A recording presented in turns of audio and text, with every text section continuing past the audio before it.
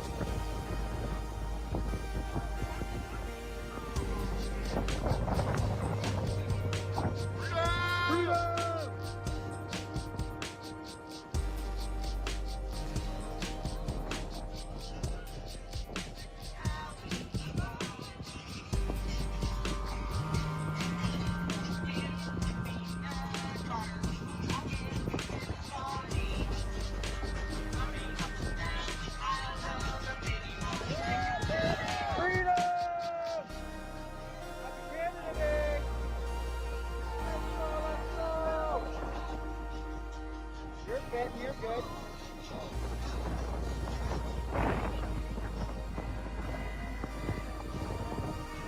Freedom! Whoa! Oh, look at the goodies! Look at the goodies! Guys, we have Canadian goodies. Happy Canada Day!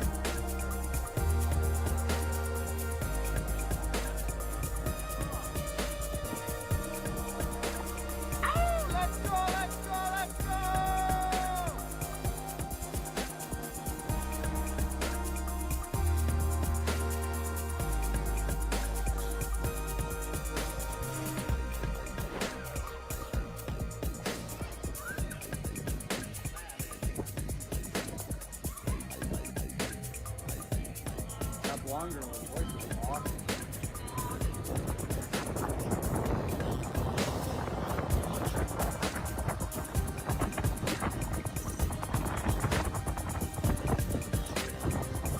This is what freedom's all about, guys.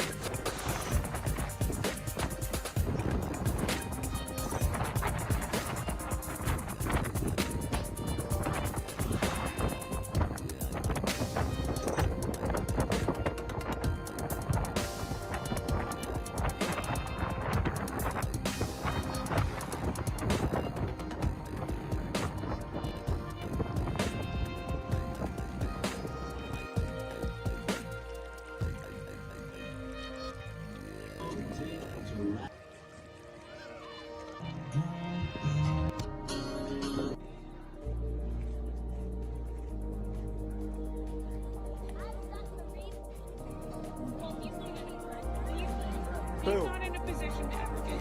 Woo! What's up?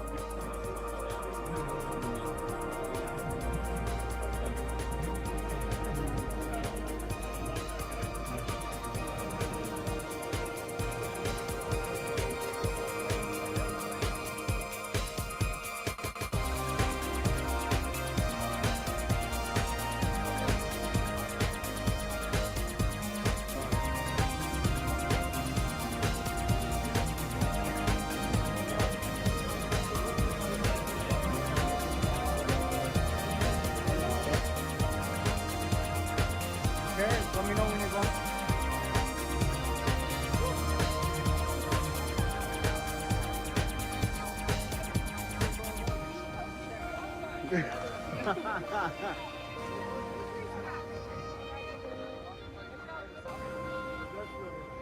That's the start of summer right there, baby.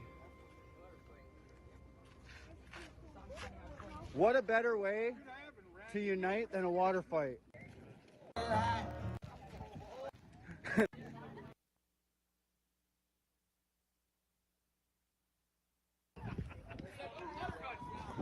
Yeah, baby.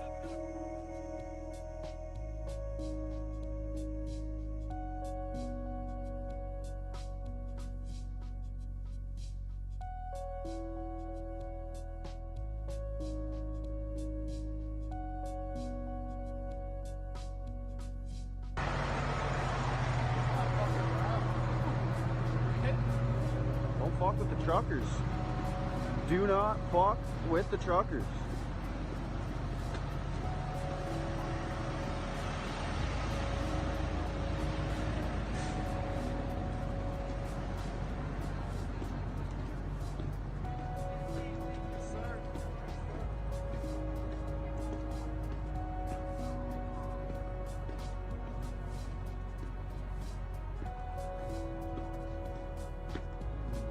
Get all the people in it and everything, man, and then fucking know you can't cover it up.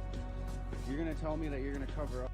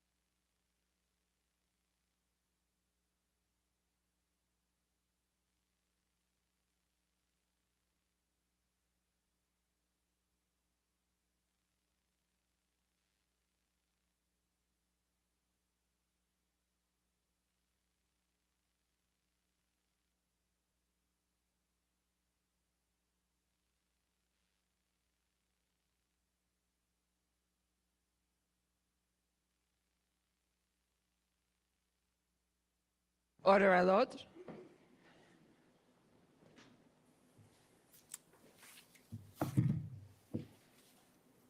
The Public Order Emergency Commission is now in session. La commission sur l'état d'urgence est maintenant ouverte.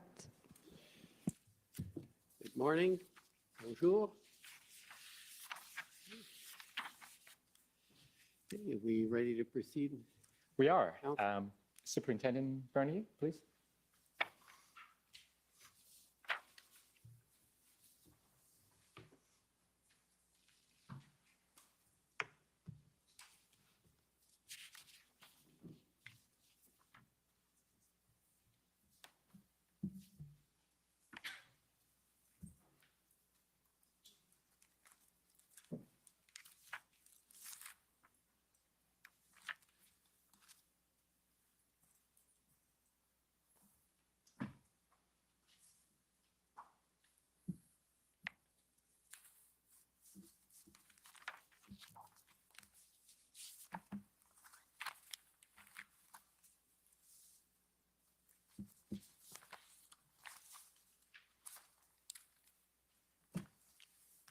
Morning. Morning, Superintendent. Morning, sir. You recall that we ended yesterday by talking about your priorities on February 11th as you embarked on what you described as a reset. And you made new mission statement, clarify the command and control structure, and you presented that plan to the executive team, right? That is correct. So I'd like to take you now to your efforts to further integrate that plan with the OPP and the RCMP. You explained to us yesterday that the chart, the command chart, had OPS at the top because it was integrated but not fully unified. It was not a unified command. Do you remember that? That is correct. And by unified command, I took it that you were referring to unified with the OPP and the RCMP. That is correct. Now, you talked to us about when they first came to Ottawa to assist the OPS back on the 8th of February. I was not aware that they were in town at that particular time. Okay, so let me take you to some notes that may refresh your memory. Could we go to OPS 408420, please?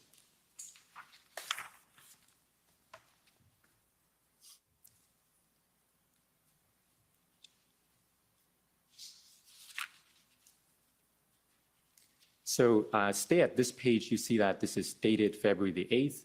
The incident commander is you. And then if we go to page 4, please. If we go down to 1329,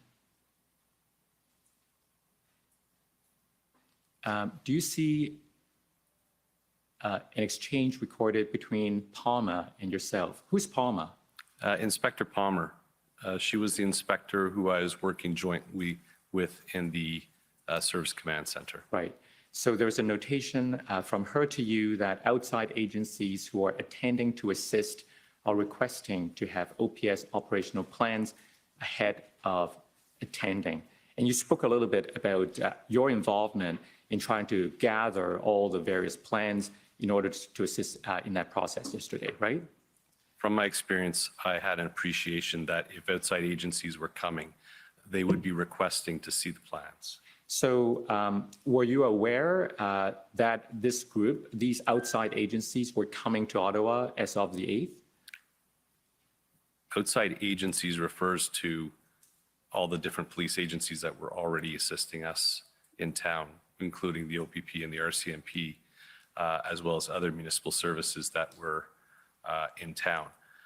I did not know that we were talking about an integrated planning cell. Ah, I see. So if I take you now to your summary, the witness summary. Yes. At page 16, please.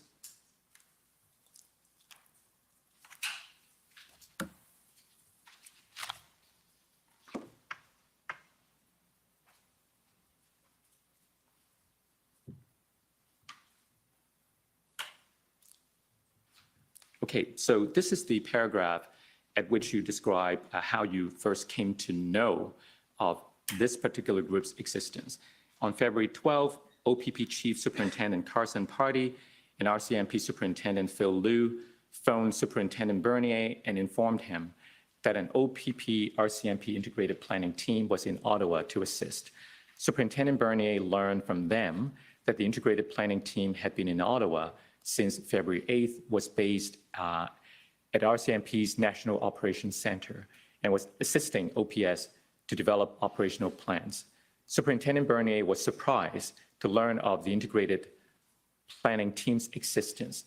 So were you surprised because on the 8th, you were aware only of some outside agencies coming to assist, and you didn't connect that group with the integrated planning team until you made contact with Party and Liu on the 12th? That's correct. All right. So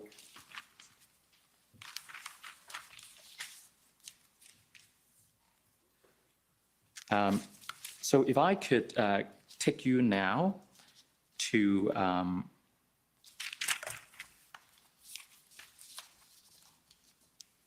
another document, OPS 30-10371.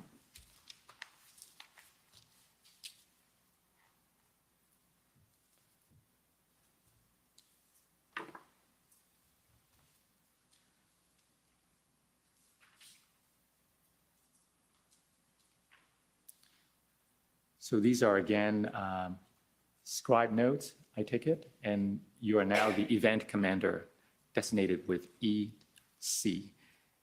If we go to page 11, please. So this is dated February the 12th. If we go to 11:58, we see it on the screen. There was a call between you and RCMP Officer Liu, said, slide up prepared by Darwin. Understand NOC stood up. What you're proposing is what we're doing here.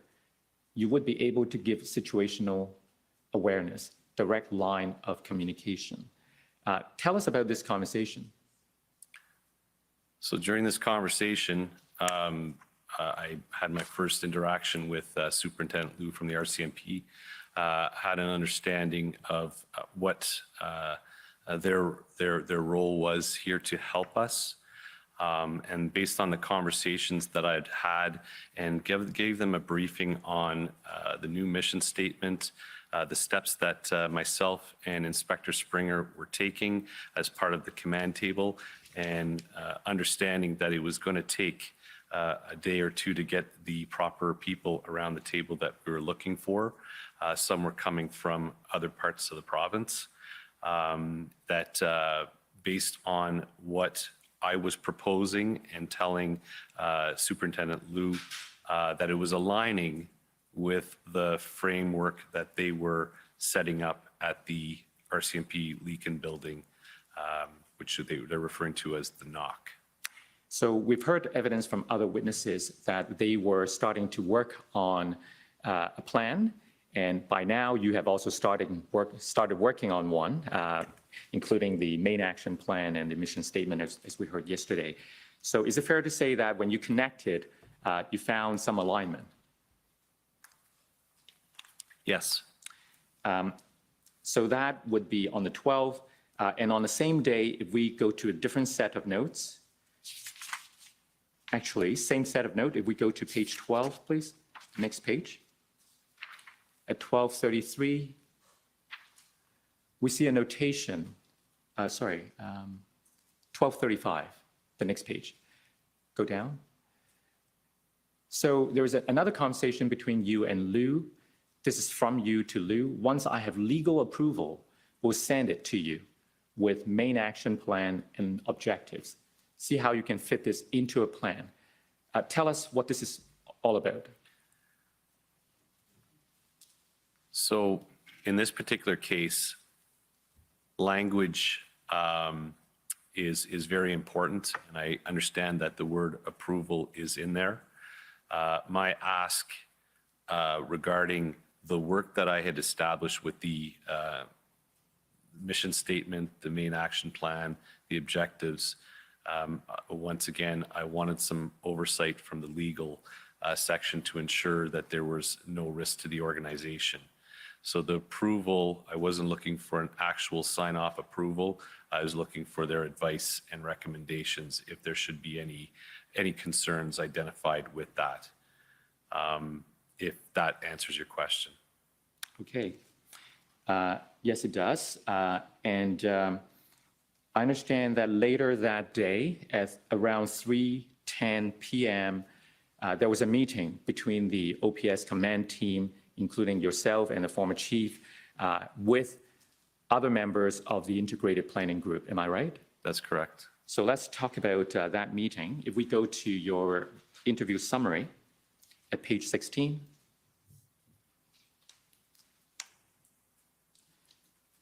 You see the paragraph starting with following that call. Superintendent Bernier participated in a 3:09 p.m. call with Chief Slowly, Deputy Chief Bell, Acting Deputy Chief Ferguson, OPS General Counsel, Ms. Hunnot, and RCMP and OPP members of the integrated planning team. At the start of the call, Chief Slowly discussed the role of PLT. He demanded that OPP send its PLT program lead, Inspector Marcel Baudin, who we heard from yesterday, to sit on the IECT. Superintendent Bernier had already informed Chief Slowly that OPP PLT Officer Giselle Walker would be serving as PLT representative on IECT. And Inspector Springer ultimately appeared. Chief Slowly, by dialing... Appeased. Sorry? Appeased. Appeased. I'm sorry.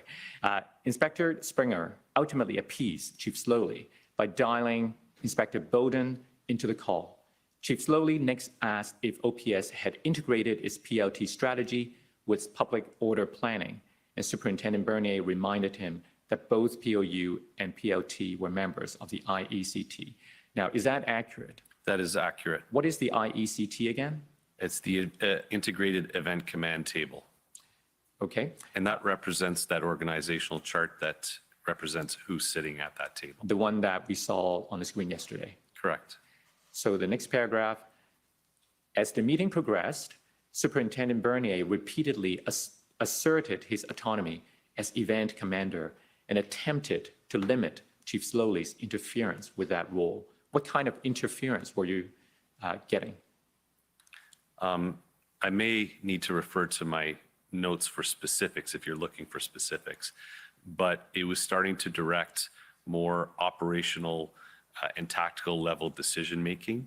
And I could appreciate where everyone was at.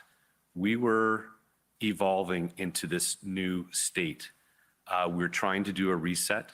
There's a lot of people who were in a particular frame of mind at that particular time. And I just wanted to reassure and instill confidence in everybody that I did have it at hand and to trust what I was going to be doing and what I was going to be putting into place. Right. Now, if we keep reading, for instance, when Chief Slowly attempted to establish timelines for immediate action within the next 24 to 48 hours, Superintendent Bernier responded that he was working with Chief Superintendent Party and Superintendent Liu to develop a plan, and that they would implement the plan once it was finalized. Was that the general nature of the interference? Yes, and it's also a part of a bit of an, I guess, an education piece to say that I am using the resources that are available to me from the RCMP and the OPP to integrate, to use that planning cell to support me. And we have a bit of work to do. We can't start establishing timelines just yet because we're at the infancy stage of that. Mm-hmm. I understood the importance of proceeding quickly, but we had to make sure that we followed the proper processes. Right, and the proper process was for the event commander to develop that plan and to ensure that everything worked well in the overall context. Correct. So we keep reading. Later in the meeting, RCMP Sergeant Darwin Tetrode presented his thoughts on strategies to take to address the situation downtown. When Chief Slowly asked Sergeant Tetrode to send documentation on his proposal, Superintendent Bernier interjected and informed Chief Slowly that he had created an IECT and had the people he needed to develop a plan. Now, does that accurately reflect what went on at that meeting? That is accurate. And it ended with the last paragraph. Superintendent Bernier also observed that Chief Slowly was tense with his OPS command team during the 3:09 p.m. call. He noted he had not observed this behavior by previous OPS chiefs. Could you explain that, please? Once again, the situation that we are in, it had been a long, drawn-out period where obviously people had been stretched to their limits. I don't think Ottawa Police has ever been in a situation like this. So everyone was pushed to their limits. There also is probably an appreciation that we're dealing with outside agencies coming in and starting to propose how we're going to resolve this. That could be probably very strenuous on a chief. Yes, there was tension on that call. Can I say specifically what happened? I was pretty much very focused on what I needed to do, and I had to stay focused on that. No different in the final statement in that final sentence in the previous paragraph.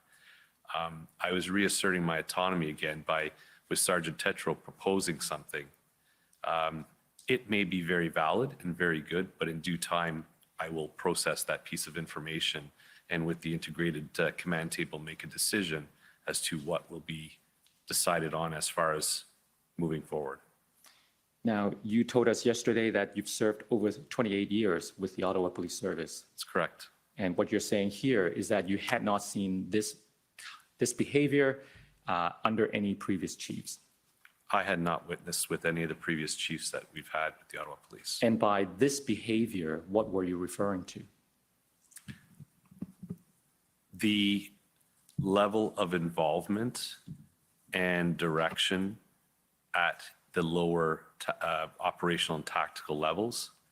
And I have not witnessed perhaps the intensity or the behaviors that Chief Slowly was showing amongst the command team. Mm-hmm. Now, this was a meeting attended by many, and there were different sets of notes made by different people. And in fairness, I want to put to you another set of notes taken by someone else. This is OPS 3010638. Do you know anyone by the name of Vicky Nelson? Yes. Who is Vicky? She's in legal services at the Ottawa Police. Okay, so it appears that these may be her notes. So if we can call up this document and go to page 6, please. Can we make it larger? I'm looking for, can we go down? Right. So you see that these are notes of that meeting. And do you see the part where it says, it talks about PLT? PLT team is here for you, 100% committed. Key messaging is going out to all members. Review of presentation PLT.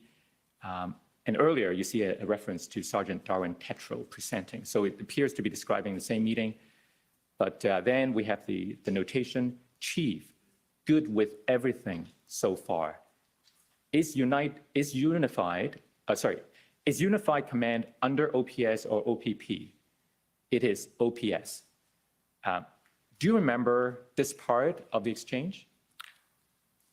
Not particularly, but I could speak to it's the improper term being used. If there's one service that's in the lead, then it's an integrated command. If there's multiple services that have come together to share the command, that's a unified command. Okay. But what about the comment that Chief good with everything so far? Well, it says, I think there's a typo, but I take it the word means everything. My recollection is when I did assert myself and essentially saying that I've got this and this is what we're doing and this is how we're going to be operating. I got the sense from the chief that he was okay with that. All right, if we go further down to the next page, do you see at the top? Chief gave approval 2 weeks ago. Need to get going on this. Petrol, it will work. We're doing this with the full confidence in your team. Let's implement the plan. Do you know what was being talked about here? Once again, this is stepping outside the boundaries of regular incident command, where there's things that were taking place when I was not in the position that I was in, that I'm not privy to, and that I would not be able to speak to. But obviously, there were other things going on behind the scenes that they would be referring to. They'll need to speak to those pieces.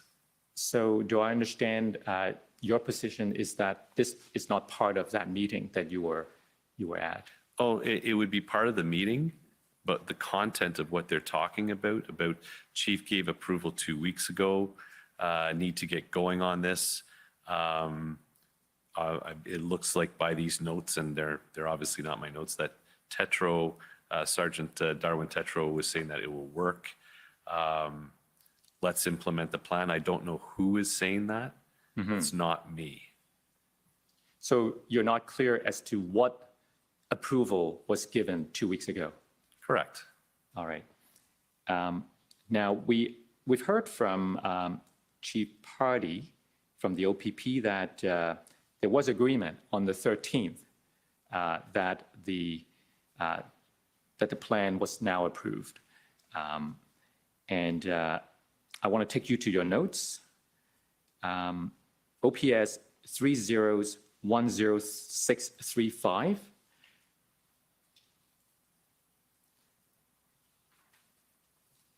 At page 20.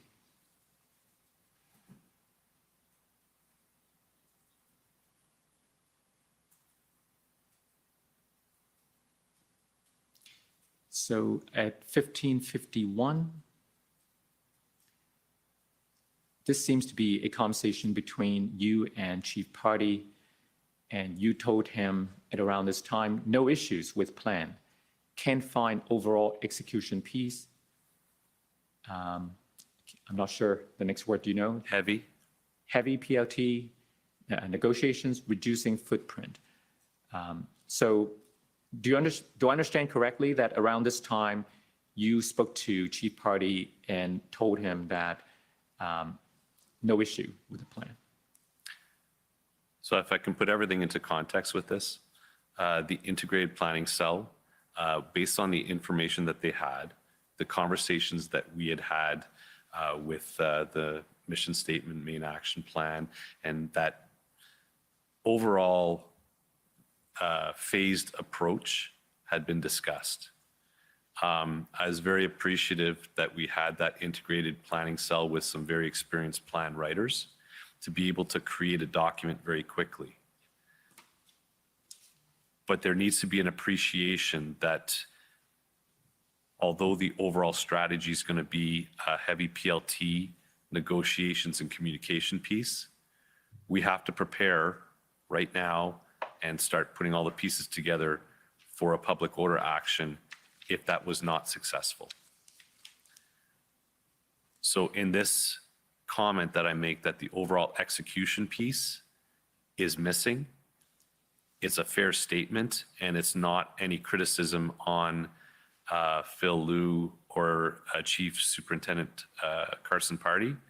Is because we had just put this team together, and there was a lot of discussions that need to take place between all the people at the table, whether it be investigations from an authority standpoint, public order to what they need and propose as possible action plans, what does PLT need to do in the meantime to hopefully negotiate and communicate them out of the area. There's a lot of pieces but I really wanted to work towards a meaningful execution piece that's going to lay out from start to finish how we were going to return Ottawa to a normal state. Right. So we scroll down a little. After you said that to Party, he said, this is coming next, commander's intent. And you said, good with approving plan with some minor changes. So Correct. was that where it was left that afternoon? That is correct. My conversation with Chief Superintendent Party, we were very much aligned. He understood that although there may have been some planning and discussion with Darwin Tetro, that he understood and appreciated that we were taking a pretty larger, wholesome approach to this, and that they will be supporting us moving on to building out that execution. So the plan that we agreed upon is how we are now going to be integrating everything moving forward, and that was going to be the concept of operation and the framework that we were going to be operating under. And just so we're clear which plan we're talking about, can we go to OPP 401851?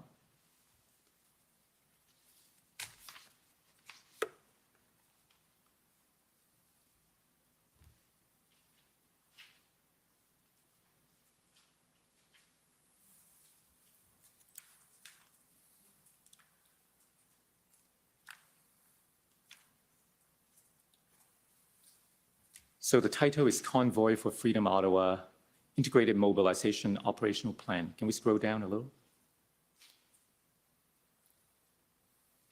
Next page. So it's dated, document version, February 13th, and plan written by, and then there's some, here are the components of the group.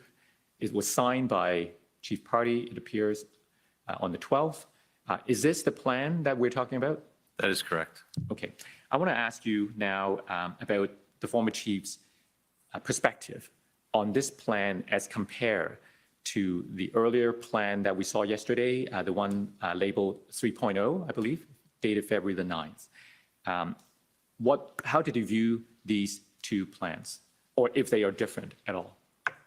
So the main difference between the two, with the 3.0 plan, at the time that was developed under the event commander of command of Superintendent Patterson, I am not aware that there was any sign-off approval on the document that document was adopted. The difference between the two is that this document is under the event commander has the approval on this document as we are adopting this. Right. Now, you told us about the mission statement that you drafted on the 11th. Was that now reflected under this plan? Yes, it was. There are other differences too that we don't have time to get into. But in terms of the former chief's perspective, you told us the following during our interview. Can we go to page 20?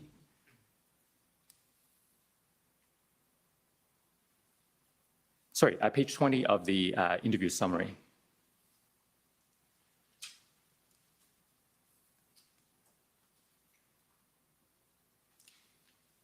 You see this paragraph that starts with on February 14th.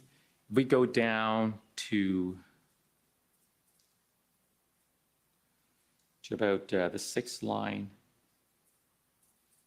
Sorry, no, I mean, it's at the same paragraph. So do you see the part that starts with, so about the third word in, a few lines from the top, Superintendent Bernier also observed that Chief Slowly was happy with the February 9th plan, and that it may have been challenging for him to accept the February 13th plan because it threw the February 9th plan out the window. What did you mean by that? Probably speaking a little bit freely with terms of out the window. The sense is that Chief Slowly gave the direction of building that February 9th plan. So as a chief, I would imagine this was very difficult to have another organization come in and develop a new plan. I am not fully aware of the integrated planning team's use of the February 9th. They may have been aware of it, used it, took portions of it, and adopted it into their plan, which is completely fine. Because at the end of the day, the plan that I approved for the integration piece was that 13th of February plan. But I think the chief was challenged with, why was my plan not used? And that's what I'm referring to. So when we think of the February 9th plan and the February 13th plan, what's the best way to describe them? Should we consider the February 13th plan as an evolved version of the February 9th plan, or would you characterize them as different plans? I would characterize them as different plans. Why? In the structure, the content, what was placed in that SMEAC format that we discussed yesterday, things were aligning a lot more with the proper structure of an operational plan, as well as I indicated that I had identified that we actually had to build out that particular section, the execution, because it was not to my satisfaction at that point. Right. Now, I think we saw when we had the February 13th plan up on the screen that on page 2, I believe, there were signature lines on that page. And do you agree that this plan was signed off, approved on the 13th? Yes. And we've heard from Chief Party that on the 14th, notwithstanding the sign off and approval on the 13th, that they identified ongoing issues with the integration or the working of the unified command. And he identified 3 issues in particular. I want to ask you about each issue and get your perspective on it. The first one is that Chief Party told us that the key issues dealt with through the day on the 14th related to the OPS need to have their lawyer approve the plan. So we saw earlier an example of legal review that was on the 12th, but Chief's Party is now speaking of a legal review issue on the 14th. Are you aware of that? Yes, and I think in appreciation of where everybody was at on the 14th and the evolution that was taking place, there was a lot of changes happening, and we were trying to develop the proper model, proper people in the right positions. A lot of transitioning was taking place. So I can appreciate where a team that would be at Leakin, and on this particular day, I was at the RCMP building, which we call the NCRCC, the National Capital Regional Command Center, which is in Orleans, and we were not actually co-located. Things were happening within our own sides, and as well, you have to hopefully also appreciate that we're coming out of a period where there was that insistence on chief and legal approval. Those terms were terms that we were trying to transition out of and change that framework. My full intent, and may not have been fully communicated to Chief Superintendent Party, which no one is to blame, that my reason for asking for legal advice is to get a set of eyes on that, just to ensure that I'm not creating risk for the organization. There were a few things going on that day and in the days prior, between a state of emergency in Ottawa, a state of emergency in the province of Ontario, as well as some negotiation and some agreements being made from politicians at the municipal level. That's a lot of moving parts that I want to make sure that I brought some good people in to ensure that we're not putting our organization at risk. And to be clear, who was the one seeking the legal advice? It would be myself. Okay. So I wanted to get some clarification on that, because if we take a look at the summary on the screen, it says that on February 14th, Superintendent Bernier learned that Chief Slowly wanted Ms. Hunnode, the OPS General Counsel, to review the February 13th plan, and that Chief Slowly wanted to approve the plan after Ms. Hanaud's review. Could you clarify that, please? Once again, as I mentioned, we were coming out of a framework where that was what was happening within the Ottawa Police. Everything was escalating to that level. So it's probably very hard to break that framework and that thought process. And I was trying to change that to bring it down to the level that it needed to be at the operational level. So that's, and if you continue on, that I was frustrated with this continued attempt to try and have approvals up to the chief level. So there appears to be two parts to this, and just so we all understand, there was the legal review, and then there was what you referred to as the chief's desire to approve the plan. The summary reads that you learned that Chief Slowly wanted Ms. Hanaud to review. Is it more accurate to say that it was you who wanted the legal review to be conducted? So in this particular case, Chief Slowly is referring to the plan. The review that I had asked was for the items that I had developed at that particular time. At the end of the day, on the 13th, I had approved the plan. Okay, so so we're talking about different things here.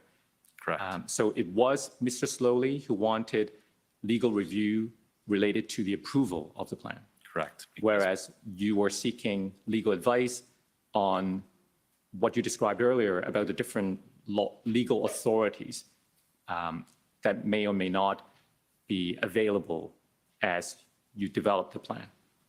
Correct. Okay.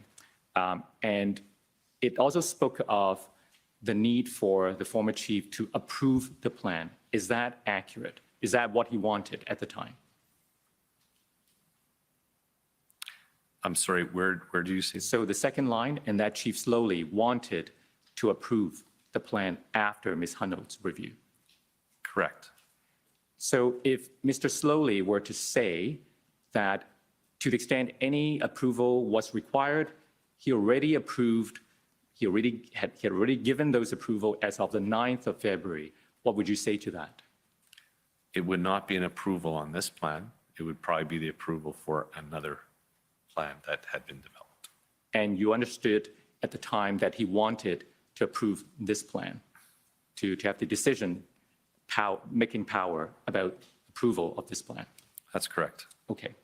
Now, so that was the first concern that Chief Party raised, the need for legal review. The second concern he raised as of the 14th was that you were being pulled away continuously to brief your chief, and that this was creating frustration within the planning group, especially as it related to the POU component. And he said he tactfully addressed this concern with the OPS. What is your perspective on that? I would have to agree. As you can well imagine, there was quite a bit going through my head, a lot of work that needed to be done, a lot of coordination, and a lot of planning, thought need to go into our next steps. The frequency and the length of these meetings that I was being called to was becoming very challenging, and not necessarily something that happens in normal incident command. Hence the reason why you have a strategic level commander as well as an executive liaison to be able to mitigate that aspect. But there was still an insistence on the event commander to be present at this. So understanding that we're transitioning and trying to do this reset, it's hard to turn the switch right away. And it was kind of trying to steer it away from that model. But I can fully appreciate Chief Superintendent Party's frustration with that, because he was wanting to support me in moving this forward as quickly and as efficiently as we could. Right. And the final concern he raised on the 14th was when the group learned that the mayor of Ottawa had engaged with the protesters and negotiated them to all move to Wellington Street, and that the OPS was making some decisions on action. I understand that there was a briefing that you gave the group at around just after 6 o'clock that day. Is that correct? PM, that's correct. So you briefed them that due to the mayor's decision, it was a good time to take positive action on those who stayed outside of Wellington. Was that what happened at the briefing? That's what you told them? That is correct. And Chief Party told us that as a group, they challenged you on the intelligence and the tactical advice received to allow them to pivot quickly and support it. Tell us about the issue. There's quite a bigger picture to this. And once again, I will preface it with, we're in a transition phase and we're not co-located. And I had met that team for a brief moment that morning, and we're contemplating and making decisions to transition our command posts at the operational level to Leakin to be co-located with that integrated cell. There was a lot happening between the 13th and the 14th that was unexpected, challenging, and we're trying to manage. The one piece that we have to remember is that, yes, there is the integrated planning cell. That is one component that's supporting me. We have to remember that I have an integrated command table that I have set up. So it is not being done in isolation. It's not one person that is proposing or brainstorming ideas. Yes, the decision lies with me as the event commander, but on this particular day, there was the mayor's agreement that had transpired, which was resulting in potential movement of vehicles. Specifically sticking to the point that you're asking for, given the fact that we're potentially going to be having areas that protesters were going to be clearing their vehicles and leaving, my command table had some conversations between myself, Inspector Springer, Public Order, Police Liaison, Investigations Intelligence, with regards to figuring out if they leave, how do we keep those areas from being reoccupied again? So when we're talking about the positive action, is that we wanted to, if those areas were freed up, we just want to make sure that they weren't going to be reoccupied. That conversation, that brainstorming took place at that integrated command table at the operational level. That's an appropriate conversation to take place given the situation that we were in. Fully utilizing all the resources at hand, we had to come up with a egress plan for any of the vehicles that wanted to leave as a result of that agreement to ensure that it was safe and non-impeded to get those vehicles out of the downtown core. We as a group discussed then, what do we do with those areas that either get thinned out and maybe down to a couple of vehicles, and how do we hold it? At the time, and based on the infancy of our group, we brainstormed that it would probably be a good idea to try and implement some strategies to hold those areas. That was communicated to Chief Superintendent Party and Superintendent Liu by phone. And I definitely sensed concern on their part. They voiced their opinion, and I took that away. Once that call was completed, we actually somewhat put a pause on that, given the advice, recommendations, food for thought. I do have to say that Chief Superintendent Party, regardless of perhaps his strong conviction of maybe this was not a good idea, he still reassured me that I had his full support and that full team support on the decision that I'm going to make, which was very reassuring. But I was utilizing the integrated model appropriately and listened to the people who were talking to me. When we met face to face the next day, By the next day, do you mean the 15th? the 15th, where now we've moved our command posts and setting up our command posts, we had a meeting with the strategic level and had a wholesome conversation with this, which resulted in a change in direction. What was the change? The change in direction is that we were perhaps utilizing resources not to the most effective use in order to preserve the right resources to have in place for the bigger picture action plan within the next set of days. Nothing determined at that point, but to refocus ourselves on that maintenance, stabilization phase in order to get the focus on the communication, focus on the PLT action, getting our officers rested, getting other resources in town, and develop the plans we need to if the negotiation communication does not work. Now, let me take you back a day or two to the 13th, because I started by asking you of the events on the 14th, and you started giving us the context and how it developed over the next into the next day. But am I correct that it was on the 13th of February that you first came to know about these negotiations between the mayor and the protesters? That is correct. If I could take you to the document OPS 3010635. Do you recall a meeting at around 1 o'clock or 1:15 on the 13th regarding this issue? So if we could go to page 10, please. The date, as you see, is February 13th. 13:15. I'm looking for the reference where At 13:20. yeah, can we go there? So meeting, city manager,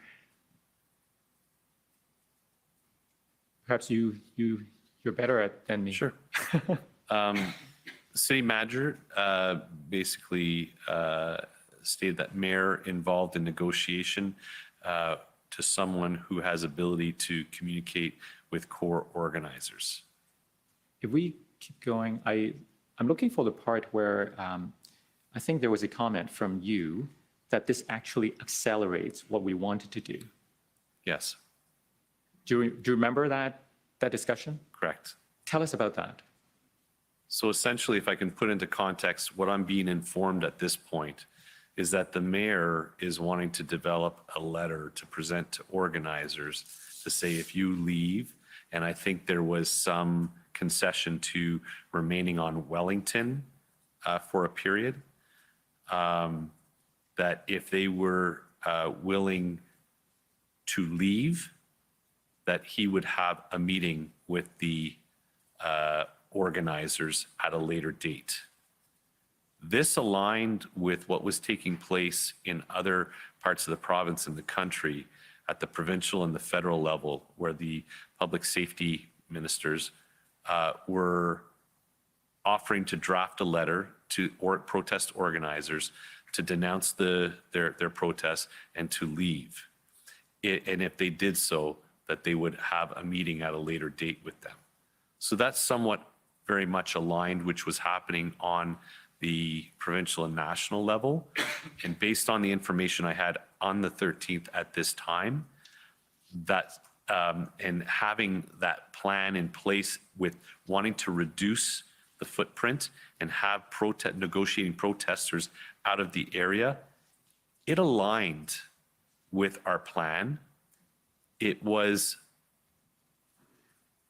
potentially challenges that come along with this when you're talking about political agreements with protesters.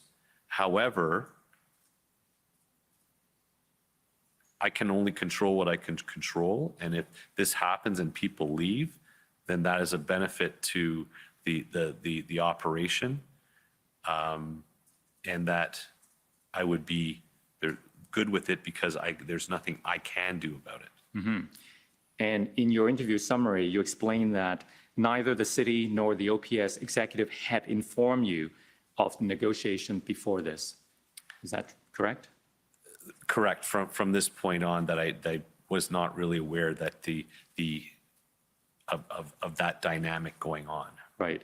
And you told Inspector Springer that OPS should stay clear of the negotiation because political influence and political negotiation could adversely impact the police operation that OPS was preparing.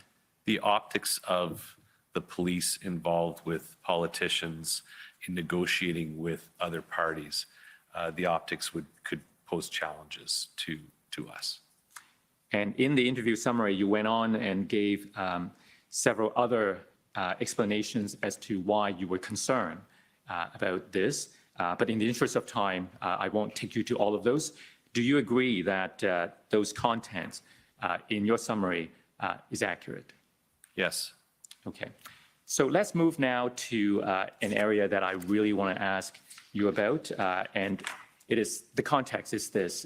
You've told us that the plan was signed off on the 13th. That's before the federal government invoked the Emergency Act on the 14th. But when the final operation was launched, as I understand, on the 18th of February, that was after the invocation of the Emergencies Act. So I want to ask you about to what extent the invocation of the Emergencies Act was considered in the process of planning and how it affected the way the operation was carried out. So let's take it step by step. It may be that we can start with what you told us in your summary. If we go to your summary, to page 22. So you remember that during the interview, we asked you about your thoughts on both the provincial emergencies measures, the Emergency Management and Civil Protection Act, as well as the Federal Emergencies Act.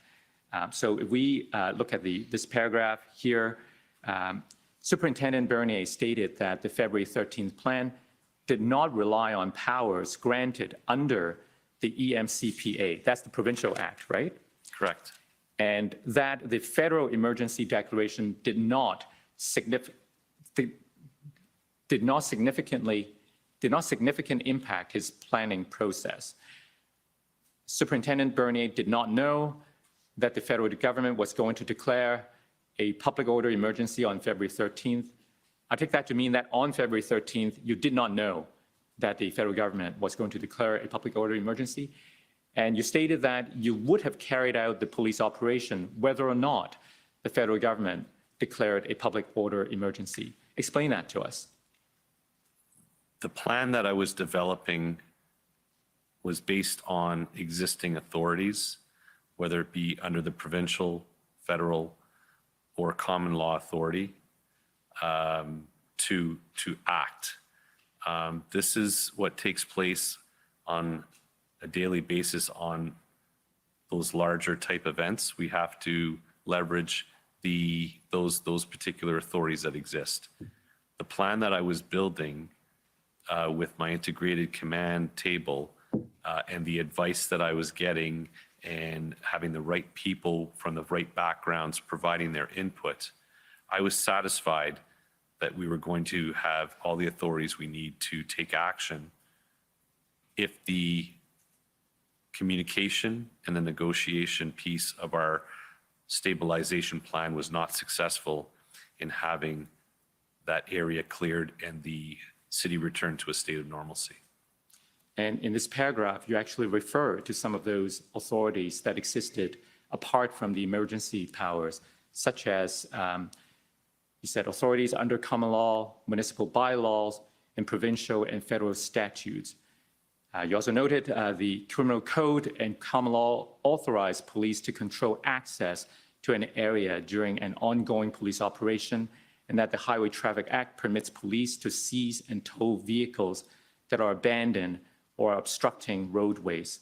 So I wanted to ask you about, first of all, the so-called exclusion zones.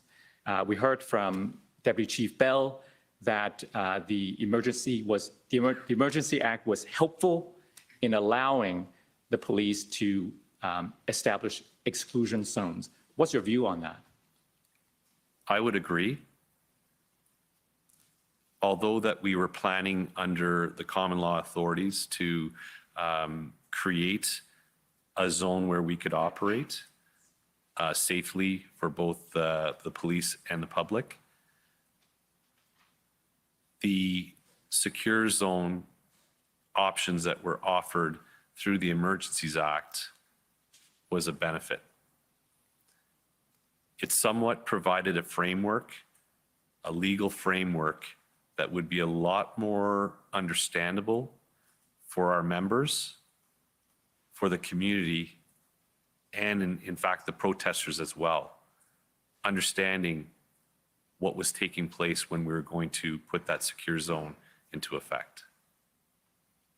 So, so is that why you would consider it helpful to have those measures under the emergency measures regulations? Anything that's going to contribute to mission success is a benefit.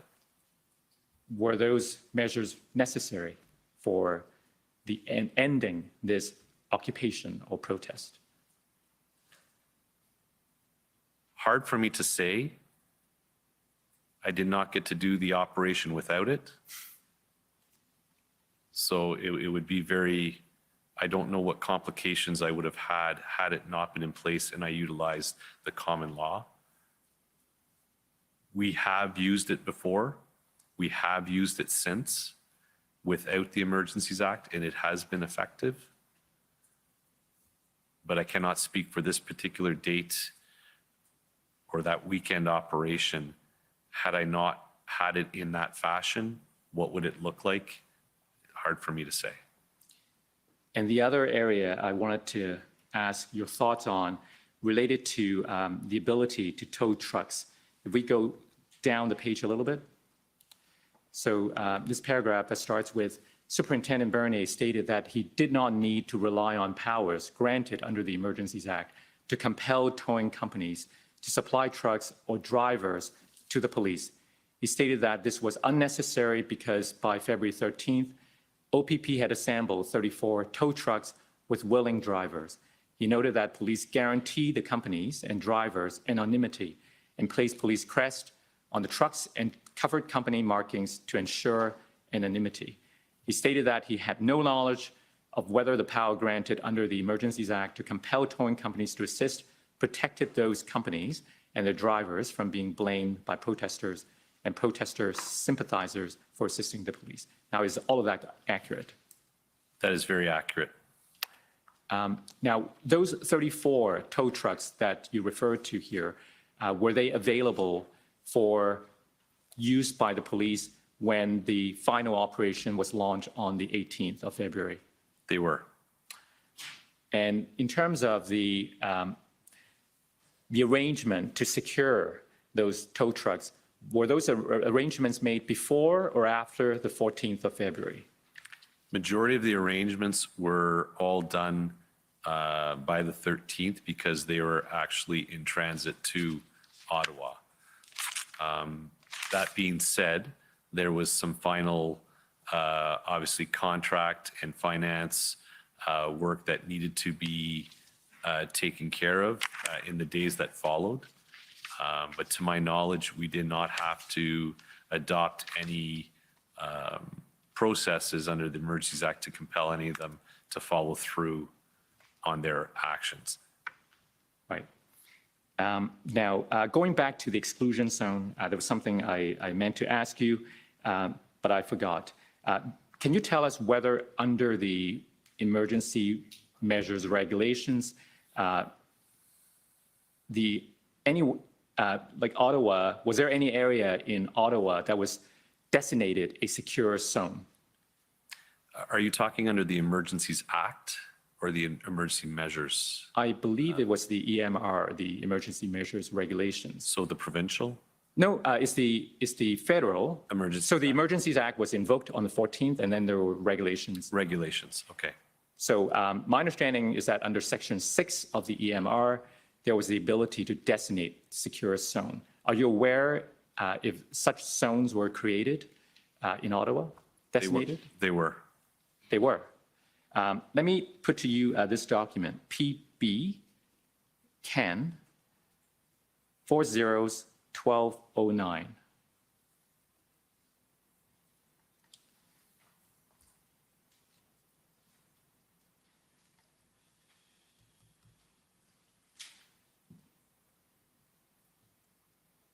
So pb.can.401209. So these appears to be speaking notes regarding the emergency measures regulations. I believe there was a date at the top, February the 25th. So if we go down to page 3, please. Under the headings, if pressed on why Ottawa was not designated a secure zone, there was a bullet, a designation was not required in Ottawa because the assembly was already unlawful. As a result, the police were able to establish a perimeter relying on the emergency measures regulations and other existing legal authorities to secure and maintain control of the area. Does that refresh your memory? Well, I'm not quite sure, may not fully understand what a designation, if that means that the public safety minister had to actually sign off on a particular area. We did have some discussions on a particular date.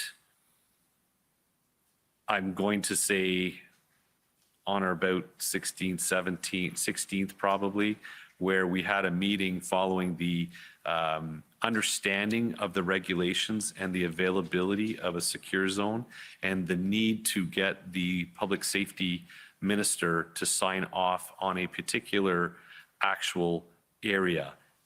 That may be what the designation means. After further review and discussion with the minister's office and legal, it was determined that the police should have the flexibility to designate, expand, or contract or move based on as the operation goes, as opposed to have a fixed area which is with no flexibility. So that decision was made in the subsequent 24 hours that there would not be an official document from the public safety minister that this area, as per the public safety minister, is a secure area. We were able to have the flexibility to, like I said, expand or contract as the operation dictate to minimize the impact on the community. And that was in fact what happened. That is correct. And if we could go now to your summary on that point, page 22, the interview summary. We look at the last paragraph on this page. After the federal emergency declaration, Superintendent Bernier explored whether designating downtown Ottawa as a protected place under the emergency measures regulations would be a better option than relying on common law authorities. Chief Superintendent Party informed him that the Federal Minister of Public Safety, Marco Mendicino, was willing to approve a designated exclusion zone in downtown Ottawa. Superintendent Bernier conducted a tabletop exercise with Ministry of Public Safety staff to indicate that the exclusion area would look like, what the exclusion area would look like. After the meeting, he was informed that Minister Mendicino decided that it was unnecessary to designate downtown Ottawa as a protected place and that the minister did not want to designate a specific area in case police changed their plan. Does that accord with what you just described to us? Yes. And finally, the Emergencies Act, in his interpretation, allowed for the police to determine the exclusion area on an as-needed basis. Superintendent Bernier supported the minister's decision. He noted that powers granted under the Emergencies Act did cause police to be more willing to ask people entering the exclusion zone where they were going, but that police continued to permit people to enter the exclusion zone for lawful purposes. Does that accurately reflect the reality at the time? That is correct. Now, I want to turn finally to how the plan was executed. First of all, the February 13th plan continued to develop over the next few days until a final plan was signed off on or around the 17th. Am I right? That is correct. And just so we are all clear what plan there was, I want to show you. Do you have the document number? February 17th?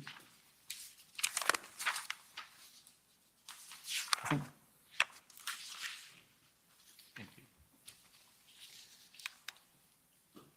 So if I can take you to OPS 3013798.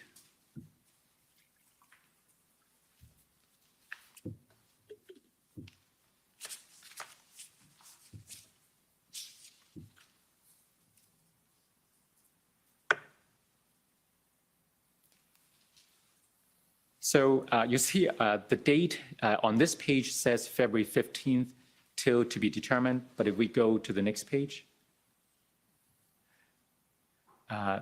then there's the date February 18th till to be determined, and the document version says February the 21st. Can we scroll down a little? Can we keep going? So this is the only plan we got from the OPS, and we understand that this is the final plan. Can you take a look at the table of contents and confirm whether that is in fact the case? This is appearing to be the one that I would refer to, yes? Right, okay, thank you. So this plan described in 4 different phases how the final operation will be carried out. Can you explain the 4 phases for us? That's why it's important to understand that there really is the dates to be on the cover page from the 15th on. That's including the 4 stages. The 4 stages are stabilization, actions on, maintenance, and demobilization. Well, in the interest of time, I guess we'll rely on your description of those 4 phases in the witness summary and move directly to how that plan was carried out. When was this plan launched in the final operation? So it was launched as indicated by the plan by the 15th. I have to explain somewhat a bit this plan because we were under a lot of duress and a lot of time constraints and a lot of moving parts. This was a massive undertaking, something that an operation this large would often take perhaps a month plus to plan for. So we were having regular meetings with the command table when it was the integrated command, when it transitioned to a unified command. We were having meetings about this plan. We were meeting with the plan writer, Brad Taylor and Carson Party and their team continually to be feeding them as we were evolving information from the command table from our subject matter experts on what we required. And that was evolving right up to phase 2 of our plan. But it's important to note that we were in agreement with the concept of operation, and we were in agreement that it was not realistic to actually have a completed, actual nice with a bow plan by the 15th. It was going to be evolving. But by the time that we got to the 17th night, that was what we pretty much were going to have to stick with as we went into phase 2. So the maintenance period, as I mentioned earlier, involved stabilizing the operation, getting more resources in, allowing Ottawa police officers to rest, enhance a communication and PLT strategy on the messaging. And the messaging was very clear. It's time to go. It's time to leave. No more talking here. It's you have to leave. That's the only options that you have here. It's over. And that messaging during that stabilization period intensified to a set date where we're determining that if they have not left, we're going to move on to an actions on phase, which is now a more tactical public order supported by tactical CBRNE, which I mentioned was chemical, biological, radiological, nuclear, explosive team, with a very enhanced arrest plan transportation, processing, housing plan, with many intricacies that need to be thought of, whether it be children that were going to be involved, because we knew children were on scene at the protest. We were aware of potential risks in vehicles, whether it be from unknown devices. We were aware that we were going to maybe be faced with people who are going to barricade themselves in vehicles. So it's quite a complex plan with many moving parts that we had to focus on those key pieces. And that was the actions on piece, where we had multiple presentations from the various experts from public order, where the Unified Command had to make a final decision on, this is what we're going to go with the integrated between public order, tactical CBRNE, plus the support from the arrest. Once that, and we were going to go until it stopped, until it was over, until it was fully cleared. And we didn't know if that was going to be 1, 2, 3, 4 days, but we had to have the resources in place to sustain a long duration of a public order operation. Once it was cleared, we moved into the maintenance phase, which was we had to make sure that it stayed clear of protesters, allow for rehabilitation of the streets, inspection of the streets. And then once we were satisfied that the protesters were not returning and that we can start demobilizing resources, that meant that Ottawa is back to a state of normalcy. If that answers your question. That's very helpful. Thank you. So I understand that all of the resources that would enable the OPS and the Integrated Planning Group, the help that you were getting from elsewhere, were ready by the evening of the 17th. Am I right? That is correct. And so tell us what happened on the 18th. At what time did the action start? Following probably one of the biggest snowstorms that we got in a while. I gave myself, and I should not be saying myself and my two co-commanders, Phil Liu and Dave Springer, did a final check, made sure that we had all the resources in place. And my hat's off to all the officers that stood up that day after very long days, long weeks, to put their best foot forward from all the elements. We launched the initial, if I can say phase again within a phase of the clearing of the demonstration. What time did the action start?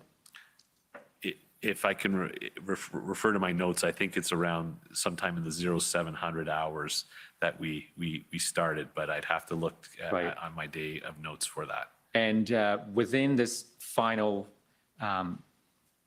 period of the operation, there were also different phases in terms of locations. Correct. What was the first phase?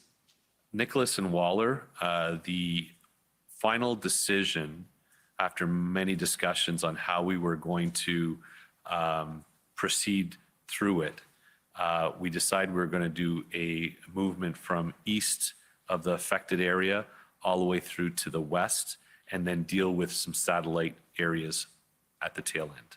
And how long did it take to clear that first phase area, the Nicholas Waller area? It took better part of the morning. And when that area was cleared, what was the next area the officers were moving to? We were going to be moving to Rideau and Sussex. And how was the reaction of the people there at the time? They were, what was experienced was there was some passive resistance, there was some active resistance, and there was some assaultive behavior that we experienced at Rideau and Sussex. As the officers moved from phase 1 to phase 2, was there a sense that things were about the same, or was there an escalation, de-escalation? What was your sense? The tension definitely increased.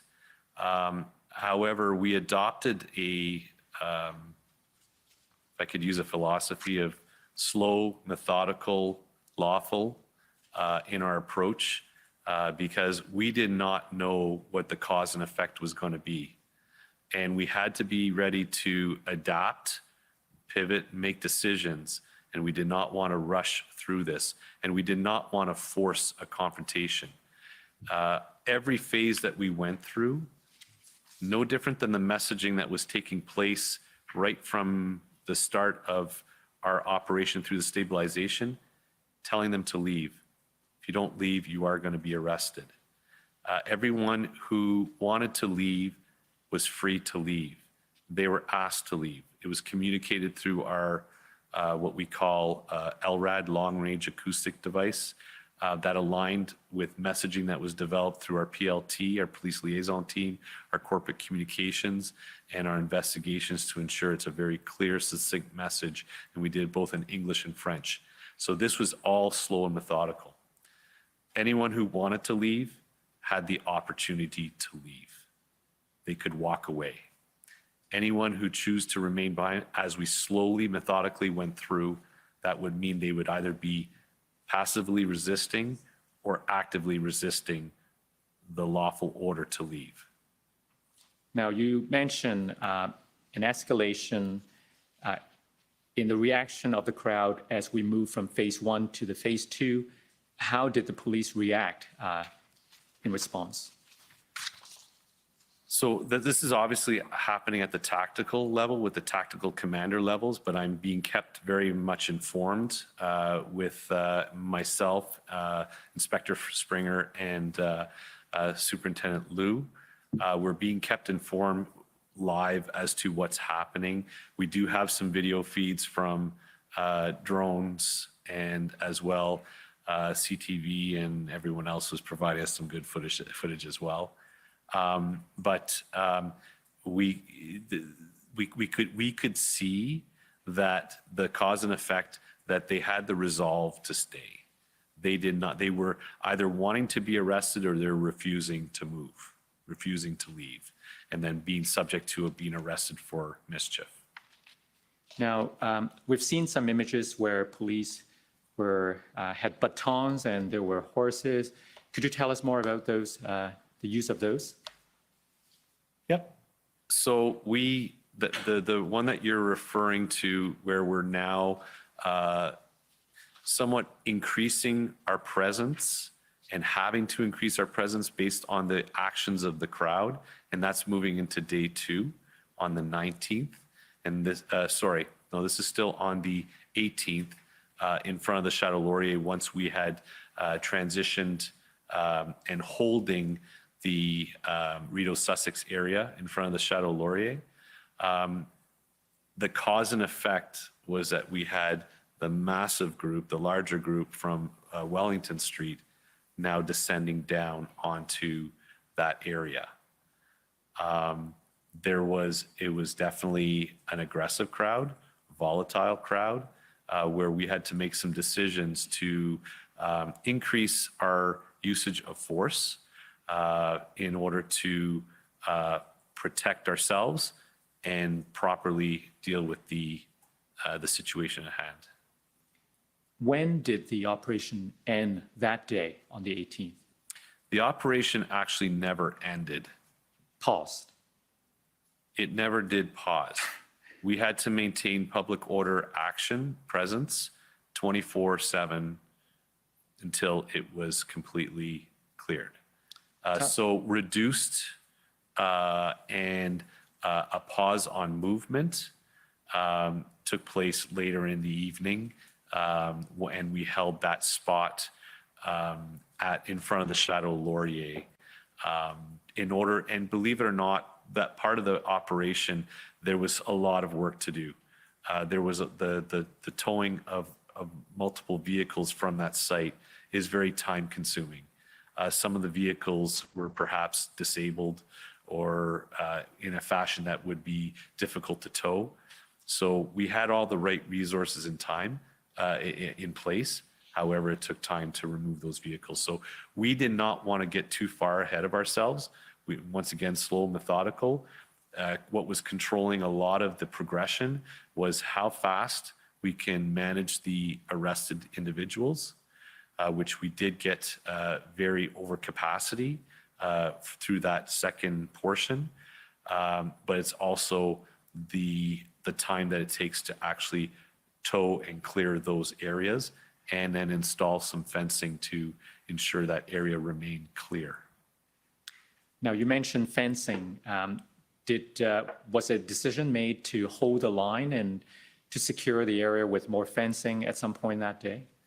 So that's a decision that was made at the command table once again, and between Superintendent Phil Liu and Inspector Springer and I. We had to realize that the effect of putting police officers on the line sometimes has an effect in the crowd to antagonize the crowd. And we were wanting to de-escalate the situation. If we can have the same effect with fencing to keep them out of that area, with minimal police presence to ensure and have reserves on hand, that will more than likely de-escalate the situation. And that's what, in fact, what took place.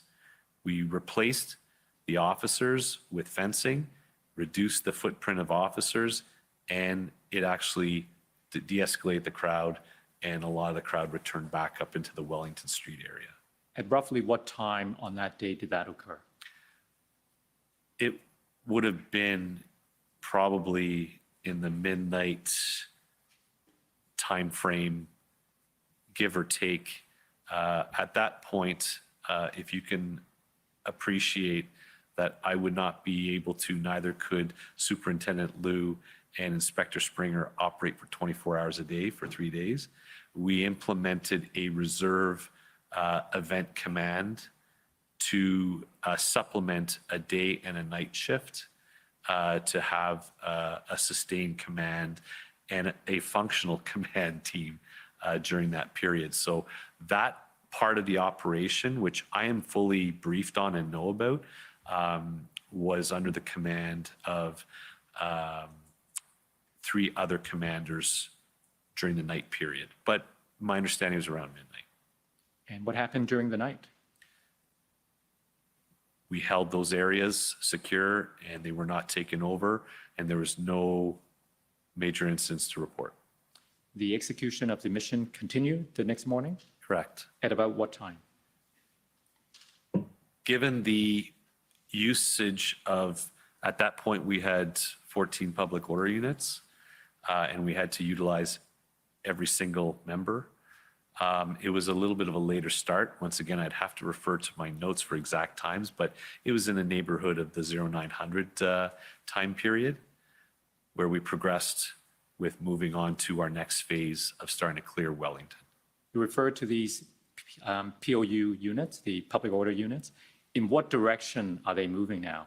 Continuing with the east to west. And there's a bit of a south movement too through on Elgin Street.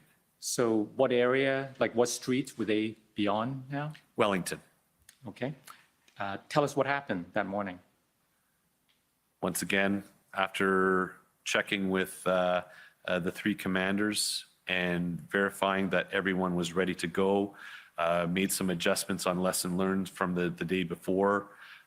We progressed with, and further based on what we had experienced and seen, that the level of aggression towards the police, we increased our protective level to move on with that operation that day, and in place, ready to go with the full arrest, tactical CBR&E support. Public order was ready. We moved and progressed westbound on Wellington, slow and methodically to clear the protesters. Once again, full messaging, leave. Anyone who got caught there by chance or came to visit, they were clearly informed it's time to leave, and anyone who wanted to leave was free to leave. There was no one boxed in during any of the operations. How was the reaction of the people that morning? They were aggressive, as anticipated, and confirmed the reason why we increased our level of protection on our officers. They were met with confrontation, assaultive behavior as they progressed into the Wellington Street corridor. Did the police use any tools such as smoke grenades and gas at any time? There, once again, that is elements that would have been used at the tactical level, sometimes in exigent circumstances.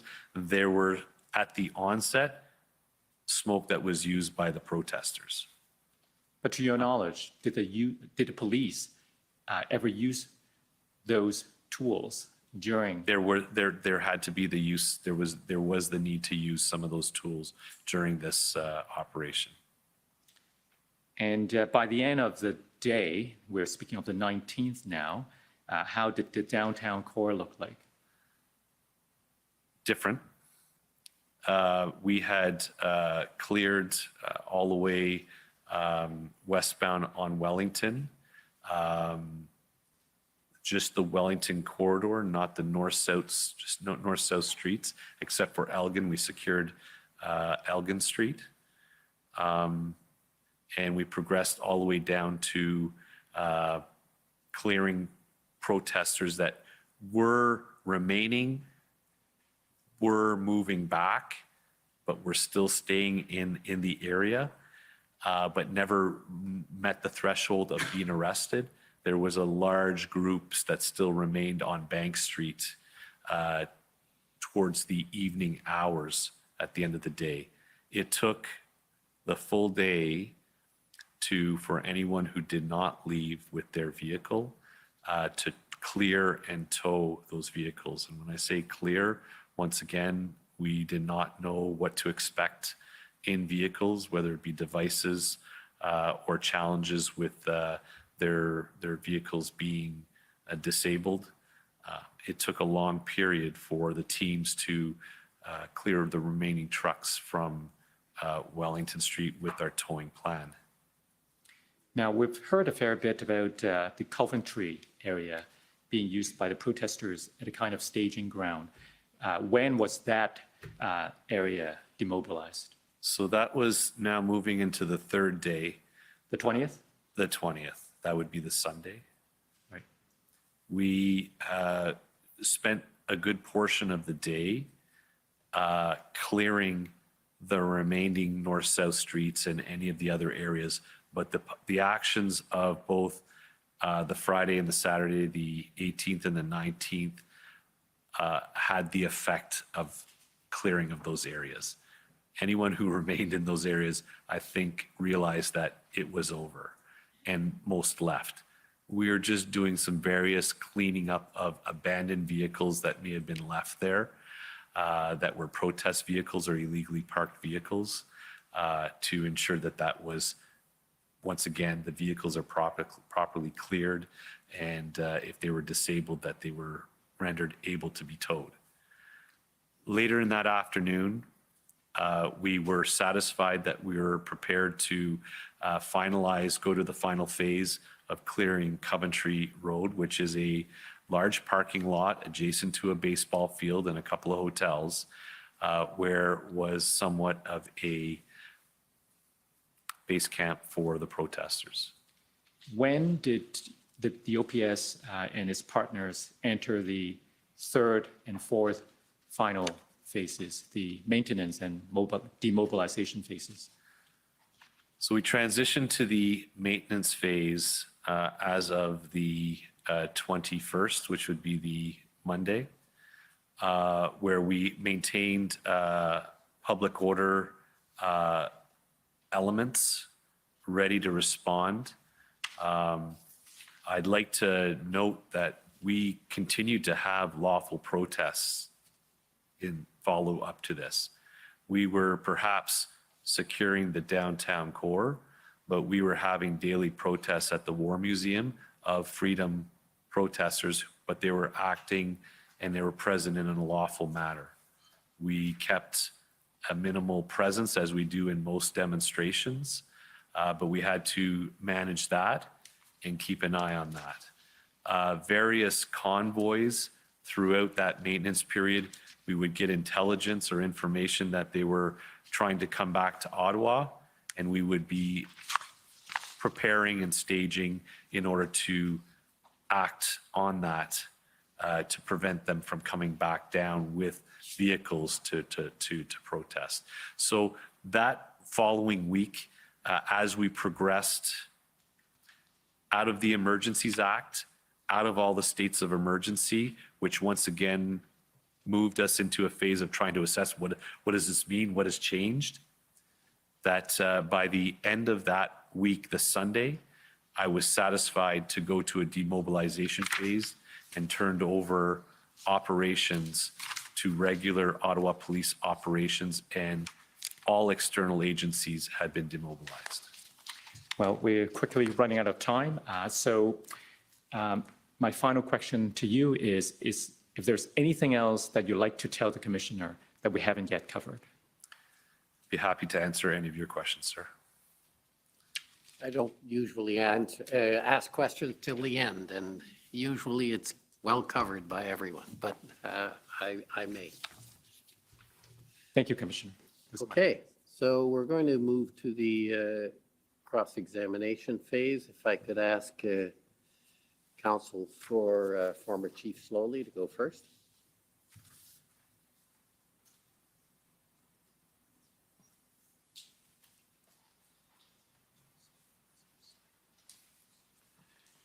Thank you. Superintendent, I'm Tom Curry. Sir. Couple of things, if I can get your help, please, for the commissioner. That your prior to these events, you told us that you were an inspector. First of all, you had a promotion between then and now. Is that right? Not officially yet. Okay, so we'll have our fingers crossed for you. You were an inspector in the communications branch within the information directorate, yeah? Correct. Reporting through what we learned were the three eyes, you're one of the eyes, to Deputy Chief Bell at the time. Correct. And just assist us, if you can, with the chain of command in your regular work, not incident command now. In your day job, were there personnel between you and the deputy? Yes. And who lay between you and the deputy? Superintendent Rob Drummond. Okay. And anyone, is there a chief superintendent in the structure at the time, or is it just Superintendent Drummond to the deputy? We do not have that rank within the Ottawa Police. Understood. And then within the information directorate, and you told us that's 911, dispatch, and the like, right? Police reporting unit and the command center. Got it. And within that directorate, can you give the commissioner an idea about the number of personnel?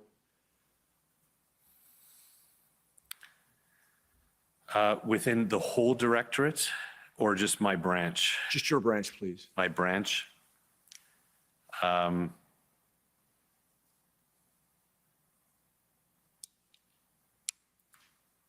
I would have to say in the neighborhood of slightly under 200 officers. Thank you. And does that include civilians? Yes, large portion civilians. Understood. And then if I follow the way that incident command works, event command works, in the case of an event or an incident, then a person with your training can be deployed to assume the role of event commander or incident commander, as you have described. Is that right? That is correct. And then in that, and just for the sake, this is an extraordinary event that occurred here, isn't it? Unprecedented. Unprecedented, and not only I understand in the history of the Ottawa Police Service, but as we've learned from witnesses from the Ontario Provincial Police, in their history as well, in terms of the size of this deployment. But you told us, you gave us an example of another kind of event, shooting here in Ottawa on Parliament Hill. That was an event that you ran, is that right? I did not run, so I would have been a tactical ground commander for that. If you're understanding the, as I explained, the tactical, operational, and I was an actual tactical level commander on the ground running hundreds of men and women who are on contact teams. Understood. Reporting to an incident commander who reported to an event commander, Correct. who reported to, Would be, so in this, and on that particular day, the strategic level would have been reporting up to the chief. understood. So in every case of an event, there is an executive level or a superior officer ending with the chief. Is that fair? The chief, at the end of the day, is in command of all policing. Right. And so when we come to speak about incident command and incident command models, and you've explained the various forms of those, all roads lead to the chief, or in the case of the Ontario Provincial Police or the RCMP, to a commissioner. Is that fair? That is very fair. Because when we speak about, when you've told the commissioner about autonomy and the wisdom of autonomy,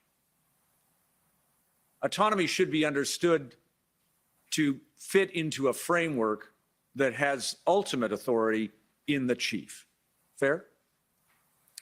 So autonomy in incident command at a certain level exists at all levels. So there is a certain level of autonomy at the tactical level that is bestowed by the event commander down, or the incident commander down to the tactical level, that they have the authorities to act and decide and do certain things. They also have limits as to what they can do, where they may have to pause and go up to seek authorization. So that level of autonomy exists at each level. And as an event commander, the autonomy that I was referring to is I wanted to ensure that I was given the autonomy of the decision-making that is appropriate and in line with most incident command models. Right. In other words, do I have it that within the role, the execution of the role, you wanted the autonomy that is bestowed under those models to an event commander? Correct. That does not mean, and we should not understand it to mean, that you are completely autonomous. That is correct. Okay. Because the chief of police or the commissioner of the police service, if it's organized in that fashion, remains responsible to provide adequate and effective policing in the jurisdiction. That is correct. Okay. And so when we come to look at and listen to the questions that my friend Mr. Au asked you about your interactions with Chief Slowly, you would tell the commissioner that Chief Slowly had a role to play in respect of this event, correct? Yes, sir. And that the issues that you spoke to us about concerning Chief Slowly's role, and I'll come to the specifics during the different timeframes, but it is not wrong for a chief of police to interact with an event commander, first of all, correct? In operation, generally speaking, that interaction is somewhat quite limited because there is a strategic commander that anything the wishes or requests or concerns from the chief would be managed through a strategic level command, or in this particular case, at one point, or it was Deputy Chief Ferguson, that would be the avenue to go with concerns. What I've experienced previously in other larger scale events, you may get a visit from the chief into a command center or to the operational level is just to say hi, thank you, and that type of thing. Keeping in mind that there is a particular avenue for the chief to exercise his authorities through that proper chain. Yeah, but we're not talking about, we should not understand that the limit of the authority of the chief of police whether in this police service or when Commissioner Carrique shows up tomorrow, is limited to saying, hi, how's it going? How are you? We're not talking about that, are we? It is not, go back to my question, please, if you don't mind. It is not wrong for a chief of police or a commissioner of a police service to interact with an event commander. Correct? He can, yes. Yes, and not only that, they have a responsibility to set strategic direction, correct? Yes. And so when we look at the specific things that you have spoken about, we begin with the idea that the role of the chief of the police service under the event or incident command model includes the responsibility to set strategic direction and to give lawful orders. True? True. Incident commanders have operational autonomy within the framework, and we'll come to speak about the specifics, but the operational framework to carry out those strategic objectives, right? Yes. And equally, right down the chain, you were on Parliament Hill as a tactical commander. You had autonomy to do certain things and to instruct and direct the team that you had. But there were limits on what, I presume, there were limits on whatever you could do. You sometimes had to go up to the incident commander or event commander. Are you referring back to October 22nd, 2014? Yes? That is correct. Okay. And these categories, strategic, operational, tactical, are not watertight, right? That is correct. There is a kind of border zone between each of them.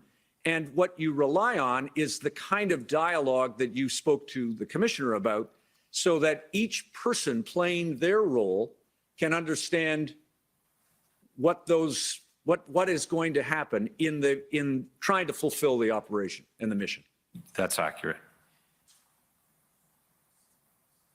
And I know that one of the things that you've spoken about is how, coming to lessons learned, how that structure should be implemented in the future in the case that another event of this scale and magnitude occurs.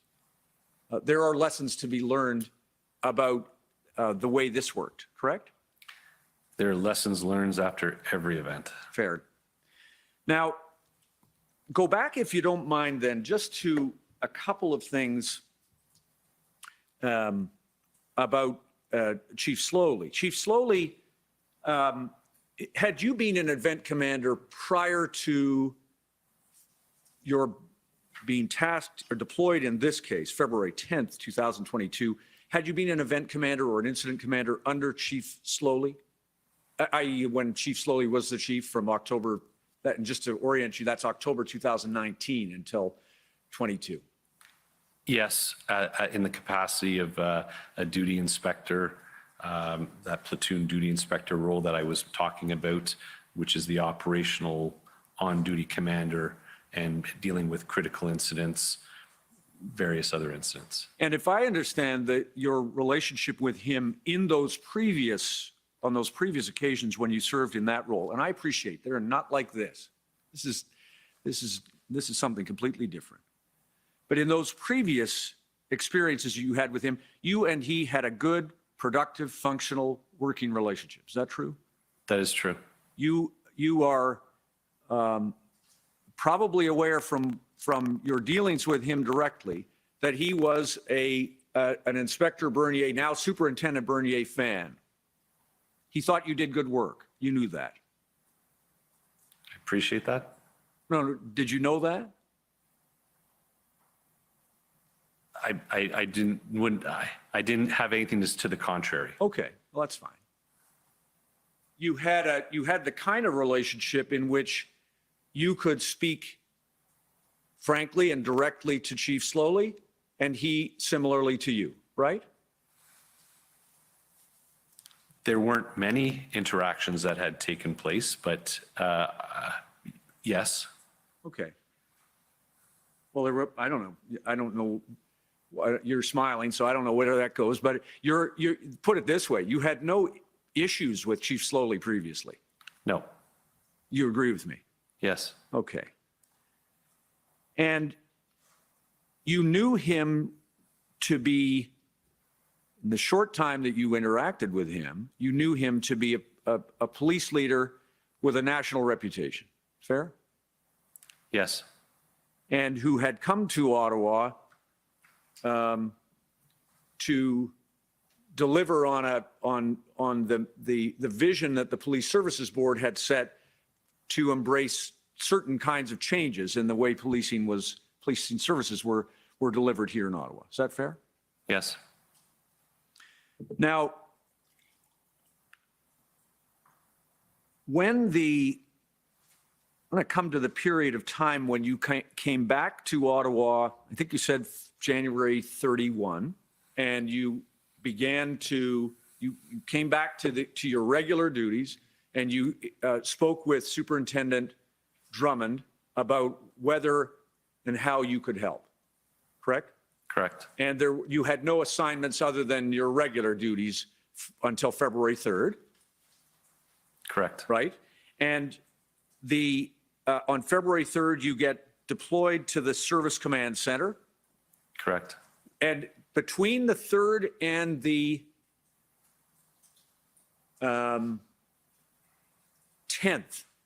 of February, am I right that you did not have any direct dealings with Chief Slowly?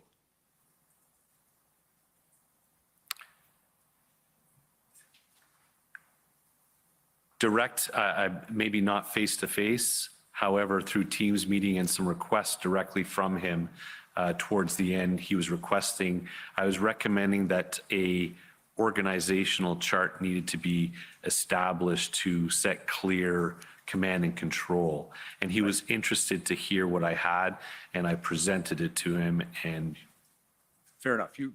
Thanks for reminding me of that. Between the 3rd and the 8th, would I be right, you did not have any dealings with Chief Slowly? Minimal, with the exception of any Teams meeting that I would be participating. Okay. And during that period of time, the event commanders initially were, I believe, Inspector or Superintendent Rayom. Superintendent Rayom. Thank you. And then a change was made, and you understood that change was made by Acting Deputy Chief Ferguson, correct? Correct. And Acting Deputy Chief Ferguson, you understood, was responsible for operational planning. True? At that point, if we're going to be actually talking about operational level planning, she would be accountable for it, but responsible would be the event commander. Understood. Thank you. A better word. Accountable for, just like Deputy Chief Bell was accountable for intelligence, Acting Deputy Chief Ferguson is accountable for operational planning. Correct. So that the event commander would report, as we previously discussed, would report eventually to the chief, but through the acting deputy chief. That is correct. And you understood when we speak about that responsibility that Acting Deputy Chief Ferguson had, and she has appeared here.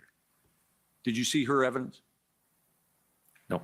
Okay. So she explained that was her mandate included the plans that you saw, I suppose, before the convoy arrived. But her requirement would be to continue to be accountable for the delivery of operational plans right the way through, right? That is accurate. Okay. And she makes the change from Superintendent Rayum, and by the time you came on the 10th, and that was at the direction of Acting Deputy Chief Ferguson, correct? That is who I got the phone call from, yes. And you knew that she had made the decision to replace Inspector Patterson, right? I don't know who made the decision to have Superintendent Patterson removed, but Okay. if you say so. Fair enough. Well, did you know that it arose, that change arose as a consequence of an interaction between Inspector Patterson and Acting Deputy Chief Ferguson? I've heard. All right. I was not, I have no direct knowledge of that. Okay, fair enough. And that Acting Deputy Chief Ferguson had placed Inspector Patterson into the role in place of Inspector Dunlop. You knew that. That is correct. That's the Okay. right sequence. Superintendent Dunlop and Superintendent Patterson. Thank you for the correction. And during that time, each of those event commanders would have responsibility within the structure of Acting Deputy Chief Ferguson for operational planning, correct? That is correct. And as you did when you came on to the scene and drew a plan, so too was it their responsibility for planning. That is correct. And although you were not involved directly between the 3rd and the 10th, other than in the way that you described, just thinking about your direct involvement now for a moment, you were not requested to be involved by those event commanders in drawing or writing plans, operational plans, correct? That is correct. And would it be right to say that if operational planning was not being done effectively by those event commanders, that Acting Deputy Chief Ferguson and ultimately Chief Slowly would have a responsibility to ensure that some attention was paid to operational planning, right? That's accurate. And I think you told us that Chief Slowly took the step of requesting plan writers write an operational plan. I think you said maybe on the 8th, right? Correct. And in the absence of an operational plan to the 8th of February, you agree with me that it would be the responsibility of the chief to ensure, or acting deputy chief, to ensure that that was being done. Correct. Now, when you looked at when you came on, you received a plan. I think you told us it's the plan of the 9th, 3.0, I think it's called. Am I right? I was aware of it, but in my role was just somewhat as a conduit to ensure it gets to whoever it needed to get to, in this particular case, the event commander. Got it. And the plan, the 3.0 plan, the February 9th plan, you were asked by my friend, Mr. Au, how could we understand the February 9th plan in relation to the February 13th plan and then the evolution of the plan you talked to us about this morning? You recall that? Yes. And you thought they were different plans. They were written in a different structure, Right. or content. The elements of them, they contain common elements. Is that fair? I would agree with you that there may be some elements that were drawn out of it as good elements, as good Okay. pieces. And that's what I was going to get to. You might not have seen that Inspector Liu, I think I got that rank right. Superintendent. Superintendent. I'm going to call everybody superintendent, so I can't go From the under. from the RCMP? Yes. Yes. Superintendent Liu, the commissioner has seen a communication from him to Acting Deputy Chief Ferguson in which he referred to their work, his work at least, the integrated team's work, as building on the OPS plan of the 9th. And you would accept that. I was not privy to that conversation, but I would assume, I would expect that that integrated planning team would not discount existing elements in order to build the most effective plan. Right. And you told us that writing a plan for a mission of this kind would normally take a month. Yes? This complexity, we're talking that if we had the opportunity to know, we had to compress a lot of work into a very short period of time. And in order to, it would be nice to have had a month to know that we were going to have something similar to a presidential visit that's going to result in disorder, a G20 visit that we know that there's going to be protests and disorder. We would have that time to plan and have the resources in place. And you did not have that luxury here. We did not. It nonetheless evolved. By the time you came on to your role on the 10th, you had a final plan. It was probably still evolving right up until game time, but you took from the 10th to about the 17th or 18th. Is that fair? So the 10th, let's have to say that I was put in place the 10th at night. I slept through the night. The 11th, I had to get myself organized and establish that foundation piece with those points that I had outlined. And then by the 12th, I'm now assembling my command team to get the people around me to be able to start feeding me the advice and the information and their subject matter expertise in order to start building the plan. So I'd say by the 13th, we would be now in that plan building mode. Understood. And the plan of the 9th had its own history that preceded your work, correct? Could you clarify your question? Yeah, sure. The plan of February 9th, the 3.0 plan, Right? you were not involved in writing that plan. Correct. And am I right, correct, that it would have taken its own length of time, or an amount of time would have been required to write and develop that plan, obviously. I would agree with that. And you were not involved in it, but you now know that people were involved in writing that plan. Yes? Are you talking about the subsequent element, or I knew that a group got together at Elgin Street to write that plan? Yeah, got it. Now, the issue of the plan approval for a moment, if I could speak about that. You clarified for my friend, Mr. Au, that sometimes the word approval appears in your notes, but it means we should understand it to mean review or briefing, right? The legal approval wasn't an approval, for example. Yes. And you took the step, and it sounds like it's a practice that you have followed previously, to ensure that the operational plans that you're developing, particularly in a case of this complexity, did not pose some legal risk to the OPS or protesters. Correct.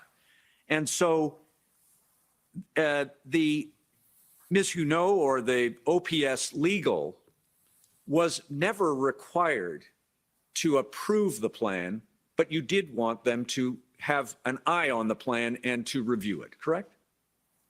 Yes. And in the same way, am I right that in regards to what Chief Slowly had requested in terms of briefings from you to the executive team or otherwise, that what he was requesting was the same kind of review? He wanted to be informed about what the plan was so that he was in the know, but was not seeking to formally approve it in the fashion that you described. Is that fair? That was not my take on what was transpiring. Well, can we put it this way, that Chief Slowly did not ever impede the approval of the plan that you developed with your integrated planning cell colleagues?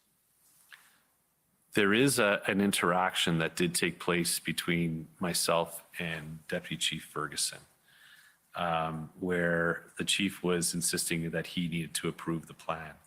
And I advised Deputy Ferguson if she could have the conversation with the chief saying, I don't think he needs to approve it. I have approved it. We're moving forward with it. Yes. Please share it with him.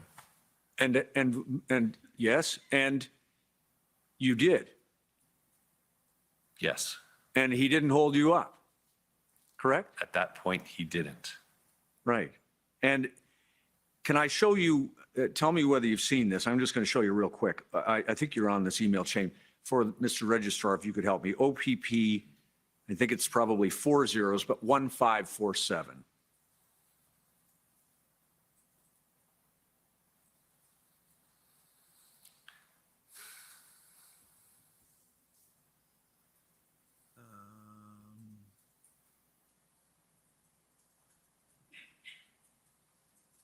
So could you go to the bottom, please, for me?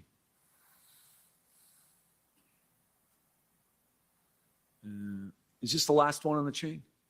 Thank you. So, thank you. So do you see this? This is from Chief Slowly, Feb 13 to Deputy Ferguson, you and others? So this is referring to his February 9th plan that he approved? Yes, please send me the latest version of the operations plan I approved on Wednesday. Scroll down, please. Please advise if the plan has received all official approval signatures, et cetera, as there seems to be some concern about this from the RCMP. Again, if It's you too go a little fast. slowly, sorry. Sorry to the translators and everyone. Please advise if the plan has received all official approvals, signatures, et cetera. Okay, and just scroll up. And then in checking with Rob Bernier, he finally had a chance to review the plan from the integrated planning team and has sent it back with his comments. He would prefer it be completed and signed off and will then share the plan as he is the final approver of it. And then scroll to the top of that, please. And then just thank you. I appreciate and support the need for Acting Superintendent Bernier to make adjustments to the plan that he inherited. That said, please ensure the plan is finally signed off at the earliest possible opportunity, as this is a priority need expressed by our integrated partners. And that, you received these emails? I remember reading this email. Yeah, got it. Okay. And what Acting Deputy Chief Ferguson conveyed to you was that you were a go all the way through, correct? Correct. Now, that's fine with that document. Thanks so much.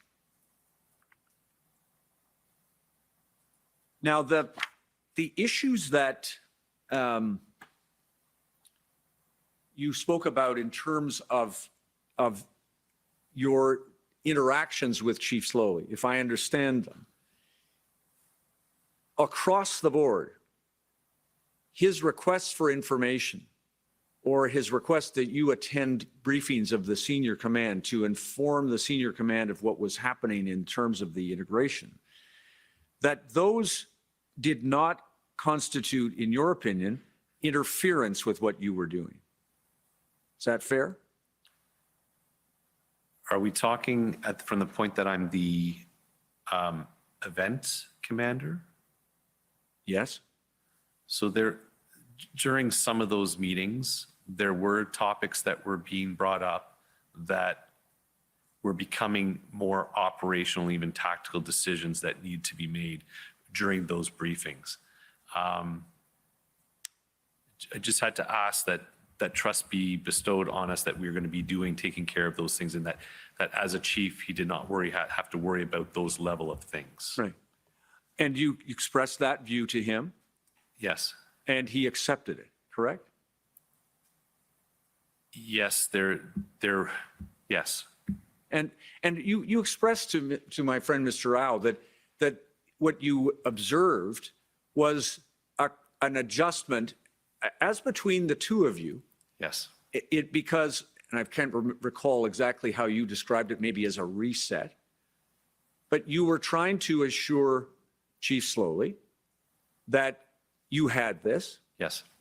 And I'm correct, am I not, that he accepted that? Yes.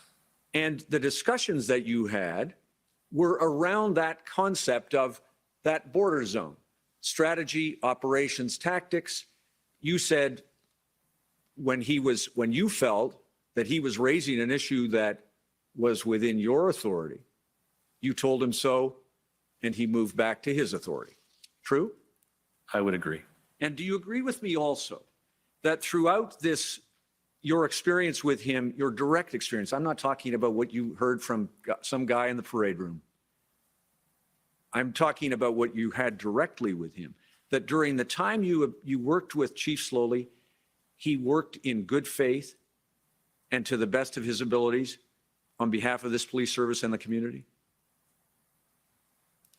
I would say yes. And that when you were listening to his wish to express his view about what you should consider or should not consider, that what you were observing was a person who was passionately trying to do the right thing for this community and the police service. I would agree. And as the chief of police, you understood also from your observation that he was dealing with the unprecedented crisis that you described, first of all, right? Yes? Yes. So that when my friend Mr. Rouse says to you that you gave a comment that you hadn't seen a chief do this or hadn't seen a chief do that, you'd never seen a chief in this situation before, right? Agreed. Yeah, and you'd never been in that situation before, of course. Yeah, definitely not this type of situation, no. But And I've been so- in stressful situations. And so he had to manage the turmoil and chaos that the community was experiencing, right? That was his responsibility. Yes. City council, Yes. police services board, Yes. chief to commissioner, chief to commissioner, Yes. chief to chief. You were down resources in a magnitude that is very hard to even comprehend. The entirety of this police service could not have managed, if it were all deployed, every single person could not have managed this protest without help. Is that true? I agree with that. And so it was imperative that you get, in the end, how many personnel did you roll out on that operation? I think the numbers were in the neighborhood of in the 2,200 officers. And that's going to be give and take because I'm sure there may be some inaccuracies with forgetting this little element, that element. Now, a couple of other things, if I can, very briefly. You talked to us about what you observed when you saw the operational plan and you got introduced to Hendon, which I understand you didn't know anything about previously. Correct. Now, I have looked, and I may be wrong, so I have not seen a note that you made during that period of time, 26th, say, to the time that you returned from your weekend away, in which you expressed any of your concerns in writing to anyone or made a note of them. Would I be right about that? It would have been verbal. Verbal? And so could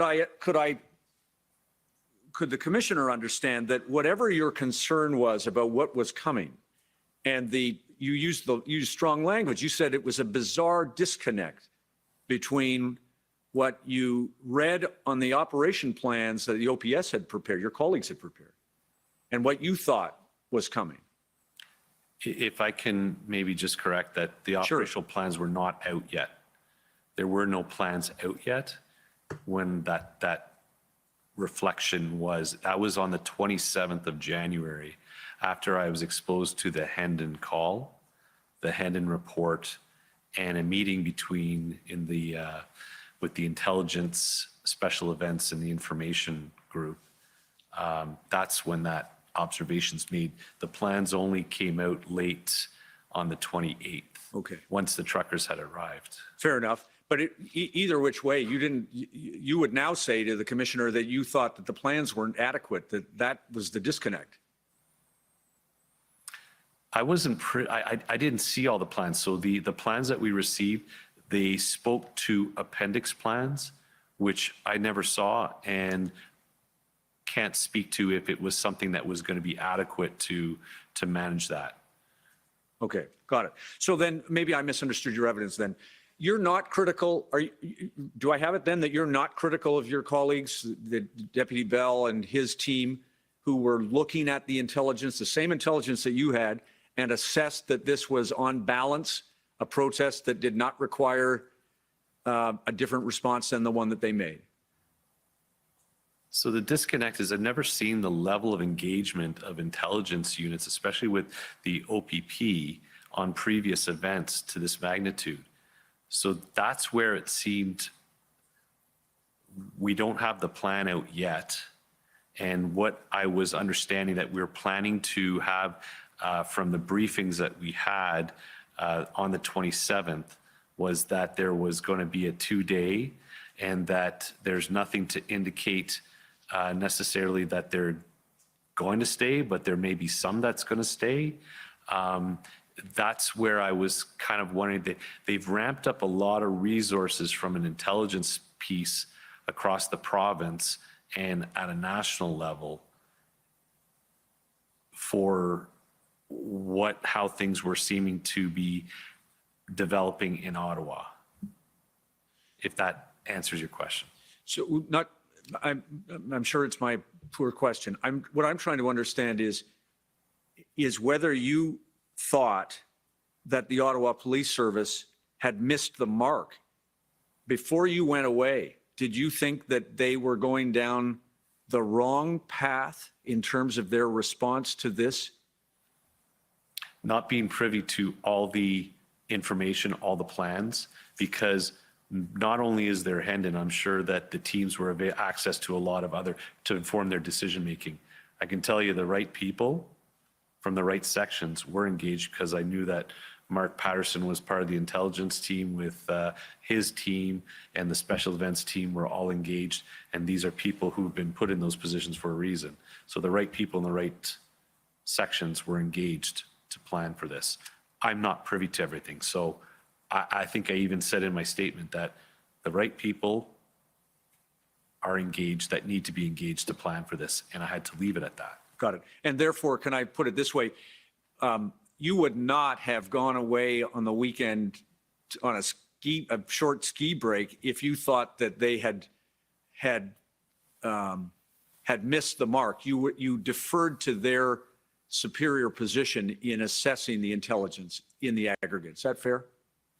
I was away skiing, but I was not far. I was only about 45 minutes away, so I would be able to come back if I had to. No, but slightly different point.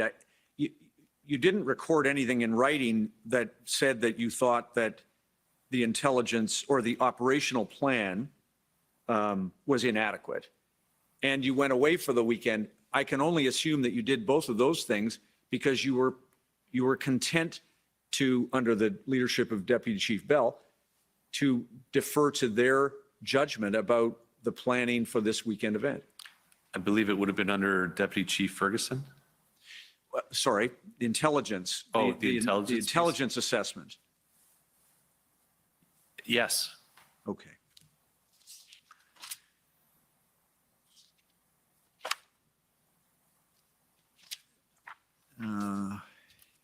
One last thing I had a note about. Let me see.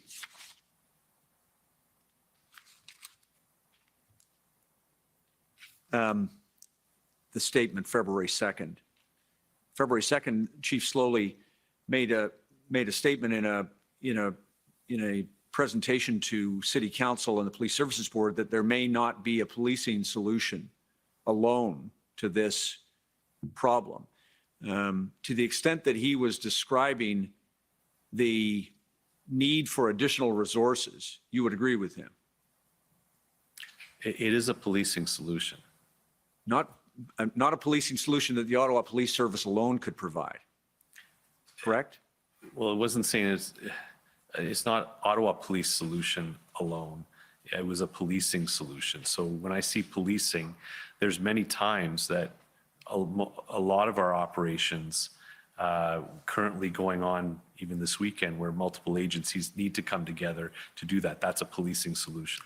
In addition to that, and you told my friend this, of course, you've spoken about the Emergencies Act and 2 other levels of government declaring emergencies. Those are not policing. Police use those tools, but those are not policing solutions, correct?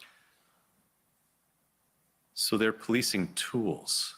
So no different than the Criminal Code of Canada, no different than the Highway Traffic Act, the various municipal governments put these acts in place as tools for policing to use. Were you made aware of the approach that the commissioner learned about from the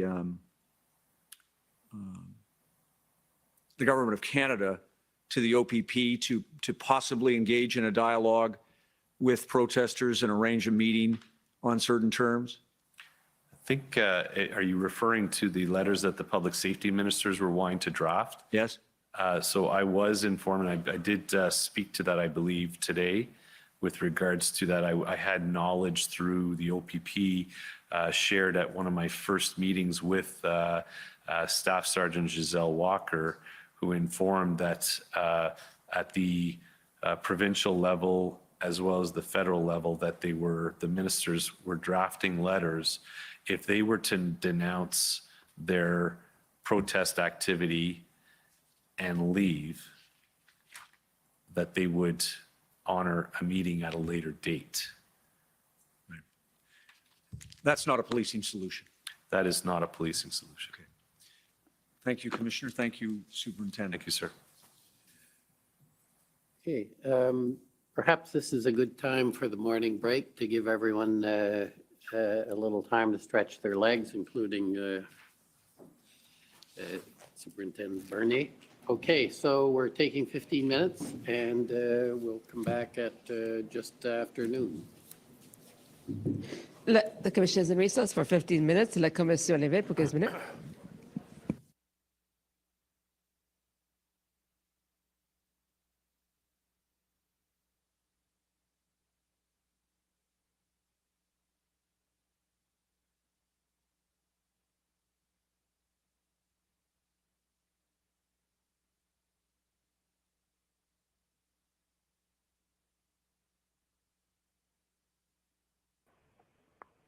We got any mechanics in the house tonight?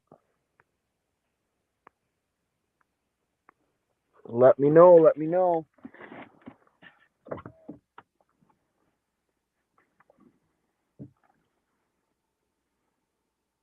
Oh, got a 15-minute break right now, guys.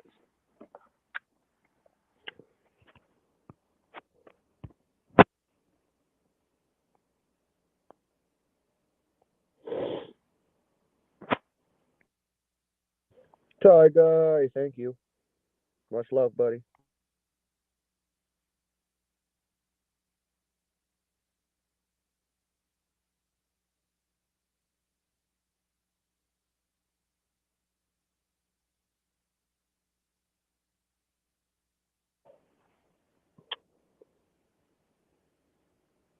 Much love to all you guys and girls. Oh.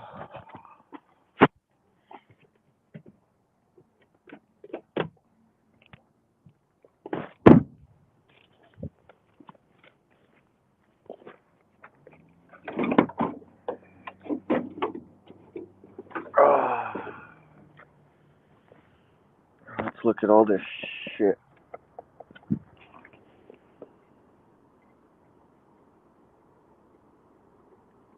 What's this?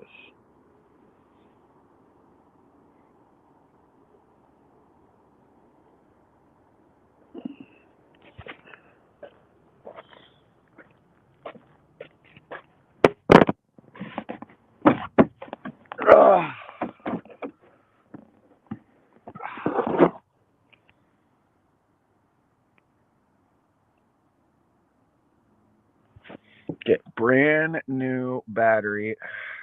It's all connected.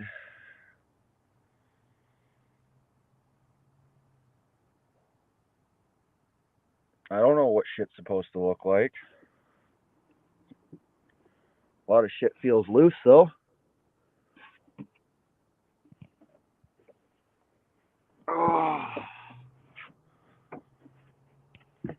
none of this shit's loose. Could probably use a cleaning.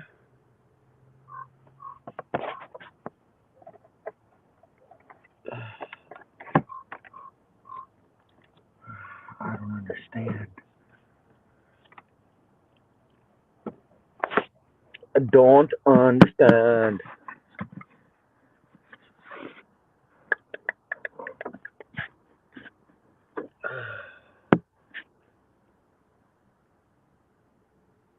You got any spark? Nope.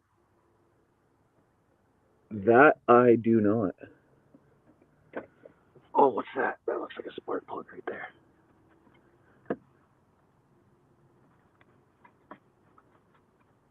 Is that a spark plug? I can't tell.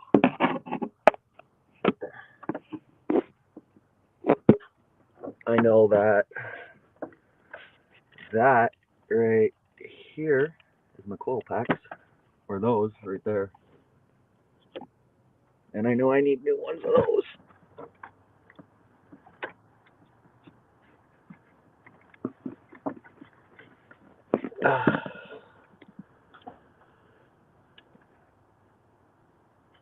I don't know. My truck won't start. Your alternator? Where's my alternator? Right there? Oh, okay.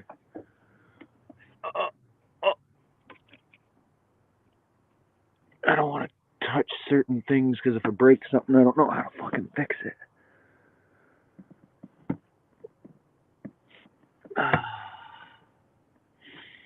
I get no spark whatsoever. No nothing.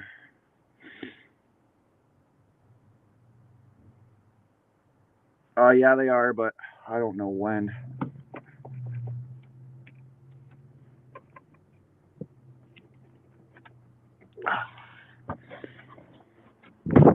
I don't know.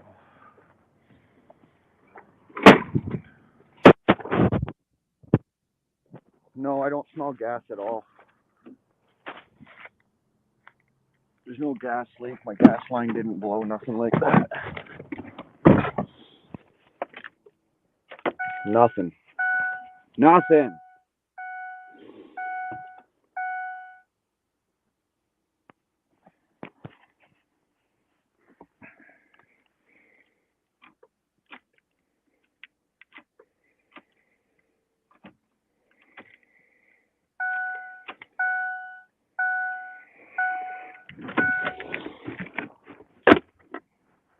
Bullshit. Bullshit.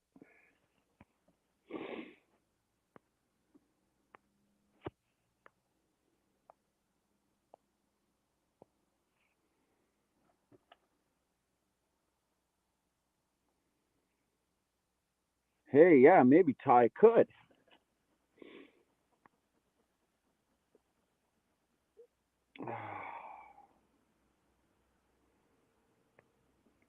I'd love to go and get me a coffee right now.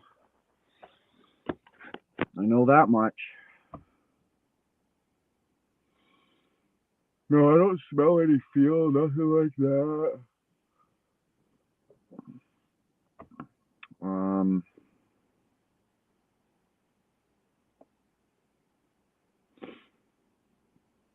Yeah, I don't know, man. She just died while idling. So, what do you do? What do you do when you live in a shoe? You take the loot and you move to the boot.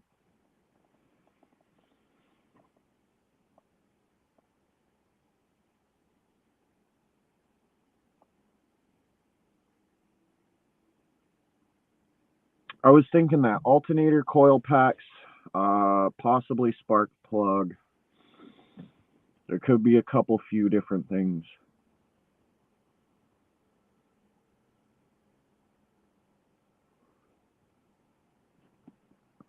No, it wouldn't be the battery. My battery's brand spanking new.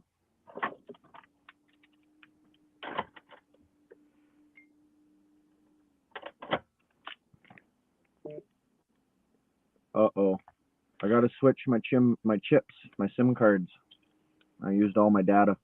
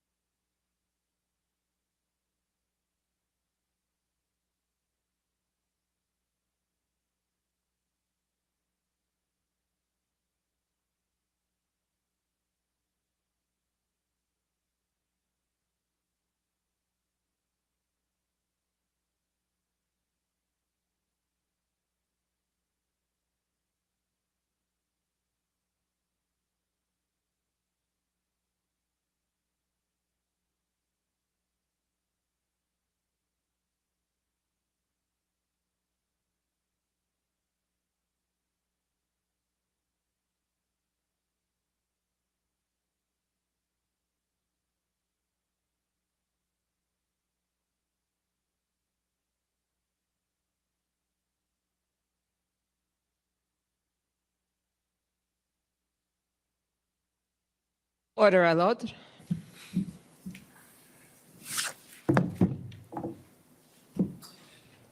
The commission is reconvened. La commission reprend. Okay, next up for cross-examination is are the convoy organizers.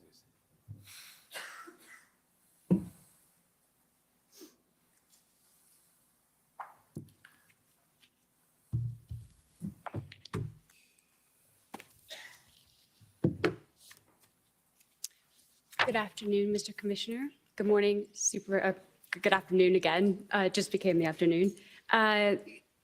Superintendent Bernier, and good afternoon, everyone here and online.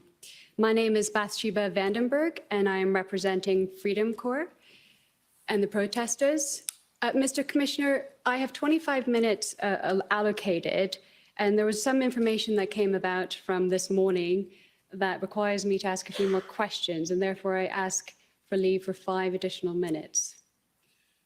Okay, well, what I'd suggest is go ahead, assuming you're efficient and effective in your 25 minutes. I'll consider giving the 5. If you're not, I won't.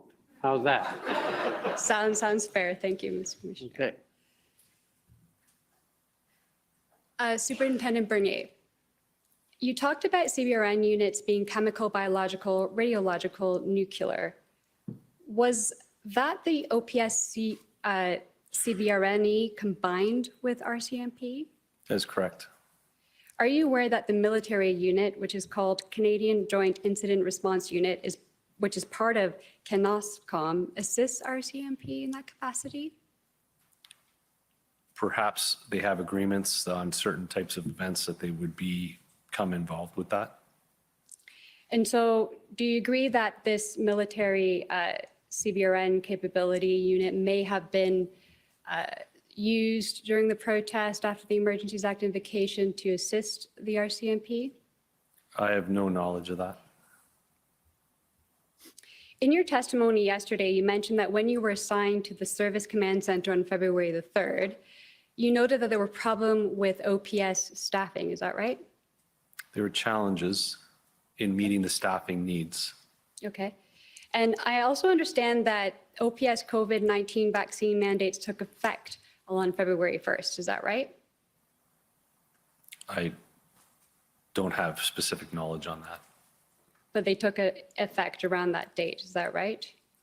There were specific ones that you want to refer to that I don't know what you're referring to, COVID-19 mandate. The COVID-19 vaccination mandate, to be clear. What was the change or that they went into place?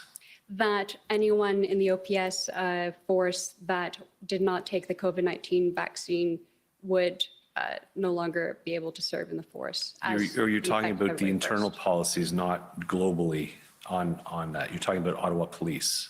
Yep, that's correct. Correct. Okay, thank you. And that as a result of the mandate coming into effect, that OPS lost around 200 members? I don't have exact numbers on that. Okay. Given the staffing and resource issues that have been identified by OPS, did OPS consider waiving the COVID-19 vaccination mandates and allowing unvaccinated OPS officers to return to work? That would be outside my purview responsibilities. Okay. Can you confirm that prior to Superintendent Patterson's position as event commander between February the 6th and 10th, that he was working in the Intelligence Directorate? That is accurate. In your testimony, you mentioned that Superintendent Patterson told you on February 7th that he wanted to use public order units, also known as POUs, to clear the Rideau-Sussex intersection on February the 9th. I'd have to refer to my notes specifically if you would, I could confirm if you'd like. Is what you mentioned yesterday in your examination in chief. So once again, you're referring to a specific date.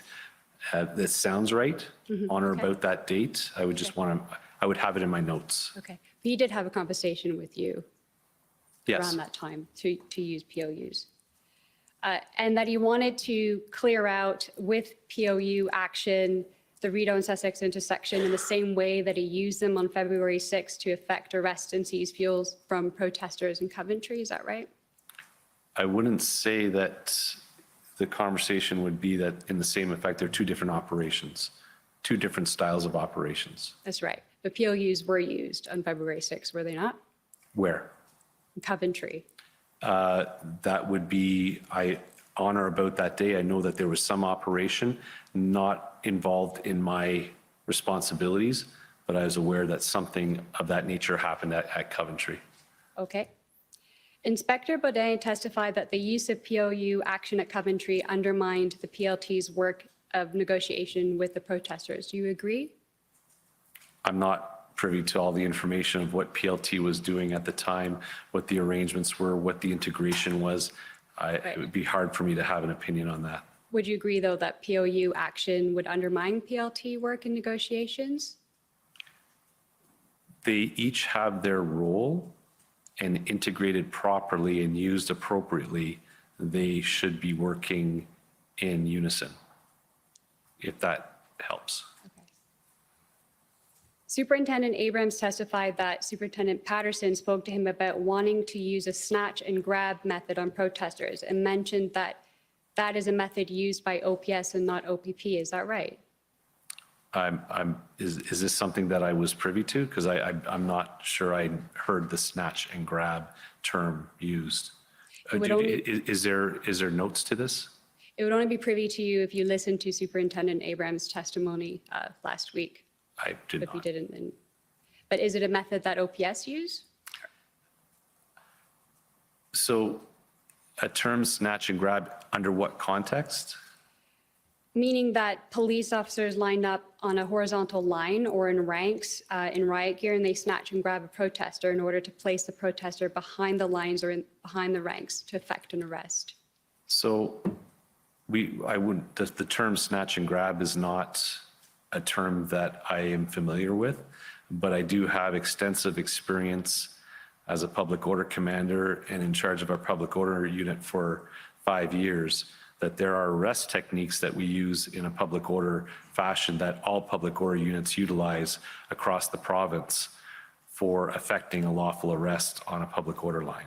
That's right. And do those arrest techniques involve the physical maneuvering of snatching or grabbing a person? There are techniques that are going to be arrest techniques that are going to be used. And like I said, the snatch and grab is not something that I'm familiar with.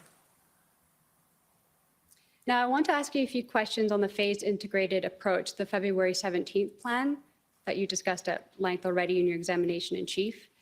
Could I ask the commission to bring up document OPP 401852?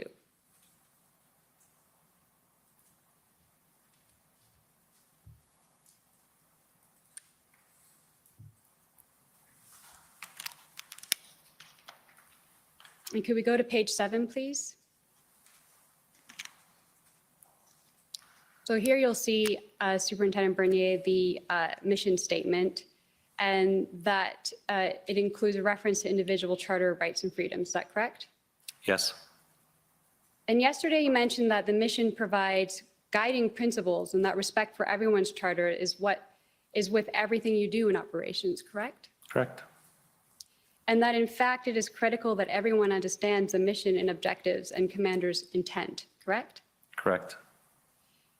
Isn't it true that not all OPS members knew of the objectives of the February 17th plan? I implemented a measure to mitigate that well in advance, where every officer who was deployed on the ground received a sticker that went into their notebooks prior to briefing that outlined exactly all this information with their authorities. When you say well in advance, this plan is February the 17th. Correct. So officers briefing, there was various officers that would be briefed during the various stages of the operation as early as the evening of the 17th and into the morning and so on and so forth, 24 hours a day, where there were briefing periods where any new officer coming in for a briefing would receive a sticker that would go into their notebook that outline the mission statement, main action plan, and their authorities. Inspector Lucas, who testified yesterday, who reported directly to you during the implementation of this plan. Sorry, that wasn't phrased properly. He reported to you directly, right? Inspector Lucas? Inspector Lucas would have reported to me directly Okay. with regards to the, as the incident commander in the NCRCC. Right.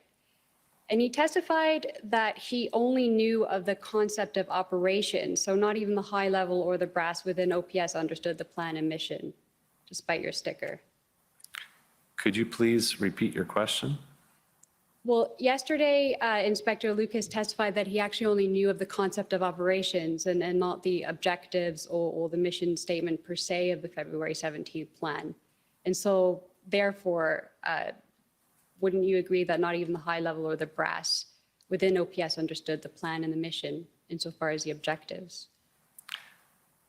I can't speak for Inspector Lucas, but I had an operations chief directly linked, feeding all the information as it was taking place within our operational level command, and fed Inspector Lucas with all the details of this plan. I even emailed out to every member of the Ottawa Police the mission statement and the main action plan on master distribution list, and kept everyone abreast of what was taking place through email. Okay. As far as the executive goes, the strategic commander involved, which is Deputy Chief Ferguson, involved all the way along and fully informing. Okay, thank you. Could we scroll down to page 9 of the February 17th plan? And there you can see that the POU operational plan is a separate plan. Is that correct? That is correct. Could I please call up OPP 401873?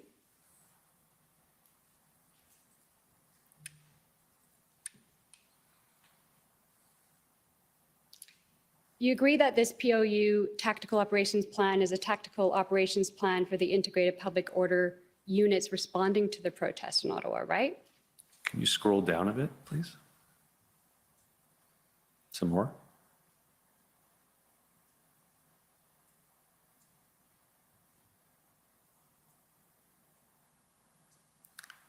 Some more, please. Again, page 3, please. So from what I can see, this appears to be the plan. Without going into every single page to see, it is aligning with the plan that I would have approved. Okay, thank you. And you agree that you were the overall event commander for this operation? That is correct. Who was Oh, the critical? sorry, I should qualify. We were in unified command. That's right. So we are 3 unified commanders approving this plan and moving forward at this point. So That's right, with Inspector Inspector Springer. Springer, Superintendent Liu, and myself. Yeah. And who was the critical incident commander assigned with the POUs on the ground? There were multiple. There wasn't one particular?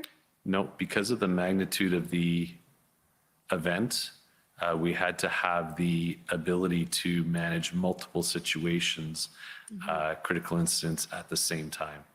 And who were the 3 reserve event commanders that you mentioned earlier?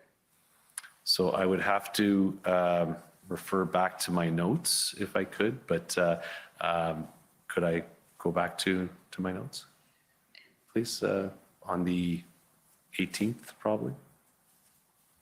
I'm going to continue with the questions for lack of time. But if you can Fair enough. remember a name off the top of your head, one of the names. Superintendent Mike Francis, or yeah, at the time he was Superintendent Mike Francis, OPP. Okay, thank you. I would like to take you down to paragraph 34, the mission statement.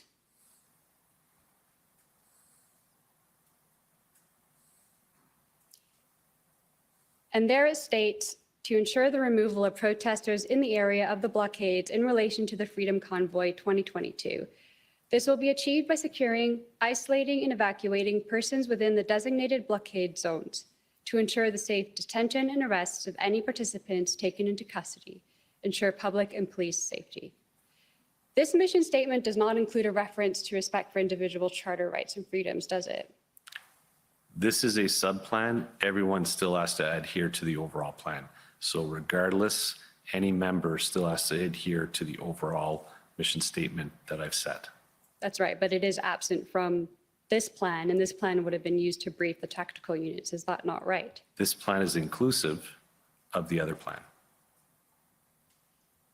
And was it used to brief the tactical units? This plan, as well as my mission statement, which is no different than all the other officers, would have both the overall mission statement and the public order mission. That's right, but this mission statement does miss the words utmost respect for charter rights and freedoms, correct? It would be a duplication. And then further down at paragraph 37, it states takedown of each location to commence in phases as dictated by the critical incident commander. Takedown of each location in effect means takedown of the protesters, is that right? Clearing the area, Yeah. as well as there's vehicles and rendering infrastructure safe. And any protester who refused to leave or caused an action that resulted in arrest would be detained. And you refer to POUs being used for kinetic action during operations, is that right? That is a term that is used. Would you agree that the origins of the word kinetic action means warfare and use of lethal force? I'm not aware of that. Now, I want to ask you about the arrests. With regards to the arrest and processing plans and the POU tactical operational plans, there's nothing that states that after police arrested protesters and told them that they were not being charged, that the police were to drive the protesters outside of the city core in the dead of winter, the biggest snowstorm in a while, as you described today, without access to shelter or transportation and telecommunications, and leave them in parking lots or other areas, correct? Not the way I would explain it. Are you aware that that happened? The plans that were put in place, which involved the ability to remove protesters who were arrested, detained to a secondary processing site. There were two that were identified. One was approximately less than 10 minutes away from the arrest zone. The other one was approximately 15 to 20 minutes away from the arrest zone, where there were a full infrastructure of investigators in order to properly process, run, allow phone calls to lawyers, and where they were advised exactly of the next steps of what was going to take place. They were located in close proximity to, and when I say close proximity, maybe 200 meters from public transit and even restaurants and gas stations to be able to find their way back to where they need to go. Well, we will most likely learn later in this commission that that is not exactly the case of the circumstances, Superintendent Bernier. Were you the one who authorized these movements? I authorized the plan and the secondary processing site. At the end of the day, the unified command between Inspector Springer, myself, and Superintendent Liu, we would have to be in agreement. And it was the investigations branch that, along with our custody branch, that came up with that arrest and processing plan. And you know who Tamara Leach and Chris Barber and Danny Bulford and Tom Marazzo are, don't you? Yes? And at no time did any of those four individuals not cooperate with the OPS? Not to my knowledge. I have no direct involvement with them. Superintendent Abrams testified that irrespective of the February 17th plan, that there remained integration issues between various police forces. Do you agree? Could you repeat the question again, please? That irrespective of the February 17th plan, that there remained communications and integration problems. Following the 17th, I think the plan went as well as it could. In any operation comes with challenges. Operations of this size and magnitude and police services from across the province and in fact across the country all come with their own structures, their own That's right. I'd actually like to procedures. pick up on that because I understand that you've gained the bronze and silver certification in major civil disorder management in the United Kingdom, and you've also trained with the RCMP and OPP. And you're just now mentioning that every force uses different structures. So is it true that every police force across the country uses different set of 10 codes? That is a possibility, yes. And there's also a different set of codes for major civil disorder management, I don't know what you would be referring to there communication codes, with regards and to managing a major incident. there's only one set of 10 codes that we use to communicate on a radio. I'm referring to your training in the United Kingdom. Okay. I didn't have to use 10 codes in the United A Kingdom. different set of codes are, Terminology, yes, for communicating. they may have different terms that they use, but in the UK, Okay. I note also that the February 17 plan does not include any reference to communications. Is that correct? which plan are you referring to? The February 17th overall master plan. There is a communications plan. Well, I put it to you that the only reference to communications is that at the stabilization phase, the first phase, that there would be a provision of integrated training and communications interoperability. Is that right? So are we moving away from whether there was a communication plan? Because there is a communication plan. We can pull that up if you'd like. Within the master plan? It's an appendix plan. You're talking about the command No, a communication plan. using agreed set codes? There's a corporate communication as well as communication with what radio channels and radio system that we would use.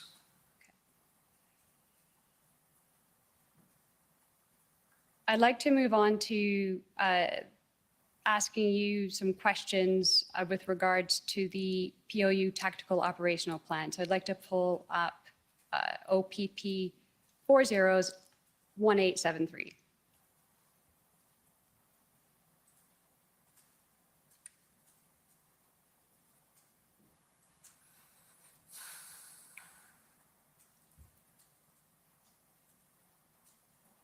At paragraph 7, the rules of engagement decision matrix there superseded all other police forces, policies, and SOPs. Is that right? Correct.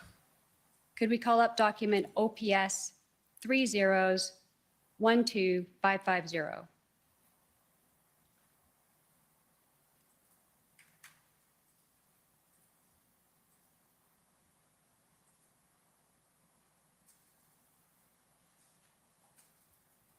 Let's scroll down to page 2.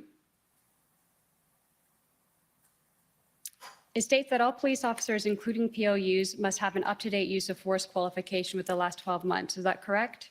Correct. And Superintendent Abrams testified that a decision was made that this requirement would be suspended for the purpose of getting the boots on the ground on February 18th, and so that some officers would be beyond their qualification period of maybe over a year. Is that right? That was under the decision of a chief of police or commissioner under the COVID situation. But it did where there happen, was is that challenge. right? There potentially were officers who would be given an exemption. And if they had an exemption, that would still qualify.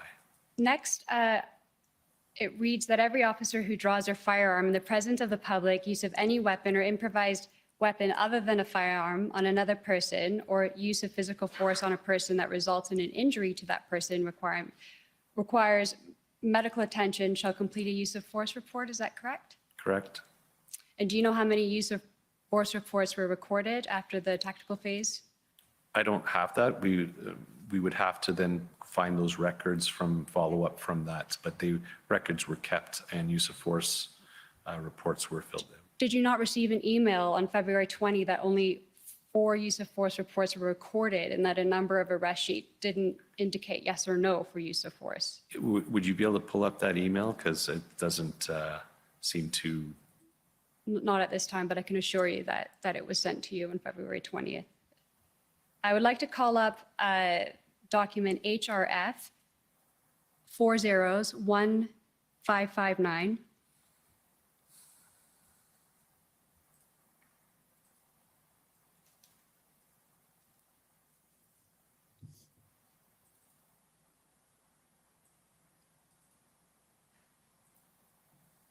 In the far left, do you agree that the person in green is carrying what looks like a 5.56 millimeter caliber carbine rifle with 30 round magazine capacity?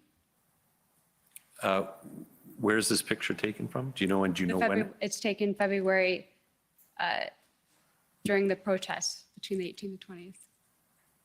Okay, this is, what is your question? Which officer? Just having a look at the person on the far left, identifying that it appears to be that they are carrying a 5.56 millimeter caliber carbine rifle with 30 round magazine.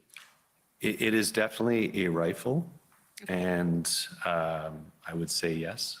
Okay, next to him is a person in green carrying a 40 millimeter multi-launcher. That appears to be it. The person in blue is carrying a wooden dowel style baton. That is correct. And the person on the right in green looks to be carrying a .300 caliber carbine rifle with 30 round magazine capacity. That appears right. And would you agree that at first glance that these persons in green appear military-like? I would not say that. I'd now like to call up video HRF 401560. And I'm going to just warn that there's distressing images. And I'd like to pause at 0.29.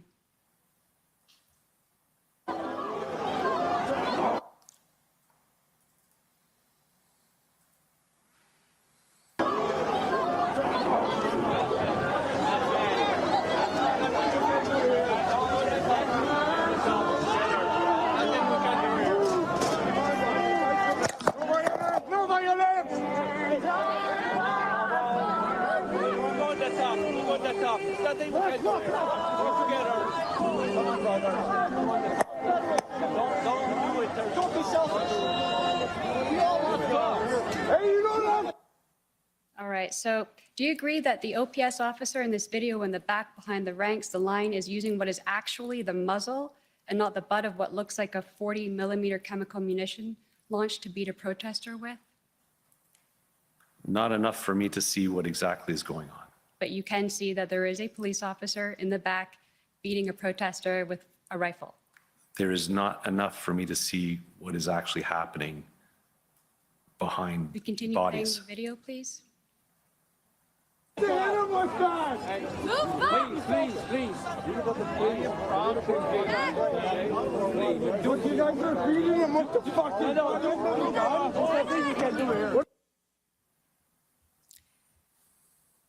Now, I just have 3 further questions, Mr. Commissioner, and thank you for the time. This is going back before the invocation of the act regarding the deal, and we're talking about February 14th. So you knew that the protesters, organizers had established base camps at farms outside of Ottawa that could accommodate a large number of trucks. Is that right? So you said a lot very quickly, so Sorry. I'm trying to figure out what could you just? So in If February, you could speak a little slower, it's That's right. it's a bit like Bit too fast. Yes. in February, you were aware that there were base camps at farms outside of Ottawa that could accommodate a number of trucks At what point in February are you talking about? prior to the invocation of the act. Yes, we were aware. So when I was involved, I was aware that there were multiple locations on the outskirts of Ottawa and actually a quite good distance from Ottawa as well.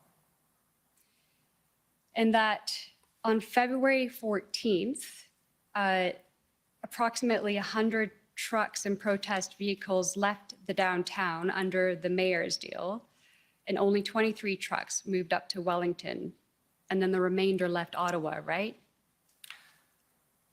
I actually have no records of vehicles leaving. The footprint did not change all that much.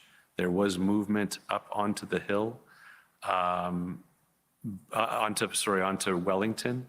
But from the information that I was receiving on would have been whichever day the movement would have taken place, February 14th. 14th, there was very minimal departure of vehicles. Right, but there was some, and this is my final question is but for the lack of the OPS cooperation in implementing that deal and obstruction of movement of vehicles out of the downtown residential areas at the rate that the truckers were actually moving and the vehicles moving outside on February 14th, most of the downtown, but for Wellington, would have been cleared by Wednesday, February 16th, correct? We developed a quite robust, highly staffed with both our police liaison and our traffic unit and cleared egress routes. I interrupt that were this gonna be program very for well 2 seconds communicated just with all to the tell you protesters that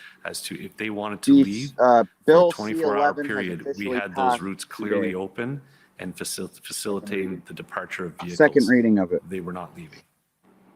Some of them did move, though. You did say that on February 14th, and had they had a bit very more time, they small- would have fully small cleared number out of the area. vehicles. But for Wellington. Thank you. Thank you for your service, Superintendent Bernier. And thank you, Mr. Commissioner, for the additional time. I appreciate it. Next is the Government of Canada.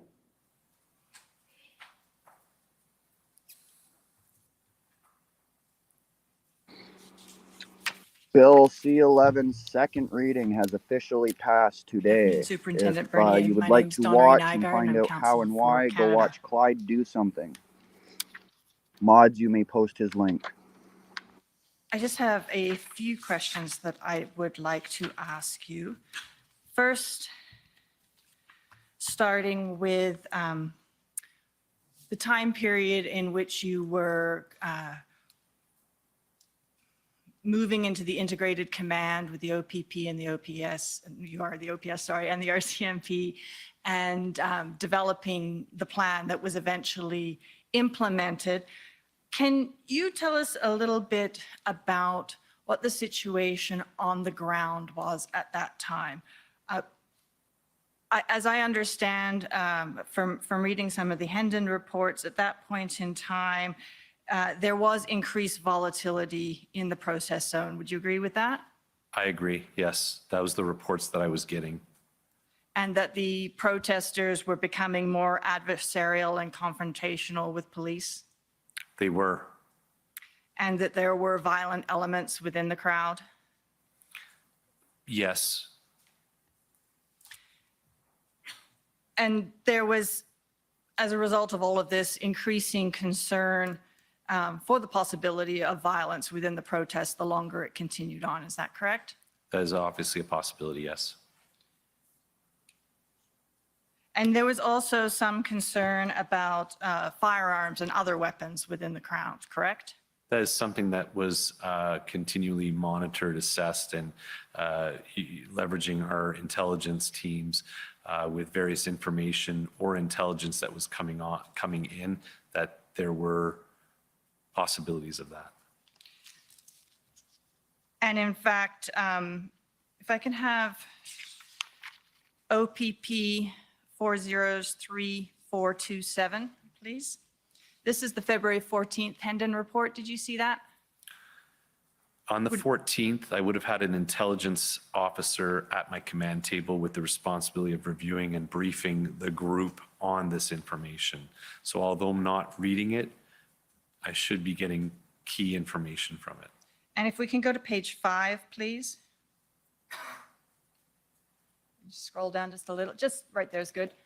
Just beyond the bolded section there, you can see there's a reference to represent potential volatile elements. They both espouse sovereign citizen ideals, and in the case of redacted, early information suggests he may have brought firearms. His interaction with police were notable when approached by redaction as to openly wearing a sheathed but sizable knife on his person. He rejected the idea of moving it. Were you aware of situations, of that situation in particular and other situations like that? Yes. Thank you.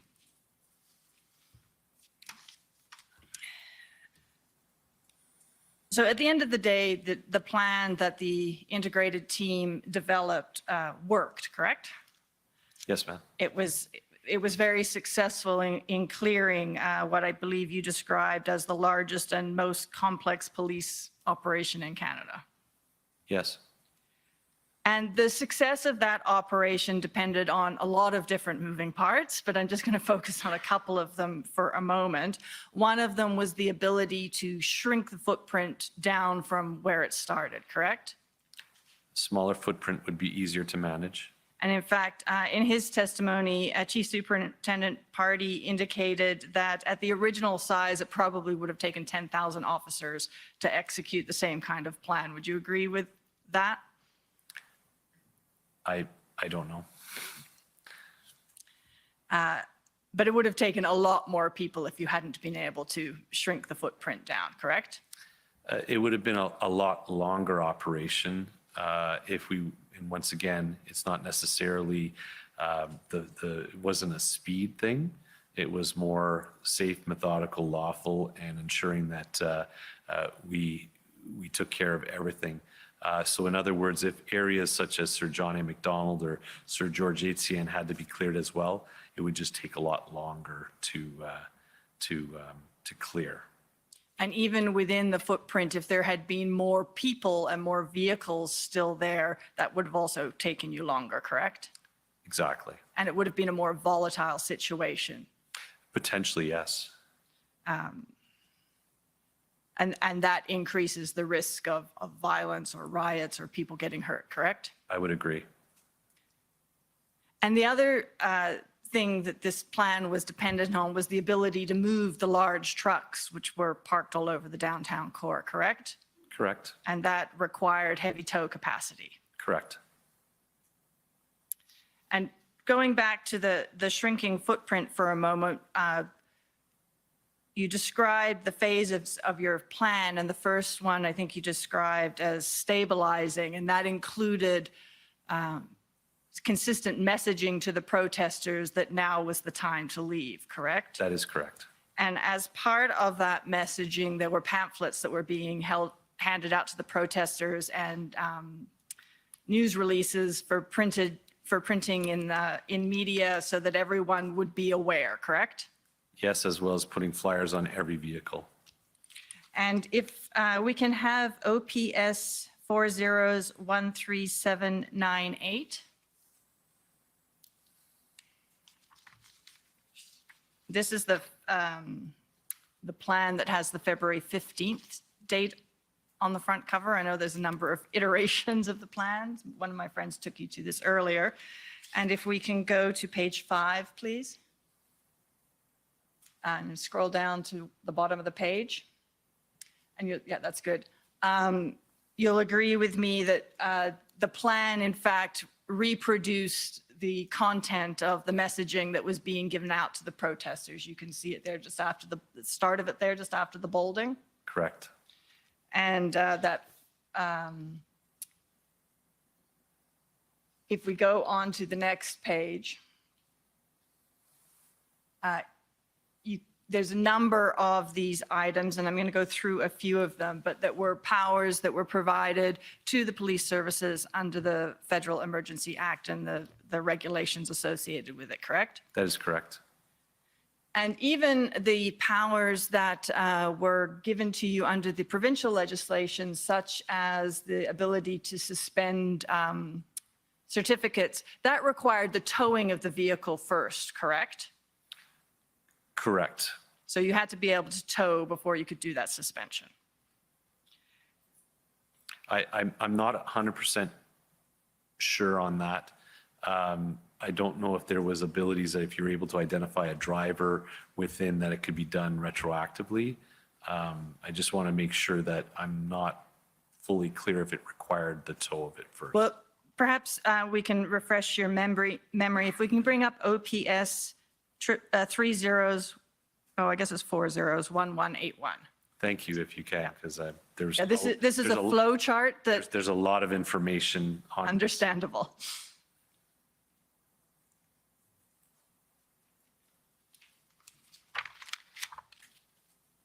Oh, I'm sorry, I gave you the wrong number. It is 3011801.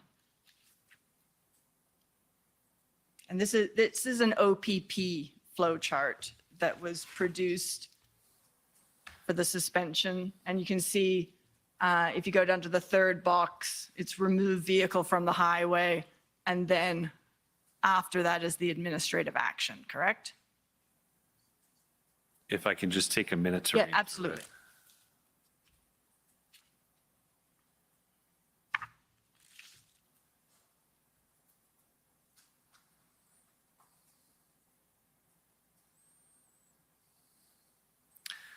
So I think this was somewhat of a flow chart to give instructions with the fact that we were doing the towing and that they're not, we weren't necessarily doing intervention action prior. This was part of our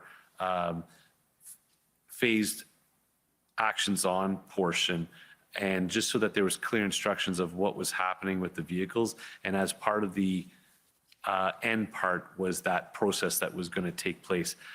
And once again, I'm not 100% sure if there was not the ability to do something with the CVOR, whether we towed it or not. But in this particular case, part of we were towing all the You were, vehicles. and you're just not sure. Correct. I Fair have to enough. do a little bit more. Fair enough. Well, we won't, I could take you to one more place, but we'll move on. If we can go back to the previous document, OPS 3013798.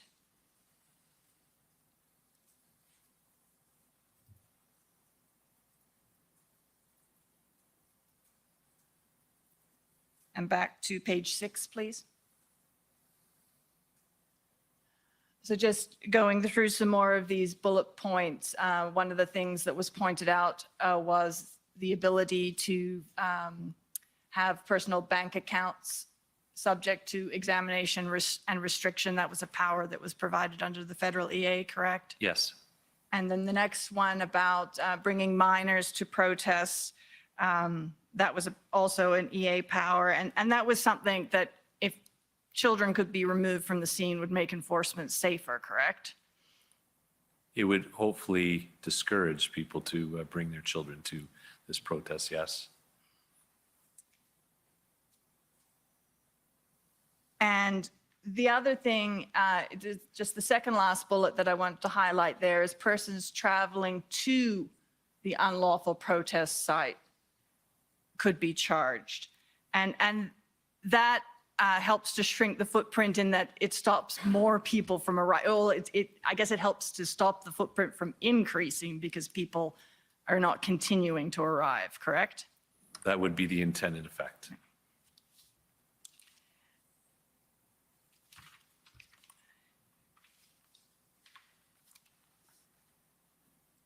And you had some discussion with my friend earlier about, and you confirmed that you had used the Federal Emergencies Act powers in order to prepare, to put in place a secured area in the downtown core, correct? That's correct. And in fact, that is reflected in your plan further on down that page, in the second paragraph under situation, correct? And that was already in place, I take it, from the use of the has established as of February 15th, it was already in place? No, it has not. It was not. When did it go, when was it put in place? So we placed a soft, secure area in the evening of the 17th, and then it went in full operation at midnight from the 17th into the 18th. So, and I understand there was a news release that was put out announcing the secured area. I think that went out at 4:40 on the 17th, is that Correct. correct? Yes. And that announced that a secured area was being put in place under the Federal Emergencies Act, correct? Correct. There are a lot of people community members who live in that area who've been affected. We want to minimize the amount of impact and restriction that they would have had in their own community. And prior to that time, you didn't have an exclusion zone in that area, correct? There nothing under used under common law or any other form of how would you say it, authority to shut down an area. So sorry, I just want to make sure I'm understanding your answer. Are you saying there wasn't anything that would have allowed you to do that, or you didn't use No, anything? there were, if we needed to apply under common law, we could have, but it was nothing that we actually utilized because we didn't go into a police operation and maintaining public safety and restricting access to an area under the common law authority. So that there was nothing in place until the 17th into the 18th at midnight. And how long did you have that secure area in place? So the secure area, as the operation progressed and was met with success, we shrunk that area gradually over the days, and we maintained a very shrunken small footprint of restriction secure area to the Wellington area until the Emergencies Act was lifted. And you spoke about the common law ability to have an exclusion zone. And you also spoke earlier about how the Emergencies Act made it very clear what you were allowed to do, correct? Absolutely, yes. And that's because the common law authority for exclusion zones lacks a certain amount of clarity. Would you agree with that? I don't necessarily say it lacks clarity. It just comes down to the articulation of why and what you're doing and for how long. So the ancillary powers that exist, needs to be certain things that exist and needs to stop as soon as that does no longer exist. And I think I mentioned sometimes may be hard to understand or to explain to the various groups whether our own officers, the community, or protesters. Right. So, and that's what I meant by it lacks a certain amount of clarity. Yes. And you can never know for sure, in fact, whether your use of an exclusion zone will hold up in court until after the fact. Correct. Under the common law. Correct.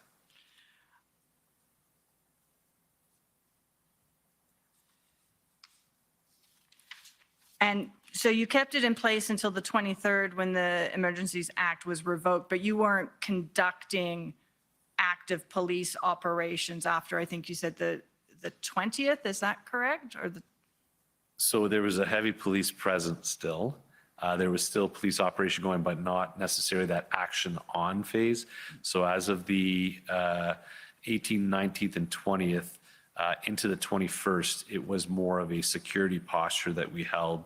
So from that point till the lifting of the Emergencies Act, which we'd shrunk down to the area just surrounding Parliament Hill, that's the area that was maintained. Okay.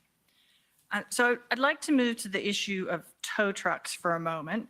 You said in your earlier testimony that the OPP arranged for the heavy tow trucks, correct? So as part of the integrated group, one of the first things we did was ensure that, and through Inspector Dave Springer and Kirk Richardson from the OPP, who has a wealth of knowledge in that world, we focused at least a team working on that because that was a shortfall. That was a challenge that we were facing all the way through. And it was a big challenge because it was a big job to do. And we were having different challenges with tow companies not wanting to be engaged on this. However, through Kirk Richardson's work and from across the province, we had success quite quickly with that. And you mentioned that there were 34 tow trucks that were found and were available for your use, correct? Correct. And you received that information from Mr. Richardson, I assume? Yes, and Dave Springer, And that was around February 12th and 13th, correct? around that time, yes. And I assume from your testimony that you then weren't later informed that many of those fell through, and that in fact, Mr. Richardson was not able to obtain the services of any tow truck companies without the use of the Emergencies Act? I was not informed of that. If we can bring up, please, PB NSC CAN 407378.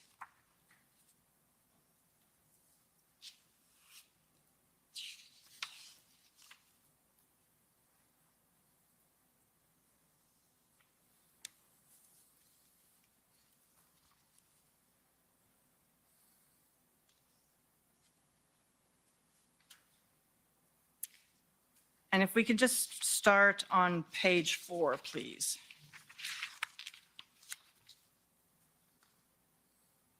So were you aware that the powers provided under the Emergencies Act regarding compelling tow trucks was delegated from the Commissioner of the RCMP to the Commissioner of the OPP? I was not. Okay. And then if we can go to page 5. So you've obviously not seen this before, so I'm going to give you a chance to have a look at it.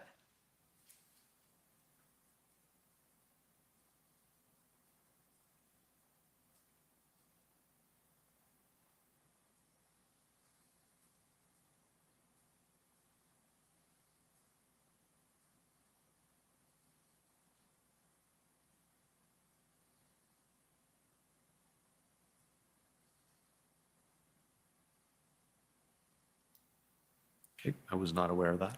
But you would agree with me, having seen this now, that in fact, the Emergencies Act was used to compel tow trucks? I don't know what the process, I understand that there was a process that need to be actually utilized with, I know that the tow trucks were working with our legal services and our financial services for contracts and that type of thing. But you weren't, is it fair to say that after the 12th or 13th, you left the tow truck details to other people? Correct, but reporting back on the 13th that we had as I was told, and if this is inaccurate, I ended up seeing tow trucks arrive at the Leakin station in the back parking lot with our OPS cresting and everything on. So I was not informed differently, and Inspector Springer from the OPP had not informed me about any of this. So I don't know if he was aware of what was going on. But you just weren't informed of any of it? Correct. But you don't This is agree new, that it this is occurred? new to me. Yes, fair enough. And just your comment on the OPS branding on the tow trucks, that was because of the driver's concerns about anonymity, correct? That's correct. And that's because they were concerned both about threats that they had received and their business reputation as well, if they were seen to be cooperating in these actions. Is that correct? Concern if that could happen, yes. Okay. Those are all my questions. Thank you Thank very you. much. Okay, well, not sure I want to waste 3 minutes, but maybe I'll Commissioner, I have 20 minutes, I believe. I'm wondering, it's Ann Tardif, pardon me, for the record, for the City of Ottawa. You're looking at me because I think I'm next. I'm not sure it'll make much sense to do 2 minutes and then 18. okay. But I'm well, in your hands as to whether you want me to start now or wait after the lunch. okay, I'll be magnanimous today. We'll have an hour and 3 minutes for lunch and come back at 2 o'clock. The commission is in recess for 1 hour. La commission levée pour 1 heure.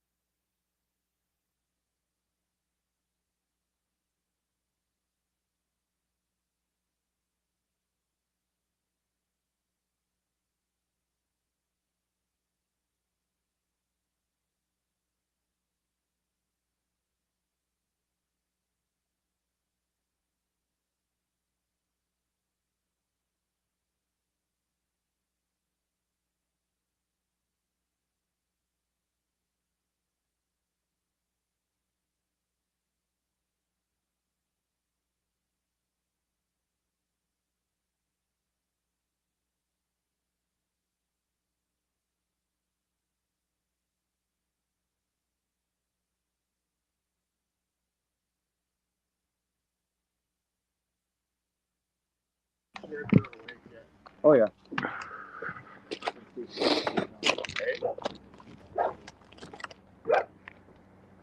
Thanks, Claire. Does your phone work? Yeah. Can you call Jonas for me and let him know that the state out of town or wherever he is? No. No? Okay. I'm uploading the video right now. Oh, yeah. Okay. Yo, yo, yo, what's going on, everybody?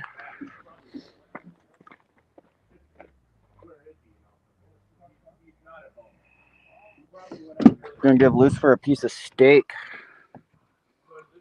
Do you want that? Oh, what do you say? No, it's not.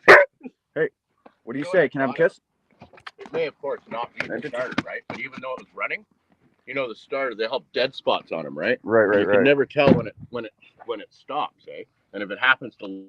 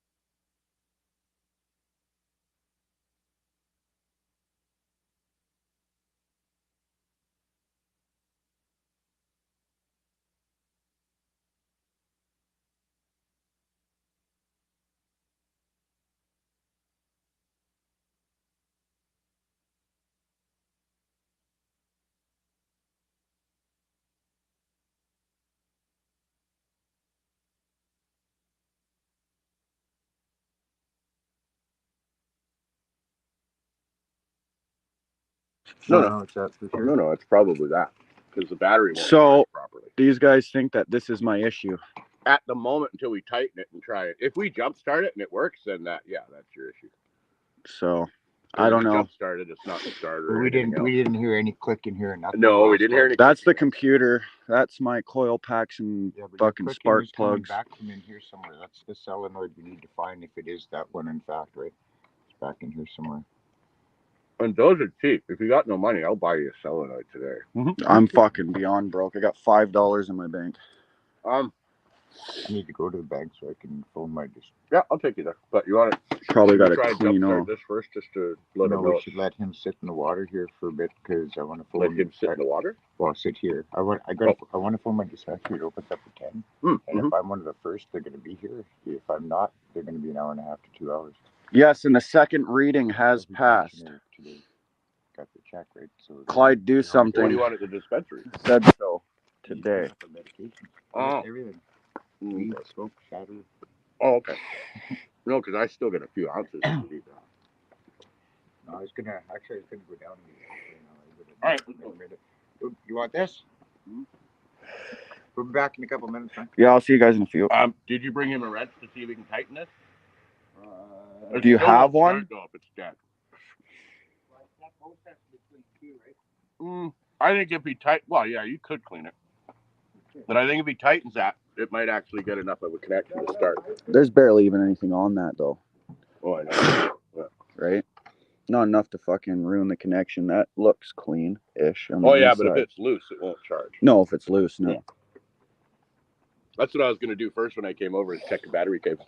Yeah. Because I did that to mine, too, and it clicked, and it wouldn't start until I tightened it.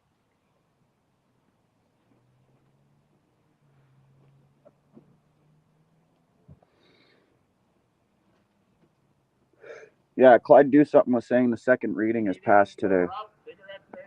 No, I'm okay, man. I think I got 1 or 2 smokes here. That's the closest I have to a wrench right now. That'll work. I got a socket set thing.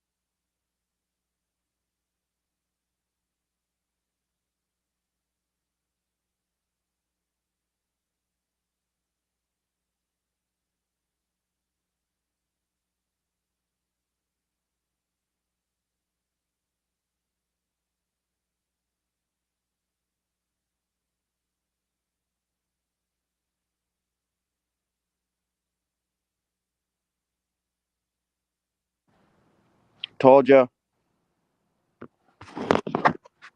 So I'm trying to fix my truck here. I'm trying to tighten my battery. I don't know if that's going to help.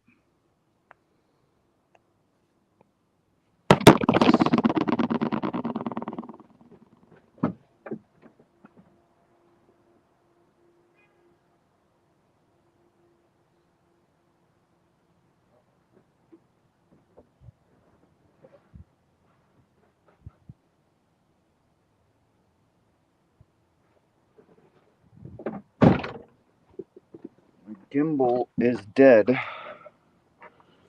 So I can't set you guys up on the gimbal.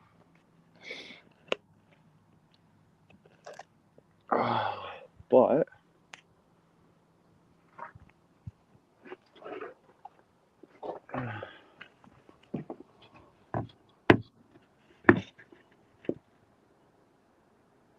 I don't know if that's safe there. Seems to be. Goes into second debate now.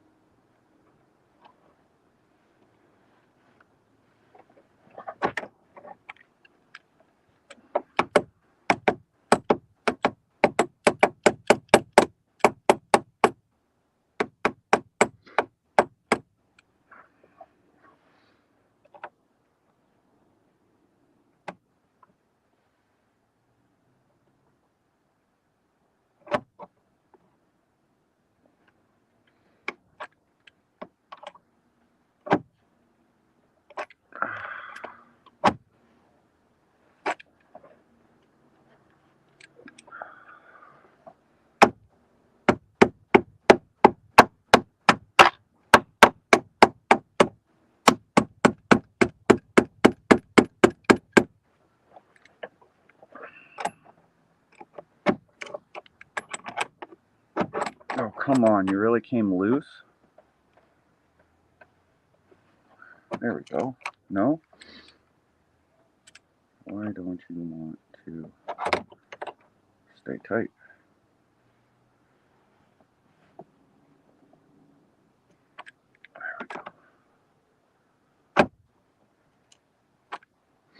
Don't worry, guys, I'm not very good with tools.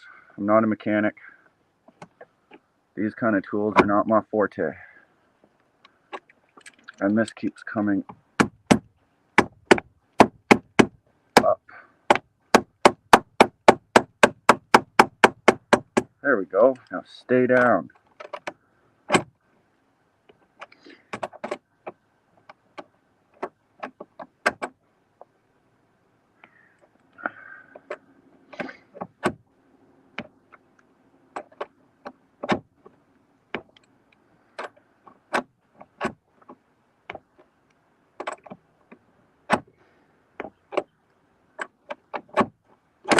Oh, shit. I'm stripping it now.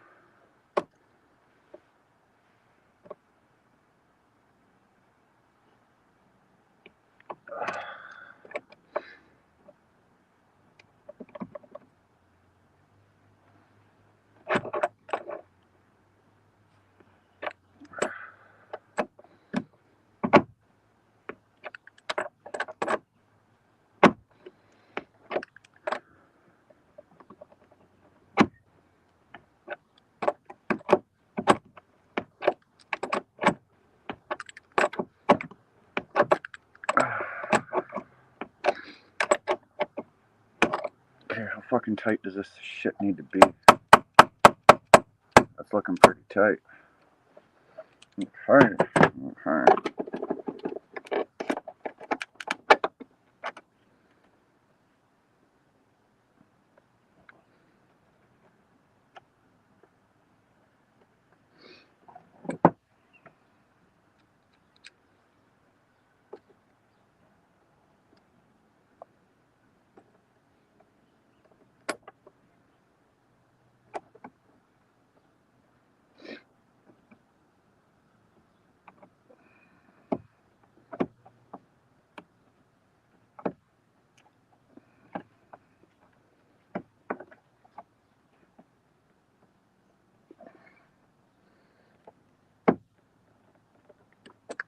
Okay.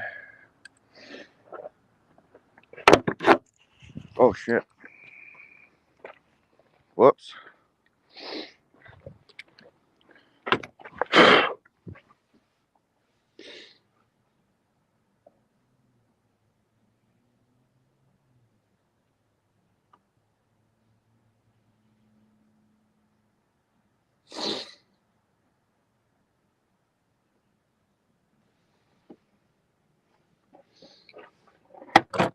Wait a second here. What's this? What's this? Maybe that's what I'm missing?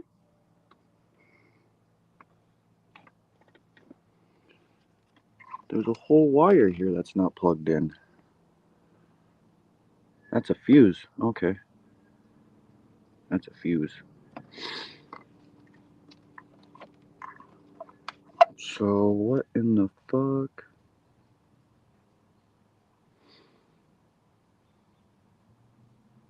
Solid state DRL module.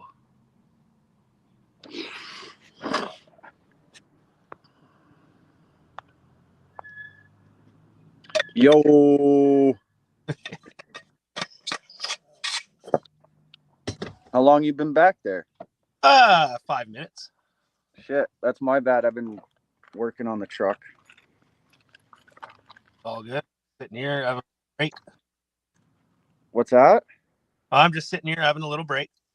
Nice, nice, nice. Well, let's see. Let's see if she'll start just for luck, but I know it won't. So I probably need a jump start regardless. If that was the problem. This is going to sound like a stupid ass question. Did you try screwing around with the transmission, like putting it in neutral and stuff like that? Yeah, I tried all that. Yeah. Like my buddy's truck just had a. Whoa. Nothing. Just like I said. Did you get a boost? What's that? Did you get a boost? No. Timber's friend just got here. They're running to the bank and to get some marijuana. And then they're going to come back and he's going to try to boost me with his truck, her truck. I hope that works. I mean, I don't know. It's a man named Gord. He showed up with purple hair and a miniskirt and full makeup. So. Huh. But he's very nice and he seems to know what he's talking about. Can't ask for more than that. Nope. Hey, Brett. Talk to you soon. Guess I could look at chat. But yeah, the second debate today started on Bill C-11, eh? It's over. They voted. Yeah, I know. And they want to pass Bill C-11. No, it's passed yesterday in the Senate. All it needs now is royal assent. Yeah. Which is Trudeau's job. Which obviously we already know we're in for a huge fucking battle, so. Yep. Well, I mean, we'll see how it rolls out. But yeah. There's always going to be like the way around, obviously, using a VPN.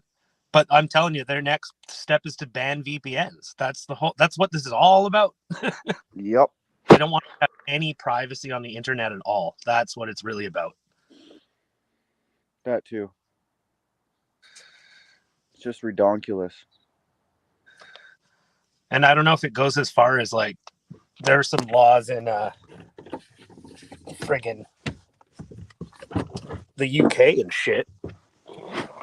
Right. That if you like say some bully shit on the internet, like the cops show up at your house now. Yeah, I know, it's crazy. I hope so, Moose Nuts. Guess I'll just stay on with you guys while I work a little bit. You can see what I do. I do tile. Fuck yeah. Yep. You're a whole renovator, eh? Well, I'll just do tile. But yeah, I mean, you know. Well, it'll work.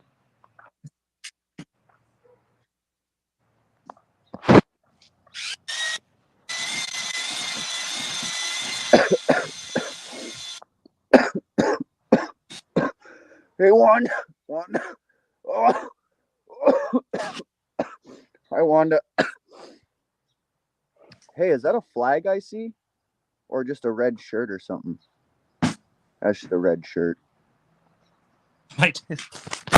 Holy fuck, I almost dropped my phone in the wall.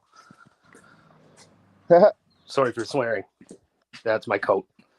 Okay, I'm going to actually go off now. Alrighty, we'll talk to you later, Prof. I might pop in Have again. a good day at work. Might pop in again before their lunch break is over. Alrighty. Sounds good. What's going on, Brian? Hey. So that little wire you were showing. Yeah, that little red one. I feel like it should be on my battery. It should be. It should be. What? I know. You know where you just can you turn your camera around and show that again? Yeah, give me 1 sec. I'm just gonna turn to back camera because turning my phone is just stupid.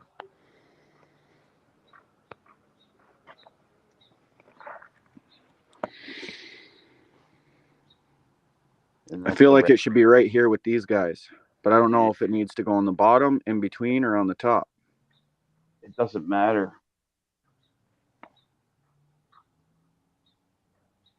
It wouldn't matter if it goes in between, top or bottom. But it's like the perfect size to be able to go up here and on there. Yeah, right where that, yeah. Right? And that little that's where I was kind of thinking. And that fuse? What's that? That fuse that's sitting on, you have a fuse sitting right there as well? Yeah. You need to check that.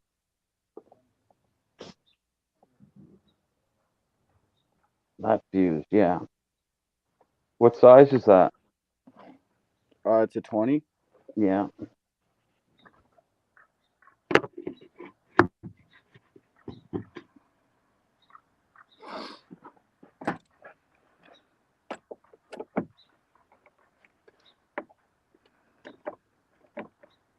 Fuck off.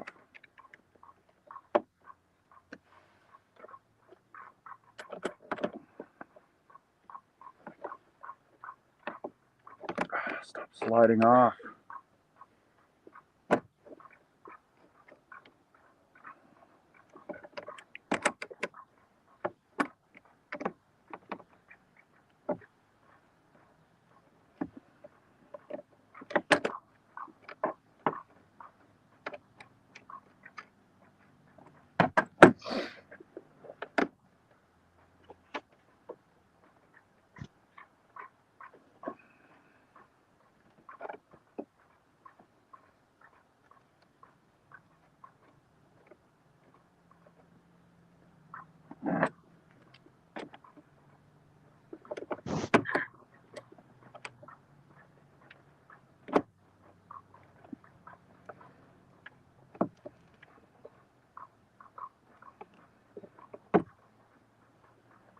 Okay. That's back on. Set that back down there.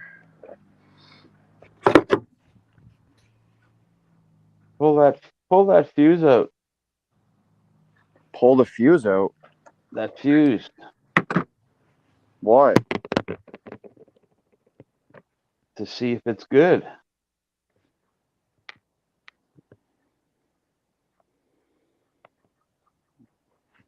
I think I'm too dumb to pull it out.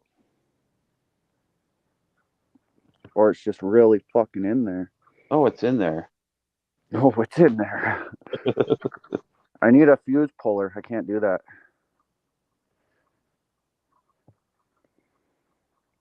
Yeah, I definitely need a fuse puller.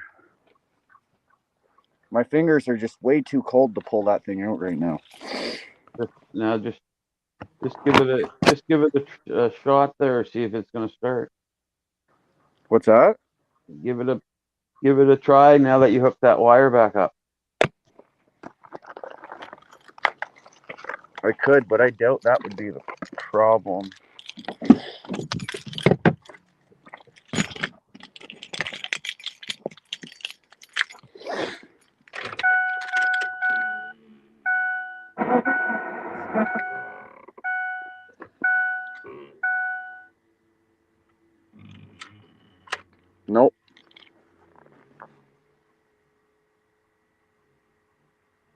like to know what that noise is, though.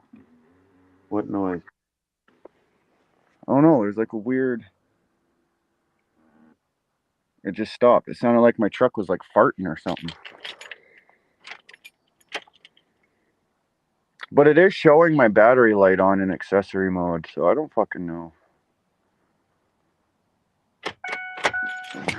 Like, maybe my battery has enough power to keep power to my truck, but maybe I do need a jump start. I have no flipping idea.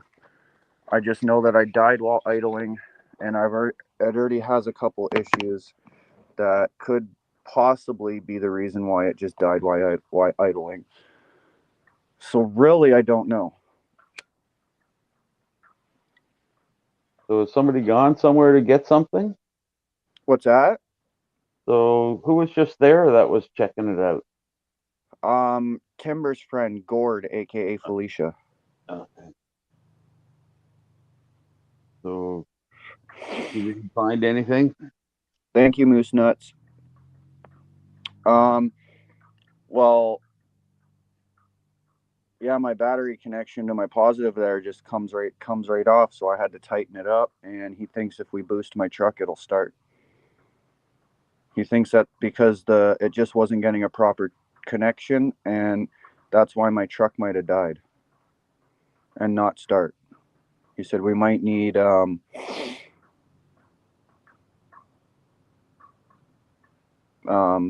yeah, he said if we boost it, it should start.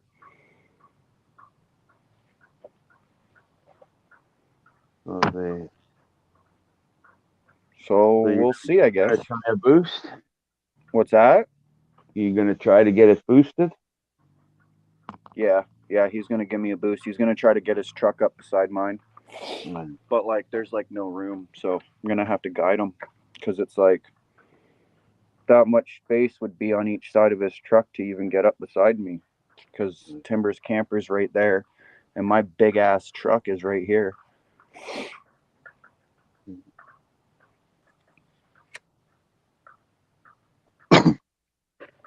But I'm up enough from his trailer that once he gets beside me, like he could basically turn around the whole way. Because there's all this open right here. He'll just have to do like a 10-point turn, but hey.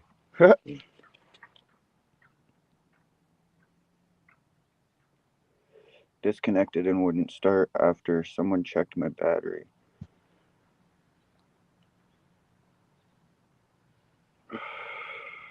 Well, let's hope and pray that that is the issue.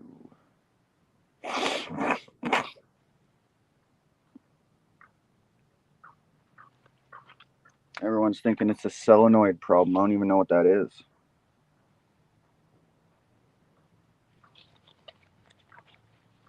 A Have to run solenoid. for a few going to the store.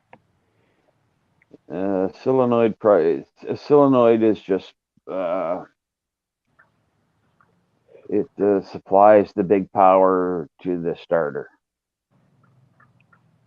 Instead of having a big wire going to the key, it's basically like an electric switch.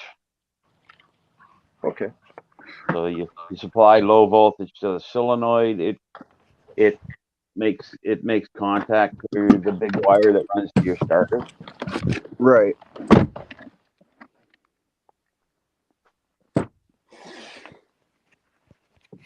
Well, for now, got a heater. Mm-hmm. What's up, Lucifer? Thanks for the kiss. You're such a sweet boy.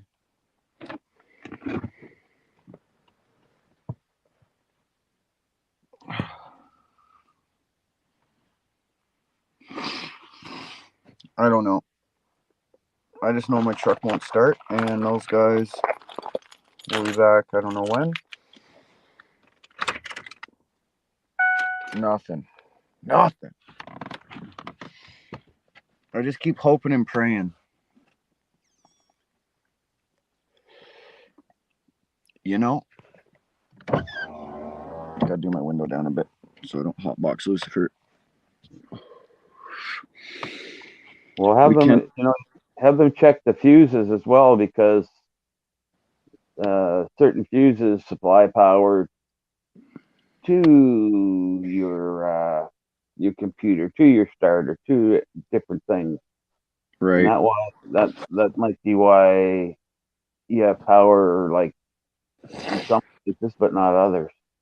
Right, right.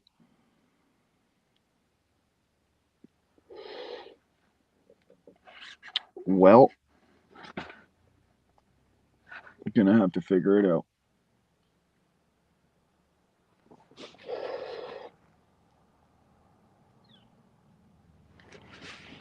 Holy fuck, they're back already. That was quick.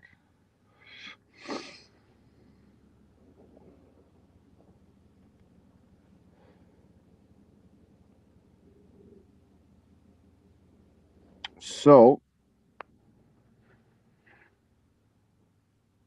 I think I'm gonna work on my truck. What is that?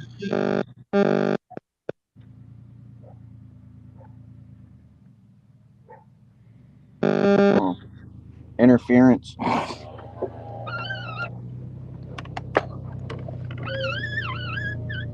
Oh, no, he's doing it. Just don't hit my fucking truck. I swear to God, I will not be happy.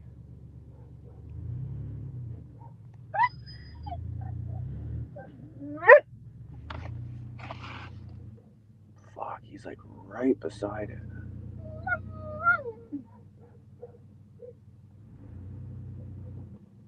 Don't fucking hit my truck. Don't fucking hit my truck. Don't fucking hit my fucking truck. There we go, we're good. We're good. It's the government, he says.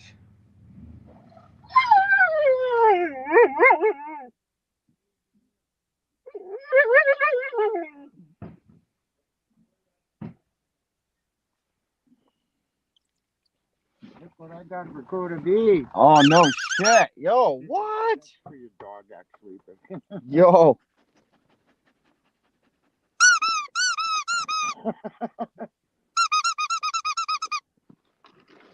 Now my dogs have heard that.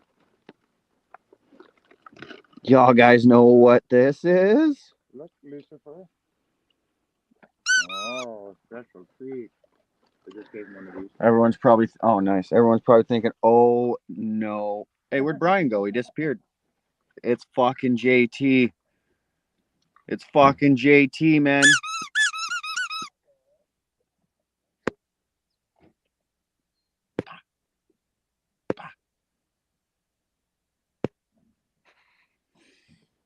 Coda B's got a JT. Look at that. What's that? Oh, his dog. Ladies and gentlemen, got to put his initials right here, and he'll be just like the original JT. Know what I'm saying? Yeah, you know what I'm saying. Look at JT in the window. Yeah, JT in the window. Oh, Brian is still here. I was just full layout. Whoops. Oh, you got it tight? Yeah.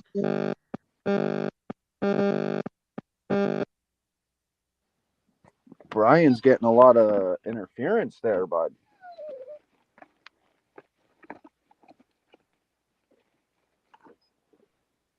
Interference?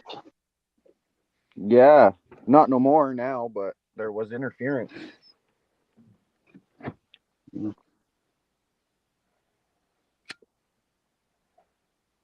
Yeah, I'm just in the background answering emails.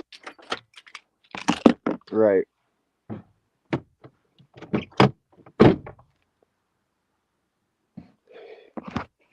Hey, yes, it is a dog toy, but it's also a Coda B Freedom toy.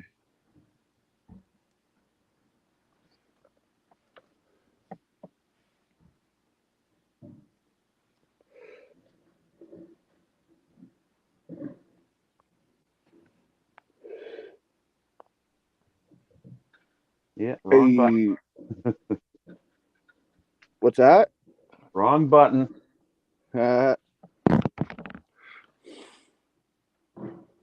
LOL, teasing the dog. I mean, he can have it. Do you want the chicken? He doesn't like squeaky toys.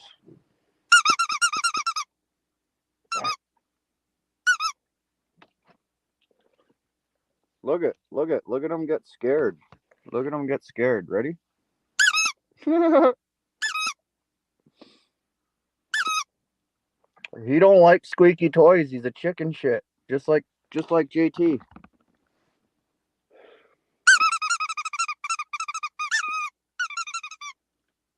Get it. Get it. Get it. He's like hiding in the corner like, Dad, please don't hurt me.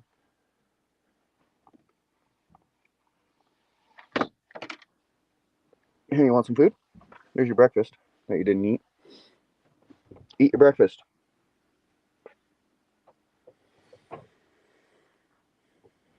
My dog is looking for it. Love it. Yeah.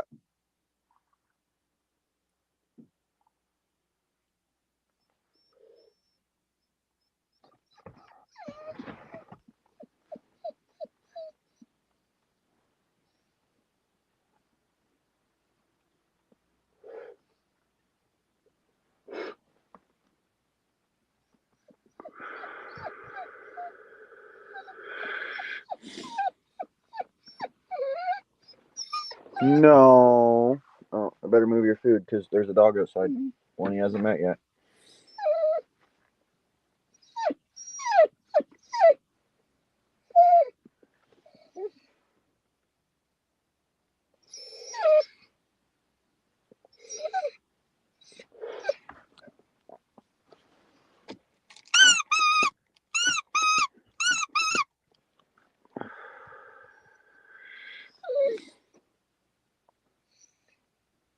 So I think he's putting cables on the truck.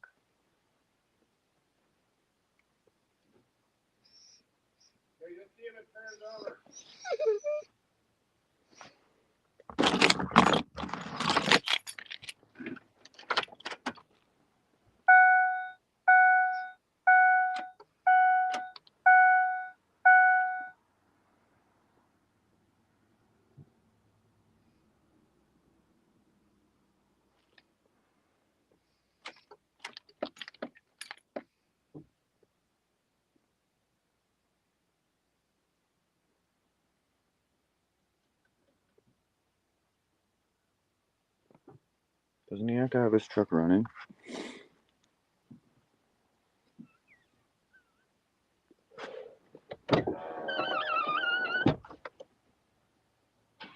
Yeah, there we go.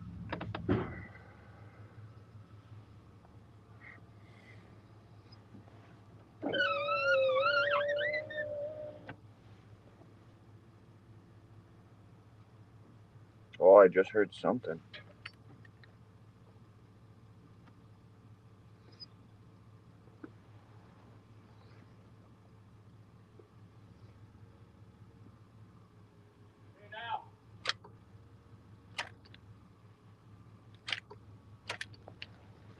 Nothing.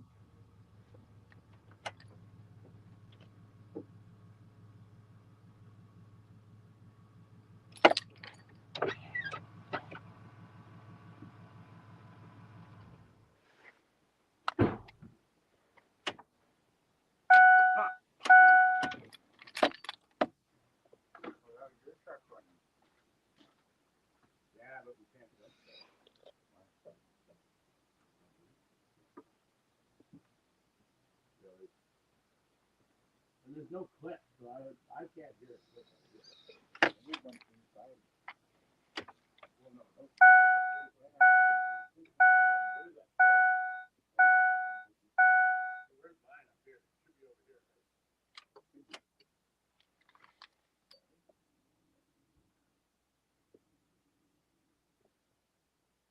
I don't fucking know, man. Good. Turn it over again. Not anything to do with fuel, because it's still.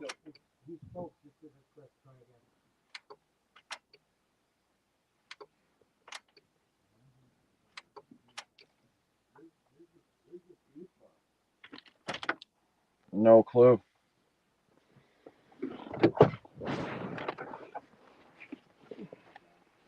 Oh, yeah. Oh, you didn't find your fuse box yet? No. Oh, it's right under there.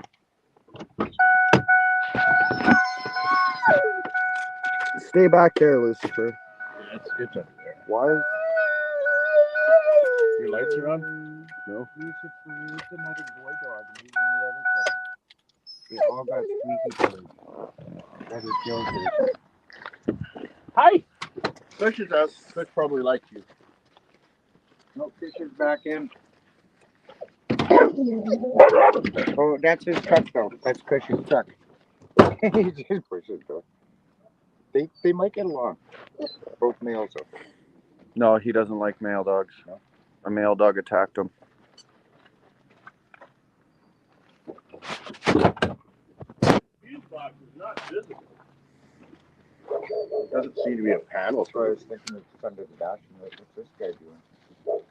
No, you would have seen it. Fuse box. Holy shit. Crazy. Fucking ladder up on a hydro wire. He's a Shaw TV guy. Yeah, he's on an insulated. I'm not going to take the panel off. He is on a metal ladder, though. Yeah, that's what I'm saying. Huh. But he's insulated. You remember the old commercial back in the day, the cable dudes up there, and they were putting the power on, and they hear everybody yahoo, right? Because the hockey game was going on and Right. on, right? It reminds me of that guy. Right? Right? Yeah. Yeah. So your passenger door is locked, but you'd notice if there was a fuse box under the dash there, right? Did you run out of I don't even know. No, I still got a couple. It's not visible under your dash, but it might be. Oh under no, this my door is not even locked. It might be under this. It's just hard to open. You know that they're just little plastic things.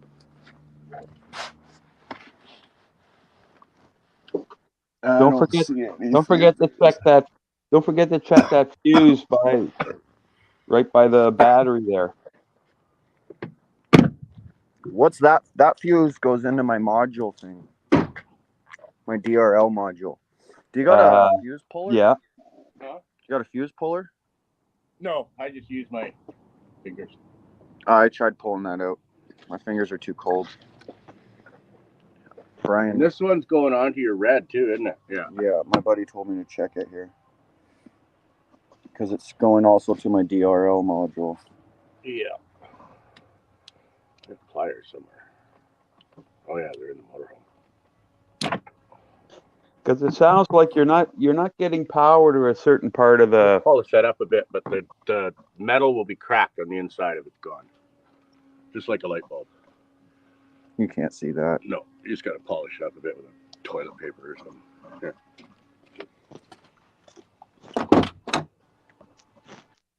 Yeah, I do there, Torrid. Yeah, I do. Or no, I don't. Okay.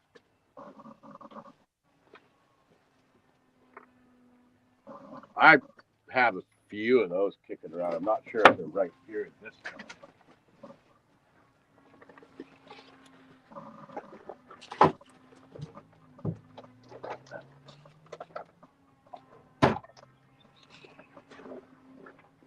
But depending on what size that is, if that's the one you need to start it, just borrow another one when we find your other fuse panel. Your fuse panel might be out here, but I doubt it. Now, what would that fuse be for? That one's for. That one might be for my DLR module. Oh, okay. I'm a quick learner, though, guys. Don't worry. Once I find things and once I figure things out, I know how to do it.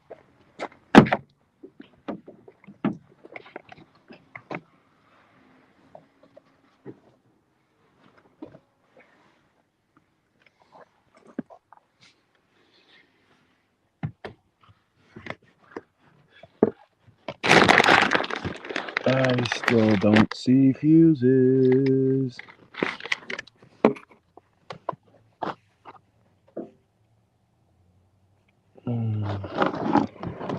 I see a bunch of wires.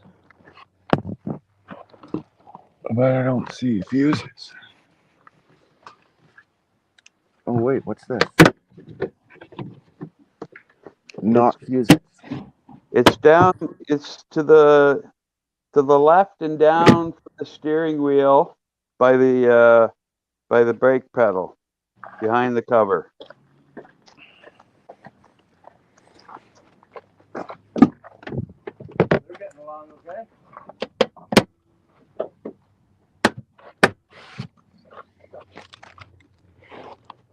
Nothing.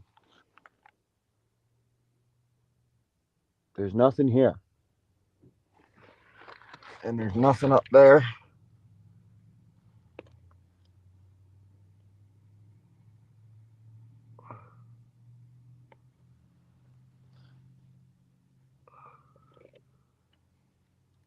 Fuck.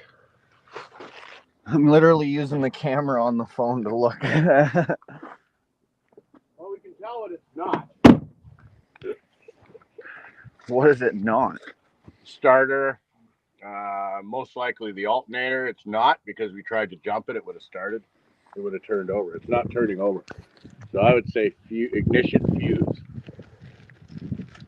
Ignition fuse would do exactly what it's doing now. It won't do anything. That's the thing, is where? Well, I couldn't find your fuse panel. I don't want to start ripping stuff apart. But it should be, if you get a flashlight, look right underneath your dash, right up as far as you can. It should be underneath there. Use Google. I couldn't see it. It's not visible. And I don't see any obvious thing that you can open here except that right there, whatever that black thing is back there. But you wouldn't think they'd put a fuse panel behind the battery, right? No, because then you'd have to get through all that to get your fuse panel. Yeah. Fresh cut of coffee in 10 minutes. Cool. Is that dead or is it okay? Well, no, that's good. That fuse is still good. It's good. It's all together inside. Okay. Yeah. It's just like a light bulb. They'll break. Speaking of, You got some? no, but if you're in an area where you see some of these, That's dead. I know. I need like 6 or 8 of these. They're all my upper lights. They blew a couple out last night. Somebody there, Google location of the fuse box for 2002 Oh, wait a minute. Ford 150. What's that, Brian? Google where the location is. Yeah, I probably will. Which means I'm gonna have to hop off the stream. You're gonna have probably 2 locations. There'll be one inside the cab, and there'll be one in the engine bay compartment. Right. Oh, blah, blah, blah, blah.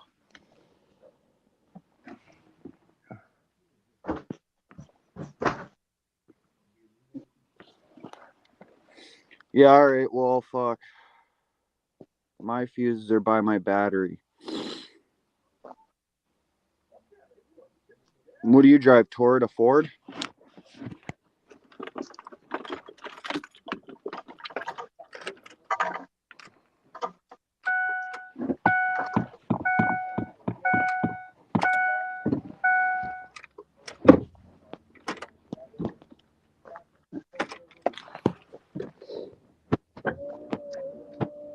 Fuck, it's getting cold in here, letting out all my heat.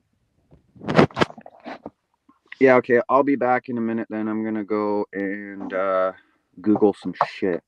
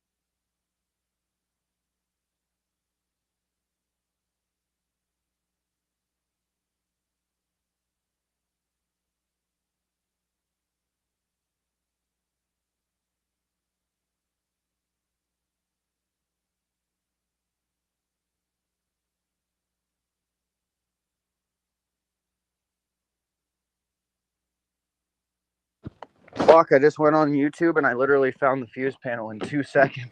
Where is it? On your passenger side? Yeah. Oh, under the dashboard somewhere? 2 locations for fuses? What's that? They do put them in some weird spots, eh? Did they give you a locate? Is that? Did they give you? Did you check see if there are 2 locations for fuses? No, I just found the ones for right now on the front. Hold on. Are we missing 2 little troublemakers? Yeah, we are. Lucifer! Oh, nice name. I like that.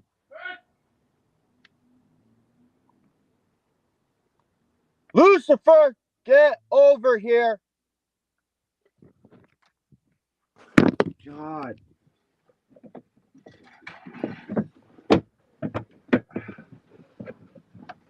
How the fuck do I get this off though with my mat here? Everything's here. Fuck's sakes. I gotta clean my truck. It's gonna be a fucking awesome day. There you go, guys. You're seeing all of it. The good, the bad, the ugly. The fucking truck breaking down, the frustration. Let's get it.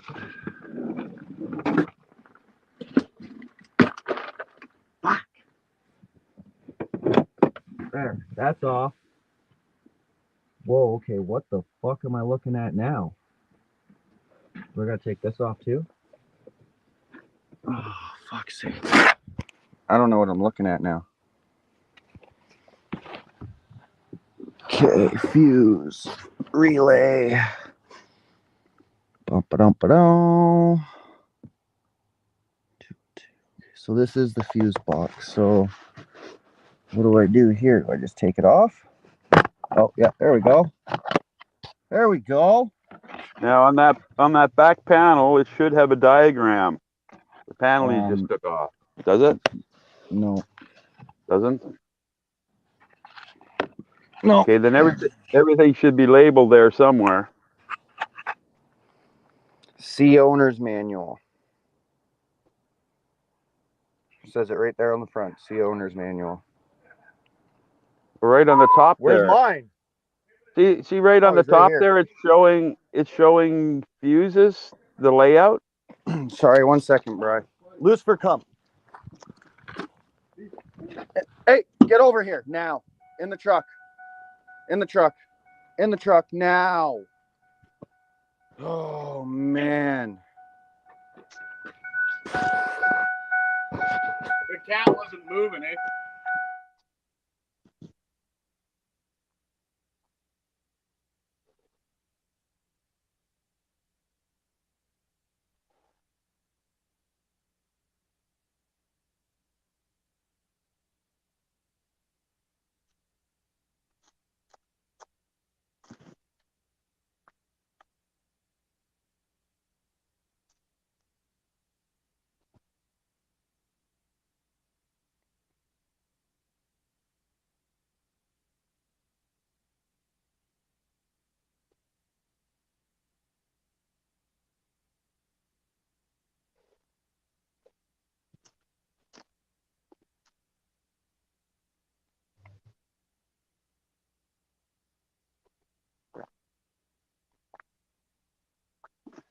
Okay, sorry about that. Okay. Oh, That there's that big that panel you dog. just the panel you have that you took off on the top cover. There is a diagram of the fuses. Yeah, there's no. It just says the fuse numbers. Whoa. Okay. Doesn't. Them? Sure. Non-binary? I don't have the alphabet. Right? Like here, I'll show you. She prefers sheep. Okay, you were just saying he thought I wanted to make 100% Sure, sure. yeah, I don't know if you can see it. I'm the type that asks people what They're all learning and I ignore it. I don't even know about it. I don't care. I like the nails, so I wish I could do that. You can. Why can't you? Did you paint those like that? Hell no. Oh, okay, all right. Doesn't say what they are. It just says the numbers. Okay. Now that you have that panel off, turn your listen, turn your truck on and see if you hear any of those relays clicking. If I hear any fuses clicking? Yeah, the relays.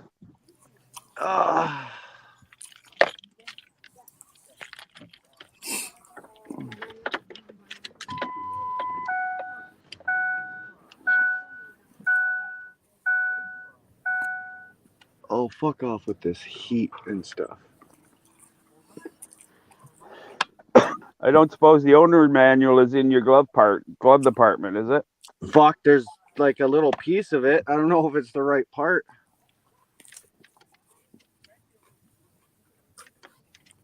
Oh, see, I can't reach the ignition and have my head way down here by myself to figure this shit out. That's what I'm saying. Everybody's just saying they're helping me and chit-chatting with people, so it's all good. I'm getting fucking frustrated right now. Like, I'm not fucking, my arms aren't 10 fucking feet span, you know? Fuck. At least my arm from my head isn't, at least, you know? Isn't there a couple people standing right behind you? Get one of them to do it. Yeah, I'm trying. Hey, can one of you turn the key? I'm trying to, yeah, please and thank you. Okay, I have to skip out. Hey, I get gotta. in the back. Good boy. Turn it all the way or just? Yeah, just try to turn it on. Again? Yeah, the clicking's coming right from my fuse panel. Well, if it's clicking, that means it's working then. The alternator the solenoid's working if it's clicking. So we're not getting any power to the starter. That's weird. Right? Do it again? Well, there's. Yeah. I don't know if it's coming from the fuse panel itself. Oh, wait a minute. What year is this? It's a 2005. Put your foot on the brake. No. No. Oh, that's to take it out of park. Yeah. Yeah, okay, all right. Yeah. Some of them won't start, though, unless you have, what is that? Well, it might be a standard. It won't start unless you have your foot on the clutch. Yeah, that's standard. Yeah, okay. All right. Yeah. Oops. Well, what do you think? Solenoid then? That or the starter. Well, you got it. Okay, well, here, I'll give you this. Remember that it's stalled out on you, so you lost power to something. Yeah, I lost power to something, so I don't know. Solenoid or fuse? What the hell are you doing? Get in the truck now. Seriously? You're going to start going on a leash, getting tied up, and never coming out, man. I'm not doing this anymore. Tap on the starter. I don't even know where my starter is or what it looks like. Oh, yeah, it's a big round thing. You want me 20? Yeah, okay. We can go to the bank now. Okay. You know what a starter looks like? Come here. It's got teeth on it, and it's coming out the... Guys, I gotta run. I have a meeting I need to attend. Fuck. You're driving me crazy. I need to fix the truck. Coming off the side of the motor somewhere. Shit. Sorry, what's going on, Terrence? How's your day going? My truck won't start. I'm pretty frustrated right now. I see that. Order alert. So it just died on you? It just died while it was idling. Yeah, it just shut off, and then I got it to turn back on one more time. The commission is reconvened. La Stayed commission on reprend. for like 30 seconds, and then died again, and now it won't start. Turn over, nothing. I'm just a commissioner here, so there's no need to stand. I know it's bad habits, but we've What would got make a it different stall once it's running? What? Like, yeah, that's what I'm thinking. What would make it stall while it's running? Usually Your that's the alternator. If your alternator goes, then your battery dies, then Right, that's it'll what I run was on thinking. battery power, and then until the battery's dead, and then it fucking just dies out, and then it won't start again. Right, but But even if you boost with the it, dead alternator, you it can at should least fucking start. be able to jump it. You'd still be able to jump start it, and then we That's tried right, that.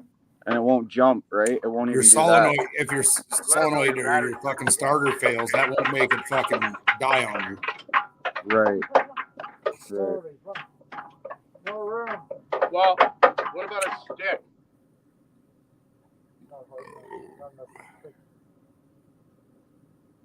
Well, I think he's trying to tap my starter right now. Starter's got a solenoid on the side too, right? Did you get a tap in at least? Yeah. Okay. It's in gear before you try. In gear? It's gotta be in park. Yeah, it's in park. Nothing.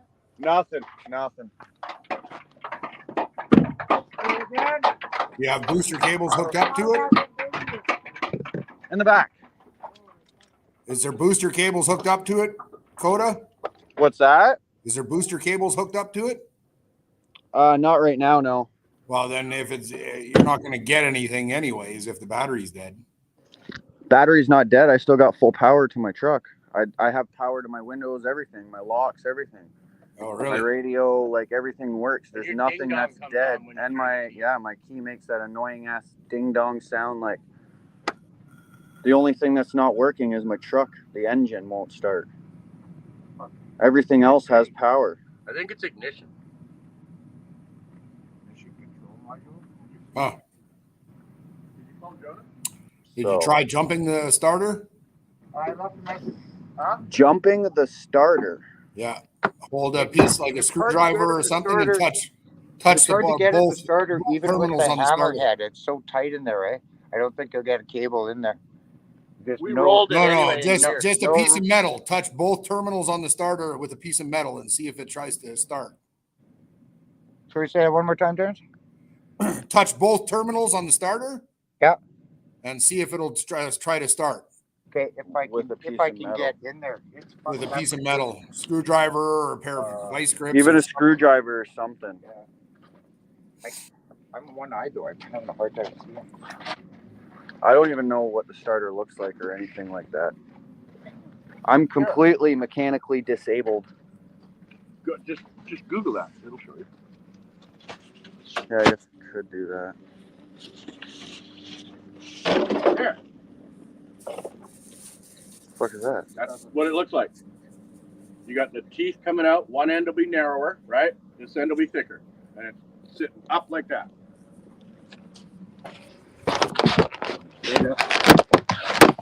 Just look for something that looks like a bottle. Right up in here. Where are you, Coda? It should be fairly close to the motor because it has to turn the camera. It's up a little ways. Coda. Yo. Are you in Nanaimo? Yeah. I got a buddy of mine. He's a mechanic in Nanaimo. I'm going to get a hold of him and see where he's at.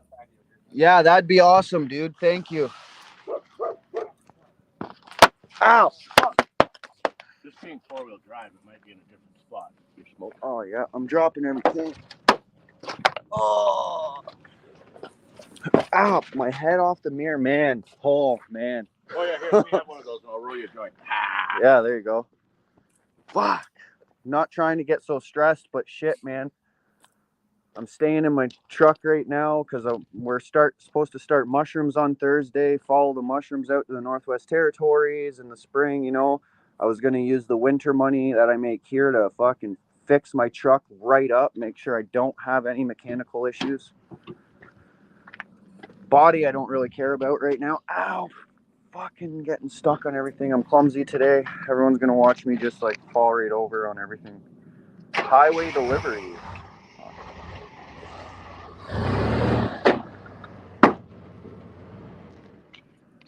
Good way to shut your door. Yeah. No, jumping it's not going to do any good, so I figured I'll just back up so we can walk. Oh, yeah. Terrence, I don't know how long you've been watching for.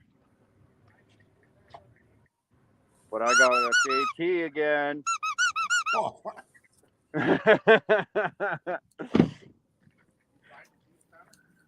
Yeah, I did find it, yeah.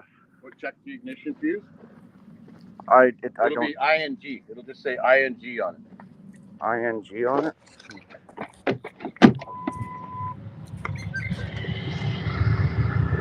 Do. P6 STD.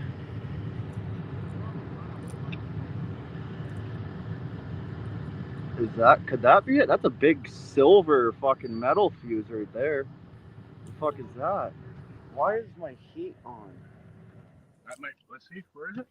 That might be your turn signal stuff. I don't know. It's in there on the right there. Okay. It's got to tuck your head in. Yeah, go ahead. You want to roll us the joint? Go ahead. It's right there in the container here. Let's grab a new one. A Freedom Chicken. My pup has one too. Paper? Fuck no. Nice flat paper. Yeah, it's easier to get started. Oh yeah, those are. Oh yeah. Okay, we're gonna need a flashlight. Oh. Yeah, we're gonna need a flashlight for that one. Here, you do this. Oh yeah. See the arrow? Check that out. Oh, okay. These things are pretty neat. That's weird. They won't ever drop. I think I got a flashlight right here, actually. There we go. Yeah, that's my fuse panel. Hold on, I'll pop it up full screen here. That's my fuse panel there.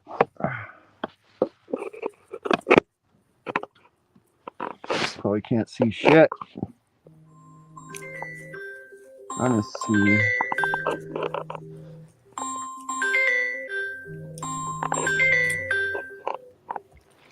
Fuck, eh? 1H, 1. Whoa.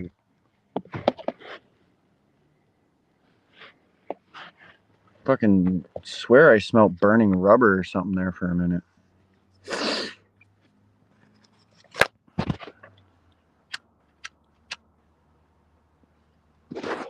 Fuck, it could even be a fuel pump. Like, it could be anything, man. It's not fuel pump. No, it's definitely not that, eh? No. Because it would still turn over. Oh yeah. No, it's You'd not still fuel hear it trying to, right? Yep. And you can turn the key. I'll turn the key for you. You can go back and listen. You should hear it buzz back there. I did. I heard all that. I heard the little buzz. I heard a click. And that's telling me that something's trying to engage. Did you bump into something? Google your gas shut off. Gas shut off? Yeah, if it bumps a curb, gets into an accident, hits something, it'll automatically shut your gas off. It's Ford. There's a Yeah, I got into an accident with it, but that was weeks ago. Yeah, there's a safety what's it called? Fuel reset. Fuel reset. Look up your fuel reset button. It's an F350, F150. Well, that's good. Yeah, mine's got it. My truck's got it, the big one. I bumped into a stupid wall where you're supposed to drop off shit. Shut my gas and everything right off. Yeah, but it would still try to turn over even then. You would still hear the starter clicking. Yeah, if it's new enough, it might shut it off somewhere else. Right, but this is an 05. I don't think it has that. Like this, yeah, mine's an 03. It's still an older truck. Mine's an 03. Right.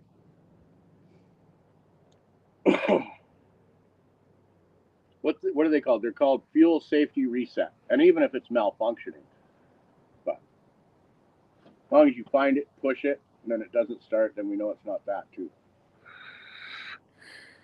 And you definitely heard clicking underneath there when you turned it over? Just one click every time you turn the key forward. Yeah, those big silver ones are turn signal flasher. There should be two of them, right? Mm-hmm. Yeah, there should be two in there. One's 4-way. Someone said that if I were to turn my headlights on and try to start it, and my headlights die or dim out when I start it, then that would be an alternator problem.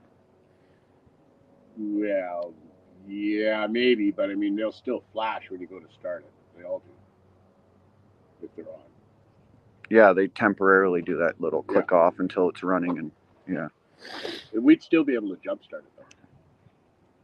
Well, no, because they dim. When you start it, they just dim a bit. No, but we tried to jump start it. Even if it was the alternator, it'd still turn over. Mm-hmm. It's not actually turning over.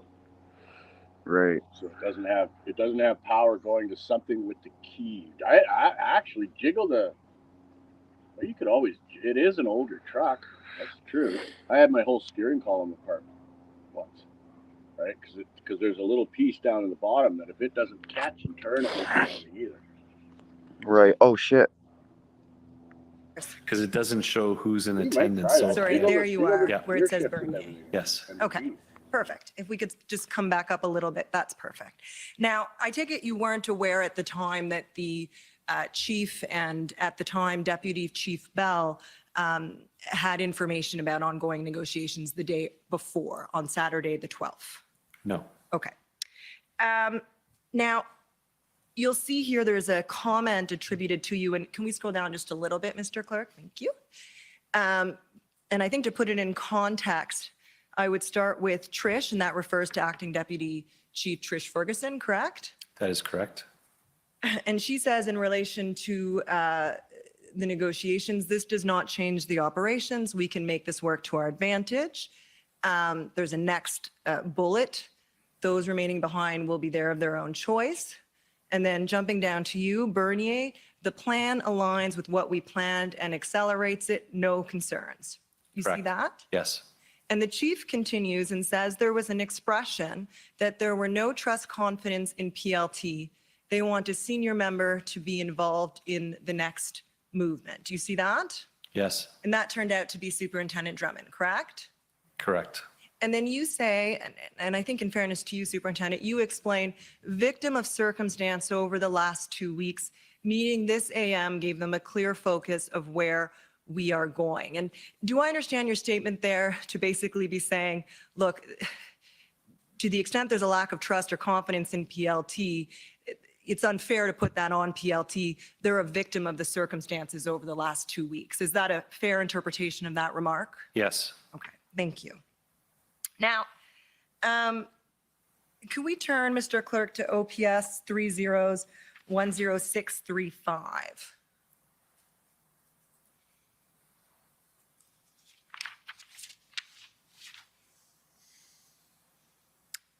Okay, now these are your scribe notes. Is that right, Superintendent? That's correct. For February 13th. Yes. And can we just go to the bottom of the first page, Mr. Clerk? Okay, and stop right there. Now, I just want to make sure I understand this. You explained earlier the process for scribing and that it's intended that the scribe notes are the commander's notes. Is that correct? Is that right? Could you say that again, please? You explained yesterday that, the intent in having a scribe is to maintain an accurate record of all decisions and communications while you're in command, correct? It's as if I was writing them. Yes. They're my personal notes. Thank you. And you got there much more quickly than I could. I appreciate that. Now, at the end of every page, there's a sort of initials on the left-hand side and a signature on the right-hand side. Do you see that? Yes. And is the signature on the right-hand side yours? Yes. And I take it it's the scribe's initials on the left-hand side of the page? Correct. And am I correct that this is on every page, basically? Yes. And when do those signatures, when do you sign it? We're to review them and make sure all the information's accurate and the signature is, and we try and do it progressively during to stay on top of it, depending on the momentum of everything, but as soon as possible that you can after. Sure. And if you need to make an entry after the signature's been made, do you identify it as such, as a late entry, for example? Yeah, you would have to do a notation or you do a supplemental. Okay, thank you for that. If I could turn to page 12, Mr. Clerk. And I think we were here earlier. Now, do you see, we're still on February 13th, the time there, 13:28, Superintendent? Yes. So this is during that, just to situate you, that same meeting that we were looking at, except previously we were looking at the chief's scribe's notes, and now we're looking at your scribe's notes, right? Correct? Yes. Okay, so if we could scroll down a little bit, please. Still going. Just a little further down, please. Sorry, and you can scroll to there is, thank you. At 1331 is Acting Deputy Chief Ferguson's comment. This is a good move in right direction. PLC's. Sorry, can you turn to page 13? Let me just make sure I'm in the right spot. Yes, okay, perfect. That was Acting Deputy Chief Ferguson's comments, and then your comment, EC at 1334. Do you see that? Yes. And you say, I support what DC Ferguson, there's a word missing, I assume it should be said, going through plan now to approve. This actually accelerates what we wanted to do in the next couple of days. No concerns from my end. And that's the comment that my friend, Mr. Aw, took you to earlier today. And that's what reflects what you said in that meeting, correct? Correct. Now, if we go to the bottom of this page, stop right there, Mr. Clerk, thank you. You'll see there's an addition here at the bottom of the page. And it's jammed in right at the bottom, seems to be a different pen. Handwriting looks slightly different. And you have to write around your signature, or just the you, I don't know who wrote it. But do you see what I'm saying? Yes, It goes all the way around. Whose handwriting is that? that is still my scribe, the same scribe. And can you explain why it appears to be a different pen and appears to be writing around the signature and it's crammed right at the bottom of this page? Yeah, so upon review, when we're reviewing it, I'm initialing it and realizing, so I get to that page, I go to the next, and it doesn't have the part that I'm looking for with regards to that comment. So it has to be placed in there at the time. Pen-wise, scribes will have different pens, but Okay. I can't explain why it's a darker color. Okay, so because you'll agree with me that it appears this comment was made after this page was signed, right? The way that it's kind of coming around your signature on the right-hand side. Do you accept that, sir? After I signed? Well, after that signature. Oh, thank you, Mr. Clerk. He's got his cursor right there. See how you're writing around the signature? To initial it? Well, that's your signature there, That's correct. right? So this is what I have. The question I'm asking you is, looking at this, the impression I'm left with is that the signature was placed and then afterwards this comment was added. I'm not saying that that's the case. What's happened here is probably the comment is missing. I need to have that comment put in and then I'm initialing it. Okay. And this would happen, you've said, at the time, if I accept your evidence or if I'm understanding you correctly, you're saying this would happen whenever it is that you're reviewing this note. That's correct. So it's not at the time the comment is made, but at some point later. Correct. And there's no timestamp next to when this comment would have been made. Do you see that? It would have been at that time, At which time, sir? the same time at the 1338 time period. Okay. But my notation, excuse me, my notation that I want to have captured was not there. So I asked my scribe to please put that notation in. Okay. And you believe you would have done that at the end of that day or possibly the following, given how busy you were at the time? Absolutely. Right.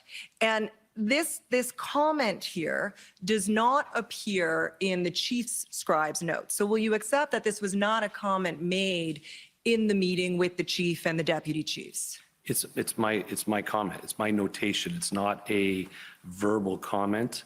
It's a note that I'm making and an action that I would have taken. Keeping in mind, I'm not in the same room with them. We're having a Teams meeting, I believe, with that particular situation.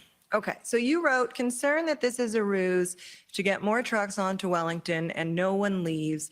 Police can't have a role in movement of trucks. Can you read that last bit there? I can pull up my,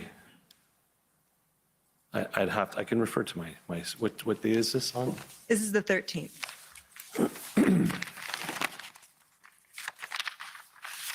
And Mr. Clerk, can you just scroll down a bit and go to the left, like go that way?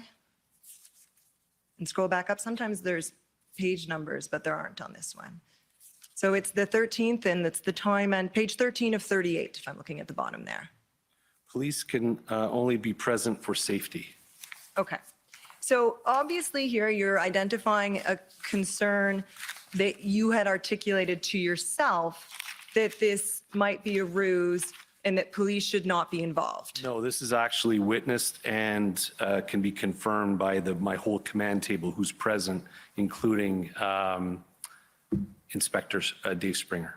Well, Inspector Dave Springer, okay, is not being called to testify, and we don't have his evidence in this proceeding. So unfortunately, I'm not able to do that. But what I meant, okay, so you said this is not something that happened in the meeting with the chief. That's what I was getting at. Correct. So this happened at a separate meeting. Is that right? No, this is at that same time, but it's a notation that we're having a conversation between Dave Springer and myself. I see. Okay, so at the same time that the comment is only shared to Dave Springer, who is an OPP POU commander, correct? Yes, but he is now the deputy event commander in the position that he's in. Okay, perfect. I just wanted to make sure I had the right person in mind. So you did not, and this was really the point I was trying to get at, I apologize if we got a bit offside, you did not share this concern with the chief or the deputy chiefs at the time.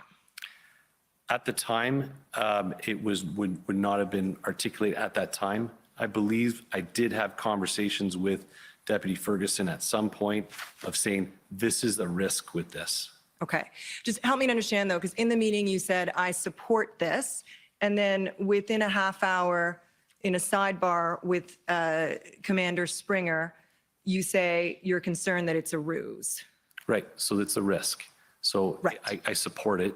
You support it, And notwithstanding this comment. And if it happens, that's very good. There is always the chance, though, that that's not going to happen. Fair enough. And in fact, I think, and I'm coming to this, that the PLT's negotiations with Rideau and Sussex to move the trucks ended up, for example, not yielding any movement of trucks out of that intersection, correct? I think there are probably multiple factors that potentially led to that, but yes, that did not happen. It did not happen. Okay.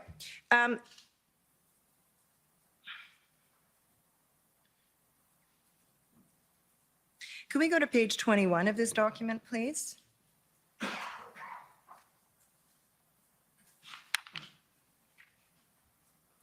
Timestamp 1556, perfect. This is a conversation between you and Chief Superintendent Party. I know, I just have a few minutes indulgence, Commissioner, my apologies. I just want to take you, you're explaining to Chief Superintendent Party that you want increased PLT and negotiation on this date, correct? On February 13th?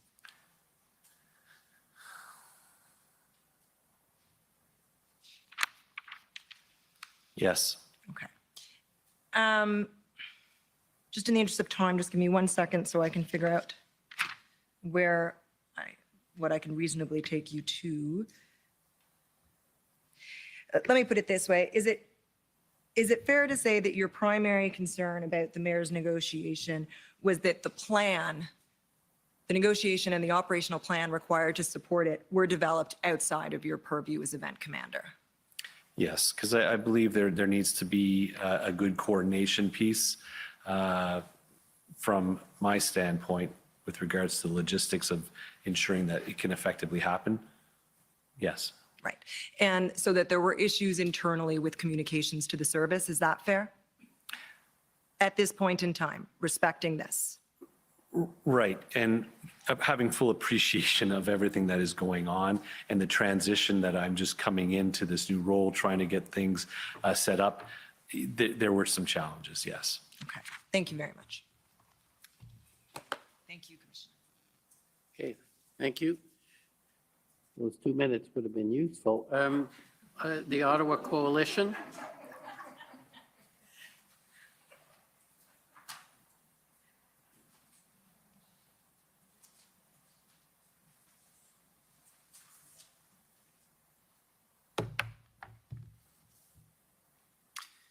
Thank you very much, Commissioner. Superintendent Bernier, my name is Paul Champ. I'm a lawyer for the Ottawa Coalition of Residents and Businesses, and I just have some questions for you further to your testimony.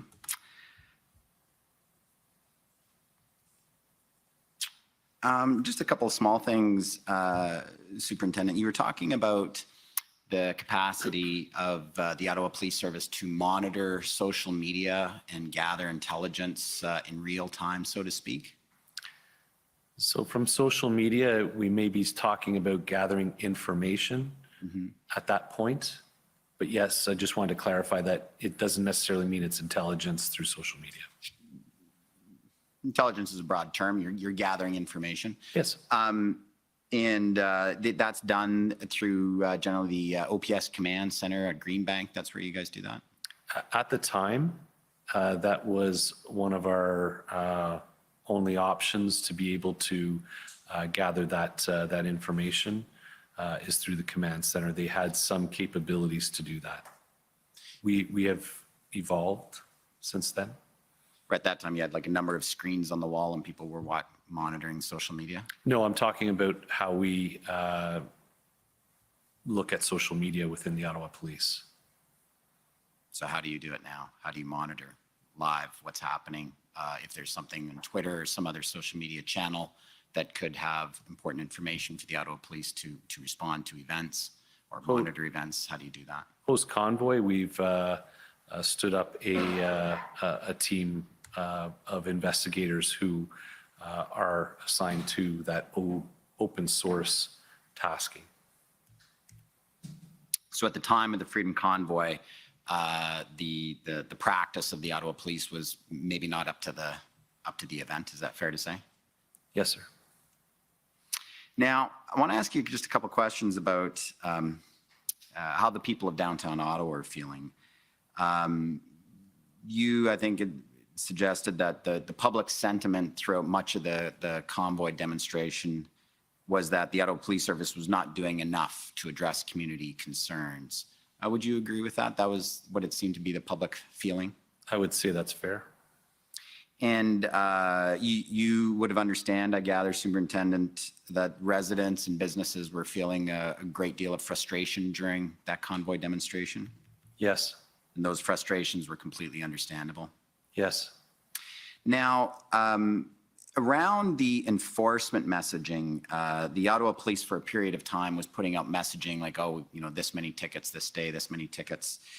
You disagreed, it's my understanding, with that enforcement messaging because you felt it was counterproductive, because it really, the enforcement really wasn't having an effect on the convoy demonstration. Is that right? That's correct.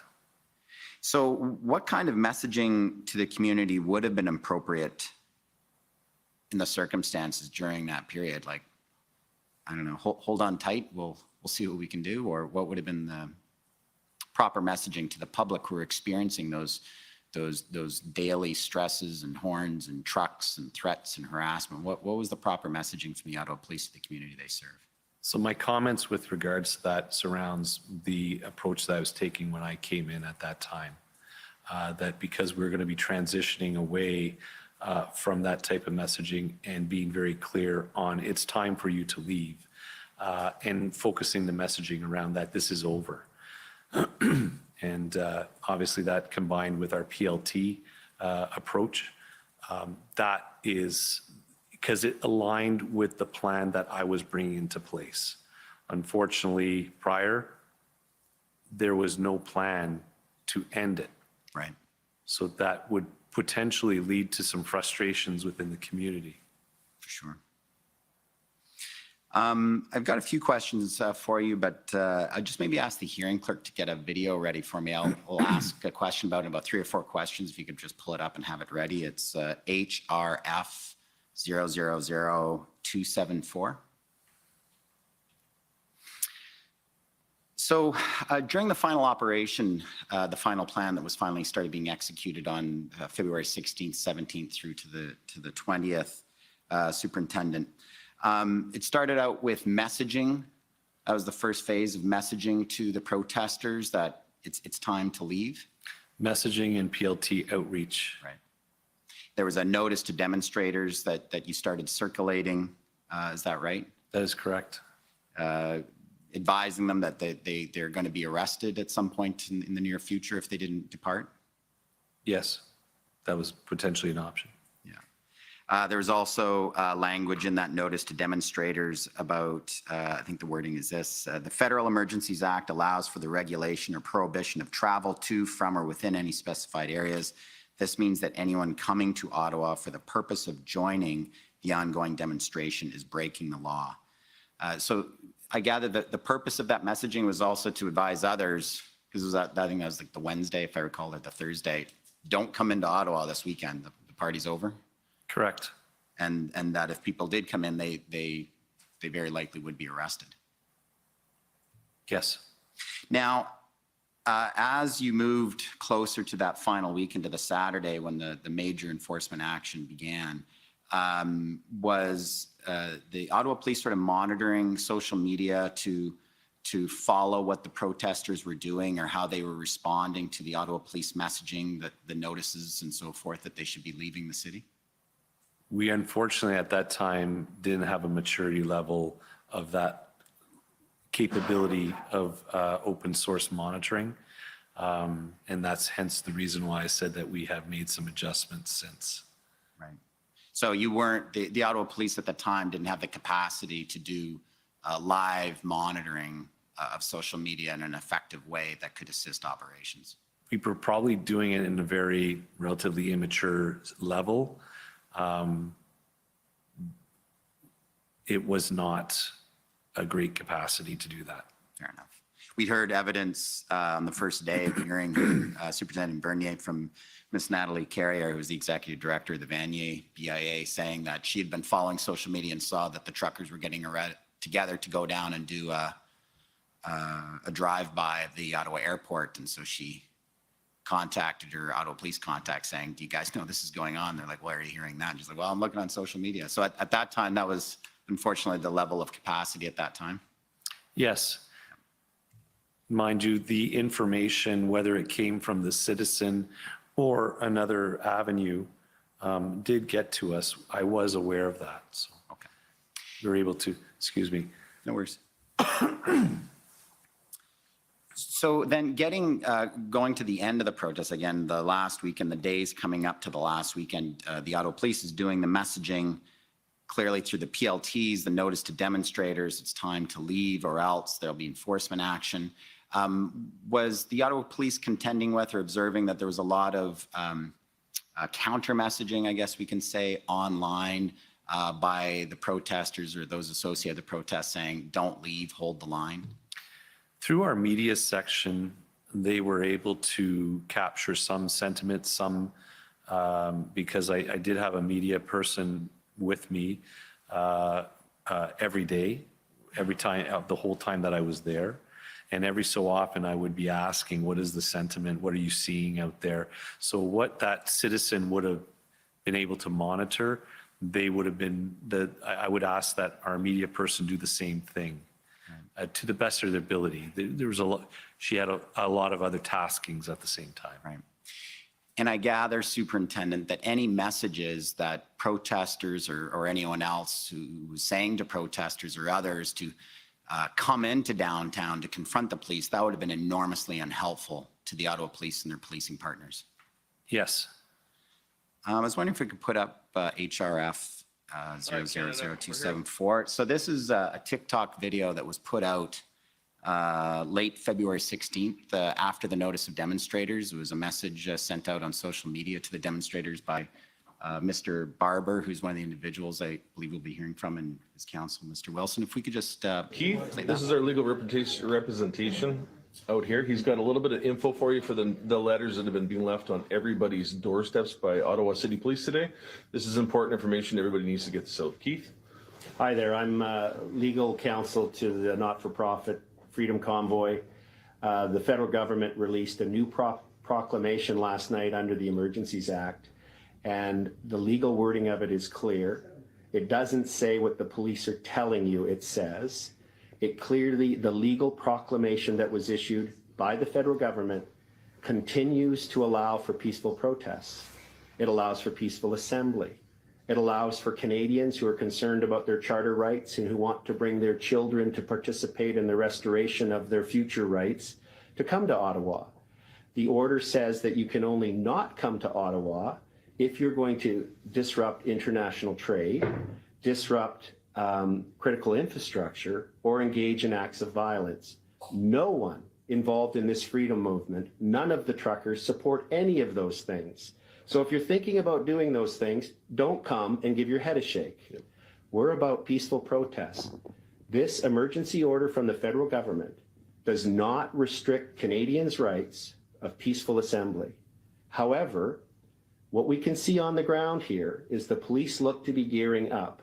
It looks like the federal government is going to tell the police to go and use violence against lawful protesters. And one way to stop that from happening is Canadians who are concerned about their rights and government overreach to come to Ottawa as soon as you can get here and stand with the truckers. We believe the police are reluctant to follow this. If they follow what the federal government's telling the police to do, it will be an illegal order. It will be unlawful. So if you come and stand with the protesters, it will make it harder for the police to act on what they're being told to do. And it's really important that freedom-loving Canadians get to Ottawa as soon as possible to stand with the truckers and exercise their legal charter rights of peaceful assembly. We'll be here, guys. Remember, peace is the only way. So Superintendent Bernier, messages like that telling people to come downtown to confront the police, stand with the protesters, to make it harder for the police to do their jobs. I gather that kind of messaging was making it much more difficult for the police to do their job. I don't know what impact this had. I don't think there was necessarily a surge of influx of people in lead up to our the 18th, but our investigative teams would be reviewing all this stuff now and doing a thorough investigation to find out if there are any follow-up action that can be taken on such. But at the time, it may have been nice to be able to track that information. We may have. I can't say one way or another. Okay, thank you very much, Superintendent Bernier. Thank you. Next, call on the Ontario Provincial Police. You'll be the questions. Okay. Next, call on the JCCF and Democracy Fund Group.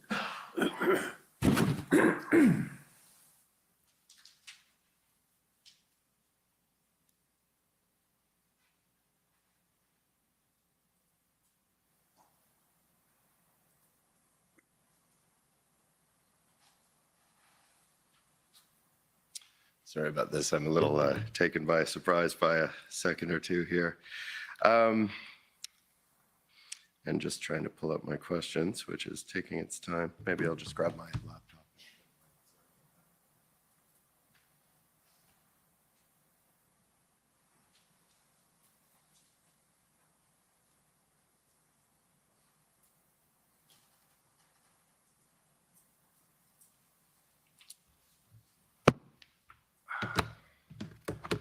Right. Good afternoon, Superintendent Bernier. I'm Rob Kittredge, Counsel for the Justice Center for Constitutional Freedoms. Police have common law powers to exclude the public from an area in which a police operation is underway. Is that correct? Yes. And those powers could have been used in the clearing of the protests in Ottawa, couldn't they? Yes. In fact, you planned on using those powers to clear the protests, and the federal emergency declaration did not significantly impact your planning. Is that right? I wouldn't exactly say that. Very, very hard to know what it would have been like without it. Right. Your interview summary does say that, but I'll leave it. I'll leave that answer as is. You would have carried out the planned police operation whether the government declared a public order emergency or not, though. Isn't that right? Correct. The planning and the concept of operation was already in place, and I didn't have any knowledge that an Emergencies Act was going to be put in place. Counsel for Canada earlier on today put it to you that, and I'm paraphrasing a bit, you never know whether your use of a common law exclusion zone will hold up in court if it's challenged after the fact. Do you remember that question? Yes.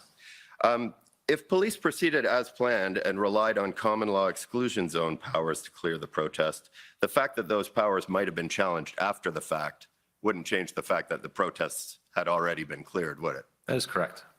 All right. So would you agree that the federal emergency power to create exclusion zones may have been helpful to police, but it was not necessary?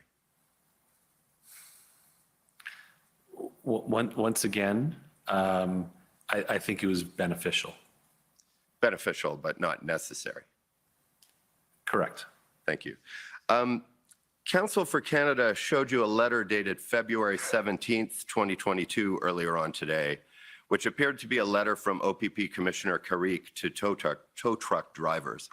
You had never seen that letter before it was shown to you today, is that right? Correct. You have no direct knowledge of whether that letter was ever even sent to tow truck drivers, do you? Correct.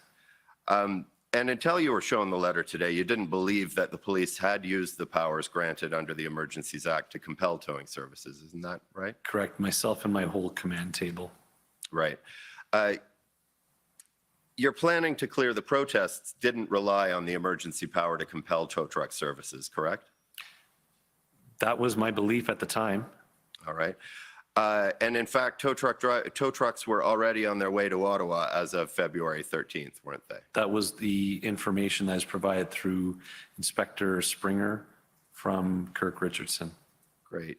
You briefly mentioned when speaking to Council for Canada that you personally saw tow trucks arriving in Canada. When did those tow trucks arrive?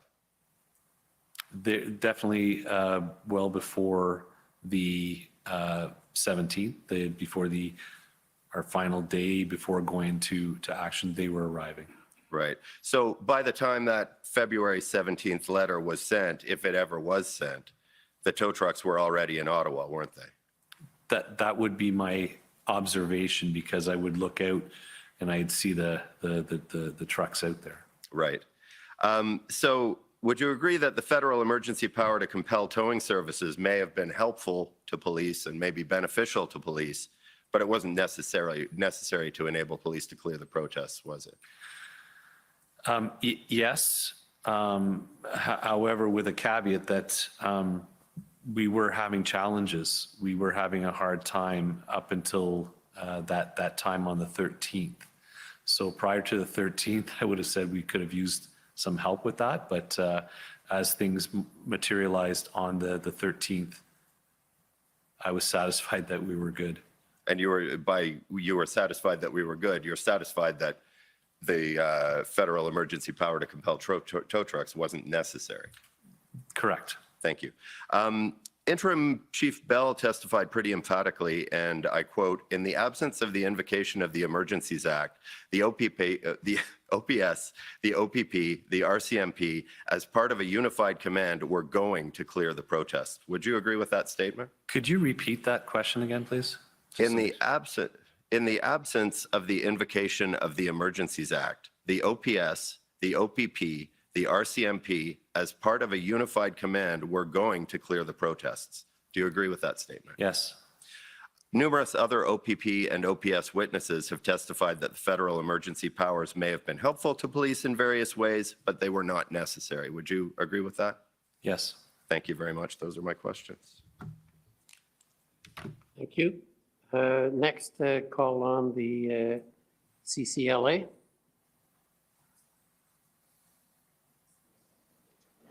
Yes, good afternoon, Commissioner.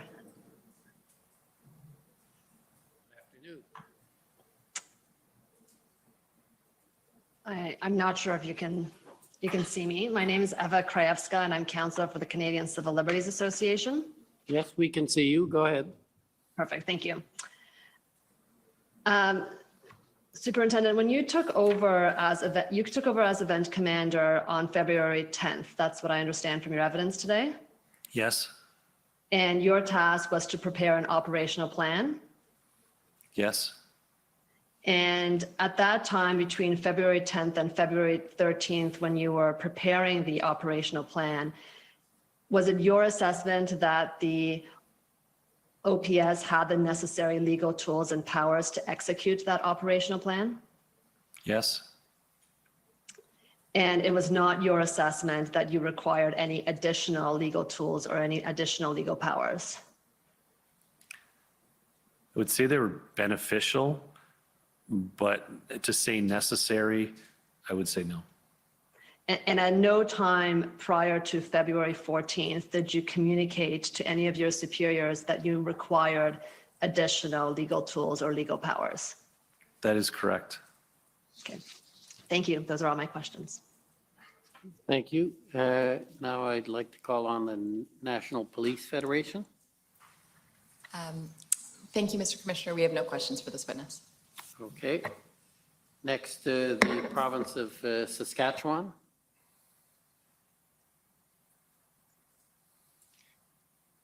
Good afternoon, Commissioner. My name is Mitch McAdam, and I'm one of the lawyers for the government of Saskatchewan.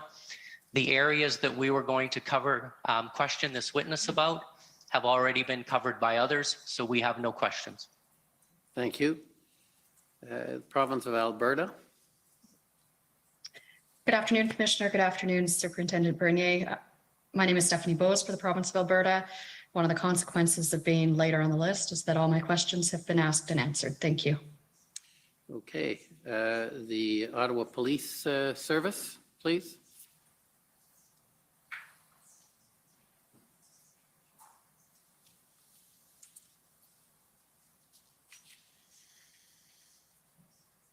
Good afternoon, Superintendent. Good afternoon. For the record, my name is Jessica Barrow and I am counsel for the Ottawa Police Service. We heard evidence yesterday from you, Superintendent, about your extensive background in incident command. Does that background involve planning for large-scale events? As part of the command training, yes. Okay. And we've heard testimony from both you, I believe, and others that gathering intelligence is an important part of that planning process. Do I have that correct? Yes.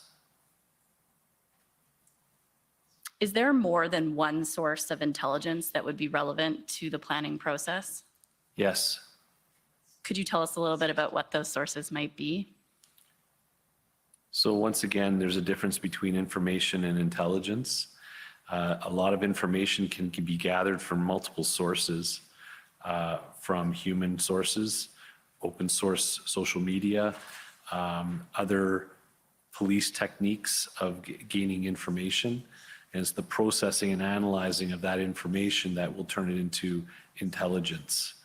And once again, intelligence can be gathered from multiple agencies and then all brought together to provide hopefully the most wholesome picture of what you're going to be faced with risks and challenges and threats that could help you in your planning appropriately.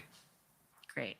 We've also heard considerable evidence about the use of PLTs as well.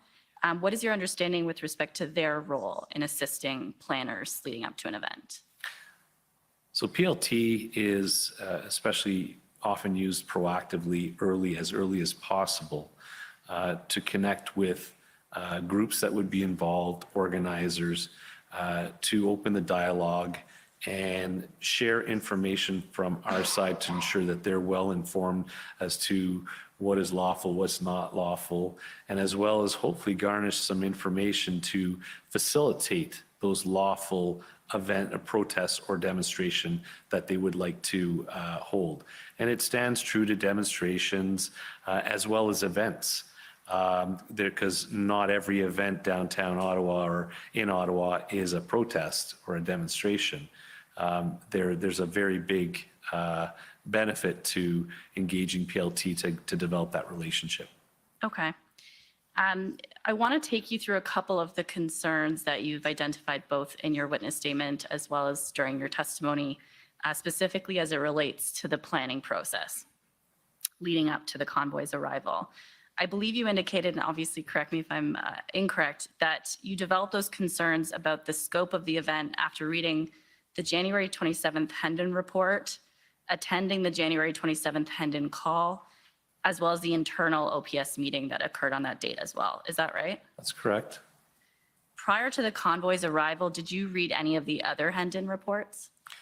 Prior to the convoy arrival, not on the weekend. And upon the return back to work, I would be having a look at them when they came in.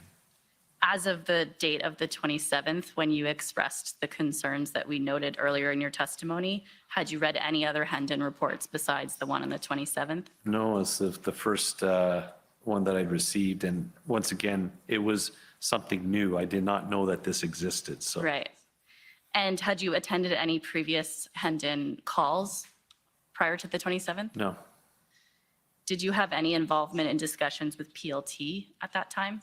No, not in my role.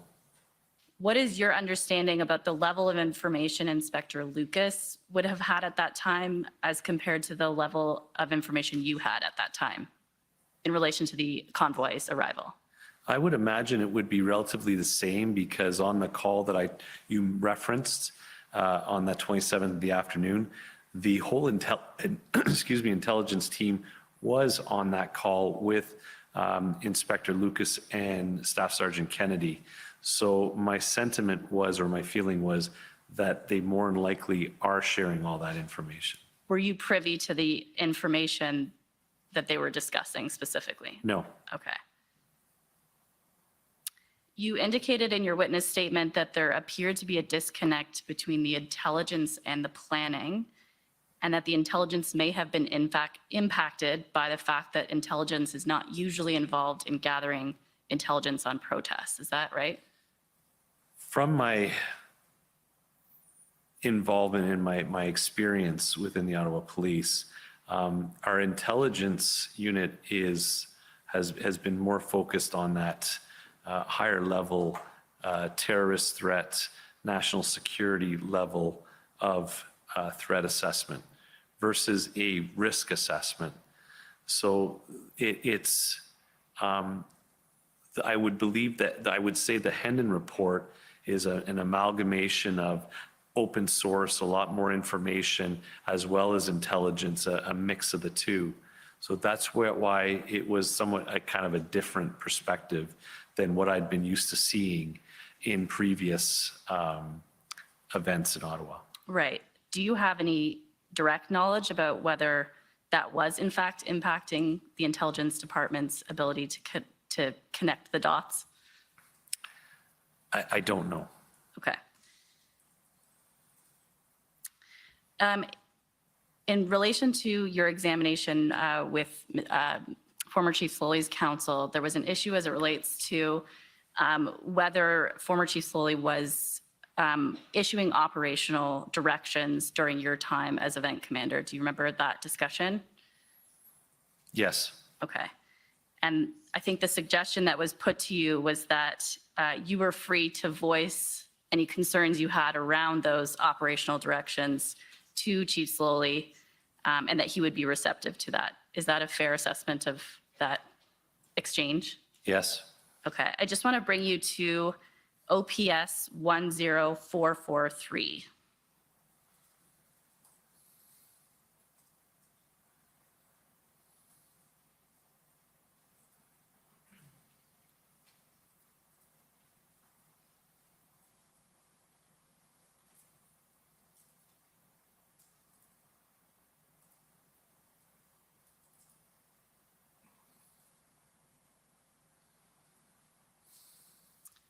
I just want to situate you. It looks at the top like there's a list of attendees and it appears that your name is on it. Is that correct? Yes. And I know it doesn't have a date on it, so perhaps if we just scroll down a little bit and we look, yeah, that's great. Where you're under at NCRCC now, there's a statement, an update from you. Does that situate you in terms of around what time frame this would have been? So I'm going to think this is around the 12th, 13th. So were you the event commander then at the time of this meeting? Based on what I'm reading here, the fact that I'm in progress of setting up a command table, I would be the event commander. Okay. Can we scroll please down to the bottom of page 2? That's perfect. Thank you. And just if we start under the first redaction, there's a question being posed by John Steinbach's about closing bridges. And then under it, you see Lucas is saying not going to close it right now. Do you remember this conversation? Yes. And do you remember what Lucas's plan was in relation to the closures that we're seeing being discussed here? So what it had to do is coming up with mitigation strategies because of the lawfulness of, at the time of closing down a bridge. We had a plan that we were working with our traffic section to reduce the flow in and control and divert away from the downtown core. Okay. And if you look under that, we see a comment. There's one by Bell, and then under that we have slowly, it says bridge closed, wants it done, close everything, not debating. Do you recall that comment being made during that meeting? Yes.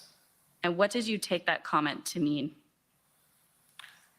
That he wanted the bridge closed. Irrespective of Lucas's plan? Okay. Correct. I want to move on. Thank you, Mr. Clerk. We can take that down. We heard in your earlier examination about the steps that you took to set up an integrated command table. I wonder if you could just explain to us a little bit about how you selected each of the experts, I think you called them, at that table. In terms of the qualifications that you were looking for to select that person. So the different elements, did you want me to go through the different elements? Perhaps you could just give us a general idea of how you decided who to put in those seats. So I know the people who are in our service and within the different sections. And when I'm talking about the intelligence, when I'm looking at investigations, when I'm looking at public order, when I'm looking at media, I know people in the organization that are very effective and good in their job and have the ability either in a position or through their own personal abilities to carry out what I'm going to be expecting from them. Some of it may require rank, and some others require just the KSAs and the abilities to do it. Perhaps you could just explain what KSAs are. Just knowledge, skills, and abilities. Great, thank you. Were all of the officers you selected from OPS? No. So why did you select officers from other services as well if at this time there was no unified command? I was trying to get the best to be around. And at the end of the day, a police officer is a police officer, and we were doing an integrated model. So as far as I was concerned and the direction that I had, what I'd requested in approval from Deputy Chief Ferguson was get who you need. Okay. Hence the reason, the choice for the deputy commander that I had. I looked at the province for looking for who I'm going to need to have next to me. What was your view at that time, once the integrated command table was set up, as to the quality of the integration between the various services that were present? From the point that I had come in as event commander, it was obviously an adjustment period, but it was a very cohesive group and very high functioning group. Okay, those are my questions. Thanks very much, Superintendent. Thank you.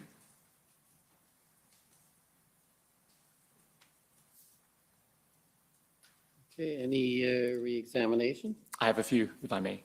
Okay, go ahead. Superintendent, my friend, counsel from the Acting for Canada asked you about the availability of tow trucks after you made the initial arrangement on or around the 13th of February. There's a document I want to show you and ask if you can tell us what it is. It's OPS 30-14453.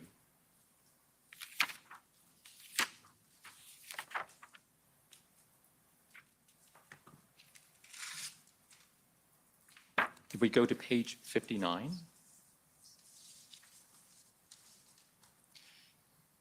So could you take a look at this document? And if we go, first of all, if we go down to the bottom of the page, do you see 3 signatures? That is correct. Do you recognize these signatures? Yes. So if we go back to the top of the page, what is this document?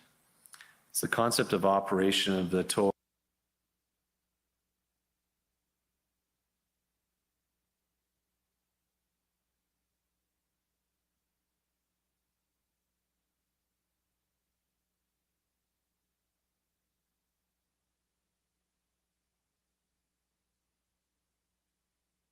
Some equipment. Can you tell us about this? Yes. Listed towing resource equipment, 12 heavy wreckers, ability to remove highway tractors, 2 tilt and load, ability to remove farm tractors, utility trailers, equipment, materials, 2 highway tractors, bobtails. Can we go further down? Equipment prep truck contains equipment necessary for tow and recovery. 3 front-end loaders. This will assist with the movement and positioning of trucks for tow, ability to assist with loader equipment and materials. Sorry, go ahead. No, sorry. What is your understanding of the availability of these equipments listed for the action starting on the 18th. We're ready to go.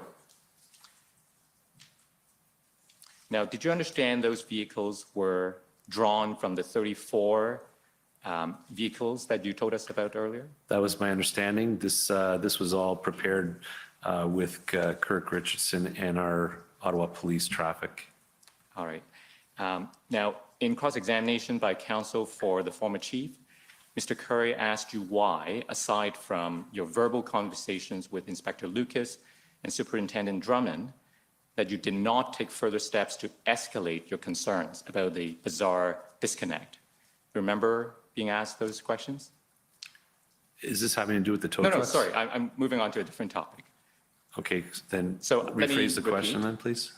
So I'm now asking you about questions put to you by counsel for the former chief.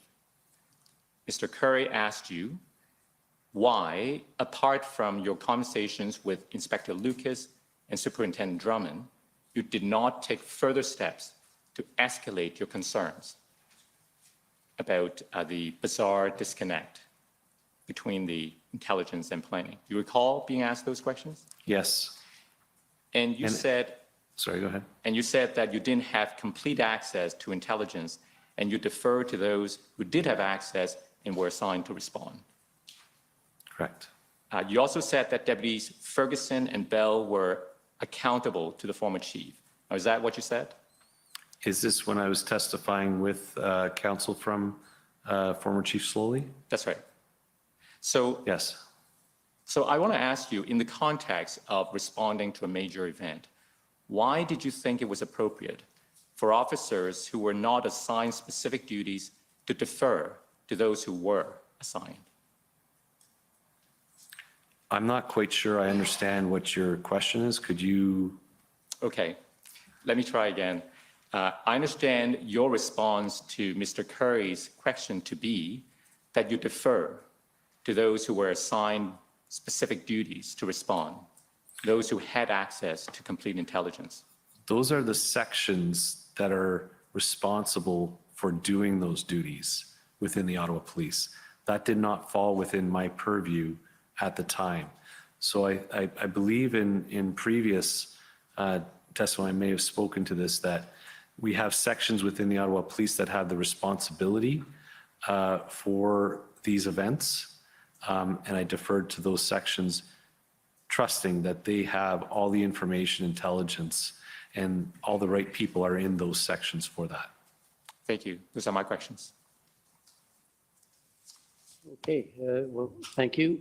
I just have a couple of short questions that some of it is just clarification. In response to questions of the Ottawa Police Service, you talked about the intelligence teams being more concerned about certain kinds of threats than other kinds of threats. I just want to make sure I've got that correct. It would probably be best articulated by an intelligence officer from the section, but traditionally our intelligence unit is at the higher level of matters that they would be looking into. National security, organized crime, threats of that nature in the lines with ITAC and that type of thing. And that your observation was with the reviewing the Hendon report, you saw that it was broader and covered areas of, and I don't know if I got my note right, more public order problems. Is that what you were saying? No, so I think what I was referring to is that it seemed to be a combination of open source. And I think maybe if I can qualify your previous question as well, is traditionally our intelligence unit was not necessarily very much into the open source world.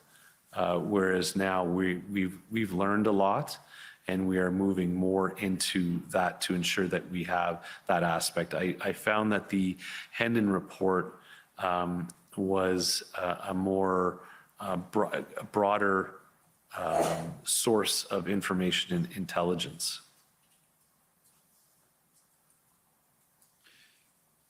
Okay, and then Another question I had, this was in answer, I think, to the GCCF, and you were talking about, you were asked about whether a common law powers, it was in respect to the common law powers being less well defined, and even if a court found after the fact that you exceeded your powers, you still would have dealt with the occupation. Do you remember that answer? Yes, I do. And I guess, what's your concern about having exceeded your powers? Is that a concern to you if the courts, after the fact, find you've exceeded your powers? What does that mean to you? So what I would be saying is that based on all the information and the situation at hand, that we would be operating in good faith, and I would not have done it if it exceeded our powers. If we were doing it is because I felt that we were well within our powers to do it. I guess the conversation with regards to courts is that after the fact, it may come under scrutiny to determine if it was lawful to do based on all the circumstances. I would have a very big responsibility, and I would need to be accountable for articulating all the reasons why, so it could withstand review in court afterwards. And I take it you wouldn't have been happy if you had a court found you had exceeded your powers. It would defeat the purpose and bring us to disrepute. Yes.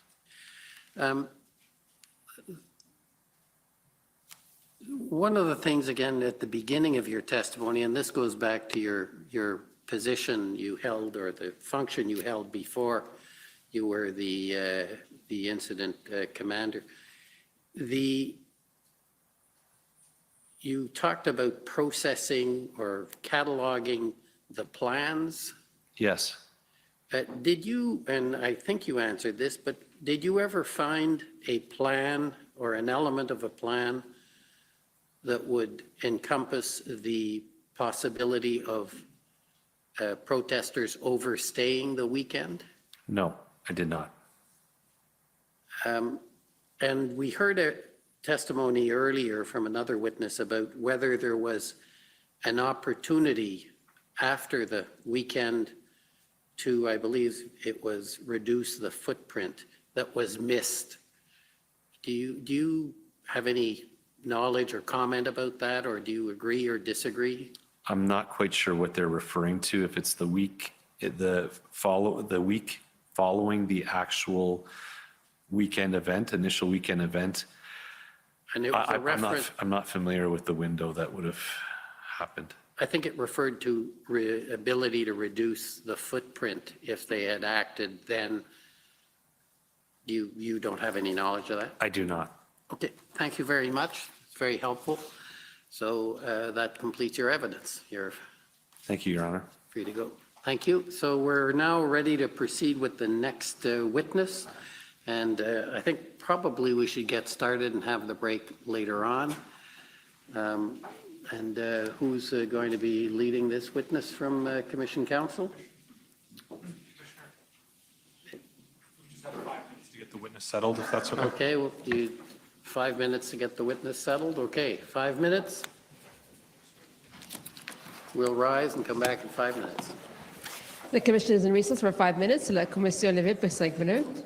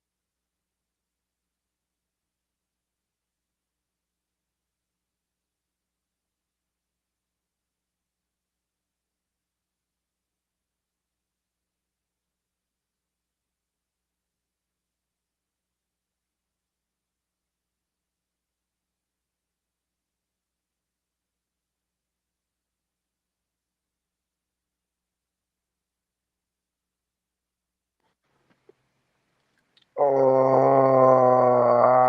what's going on, everybody?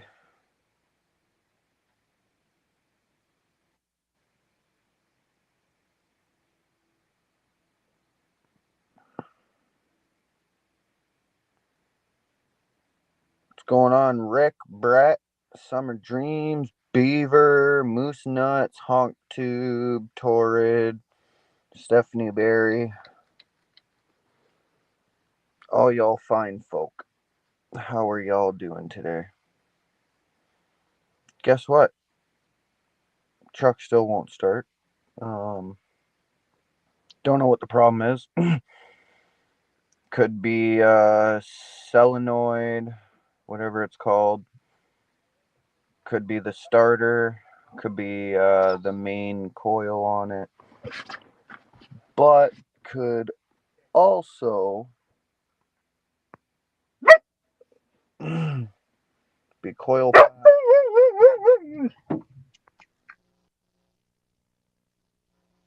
Hey, Coda. Yeah. I'll be back in a bit. Stephanie threw in a link to the fuse panel. Hold on 1 second, Brian. Sorry, 1 second. Hey, shh, I can't hear anything, okay? Okay, sorry, what was that, Brian? Okay, Stephanie Oh just my posted. goodness. Stephanie just posted a link Order in allowed. the comments for a diagram of the fuse panel. The commission I is was reconvened. looking La at it. commission reprend. Yeah, so there's one there. There's one there that says run start. Superintendent Robert Drummond. Right. Fuse 18. Right, yeah. There's also fuse 16, I think, too. But yeah, that says brake shift interlock solenoid. Mm-hmm.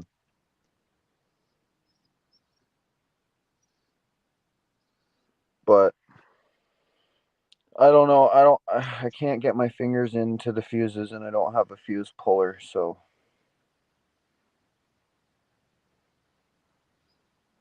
they're too close together, and my fingers are too stubby. Council in September and October. What? Do you recall that? Yes, I do. And we generated a witness summary from those interviews, That's and you've had a okay, I chance to guess. review that summary, correct? I did. And do you have any corrections to make I'll to your figure it summary out. at this time? No. Gord's leaving And if for we a can little just pull bit. it up, He's got it's to go do running around WTS and get stuff for his oil change for his 50. truck. And Lucifer, knock it off. And yeah, so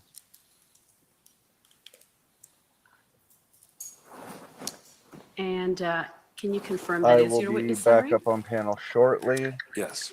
Okay, wonderful. So I we will have am that entered gonna into evidence. cut Thank you. out, and And I understand you're I'll be in in and out of fact chat and acting stuff. superintendent. Is that Figure some correct? stuff out. Yes. And yeah. Now, for go from there. simplicity, is it okay Okay. if I just refer to you as Superintendent Drummond? Okay, Yes, thank you. that's fine. Plus, Terrence is And my also understanding reaching is out that to the his rank of buddy as well. superintendent is one below deputy chief. Is that right? Correct. And how So, many superintendents and are his buddy in the lives OPS? in or near Nanaimo. 8 of them. So Okay, thanks. And I understand you assumed Peace, a love, and formal freedom. role in the response to the convoy on February 7, when Superintendent Patterson asked you to be the PLT and POU representative within the incident command system. That's correct. Can you explain what that role entails, the one that you took on that day? Was to oversee the two units and oversee their operations and whatever logistical requirements they had as well. And I had the lead for both sections reporting into me, Michelle Marais from the POU unit and John Ferguson from PLT. And is it fair to say that the role also entailed ensuring coordination between those two groups? Correct. And to also coordinate with the event commander, Mark Patterson, Superintendent Mark Patterson. Right. And so you reported to Superintendent Mark Patterson, is that right? Correct. Now, I want to start first with February 8, which is the day that Mr. Kanalakis, city manager of the city of Ottawa, met with some protester, with actually Mr. Marazzo at City Hall, and you're aware of that meeting, correct? Yes. Okay, so I want to start there. We'll start at OPS 408527. And this is an email thread. And if I can go to page 2 of this document. So you see there on February 7th at 8:48 p.m. There we are. And it's an email from Superintendent Patterson to acting Deputy Chief Bell, and saying PLT members continued their conversation with, and that's redacted, but I understand that's Tom Marazzo.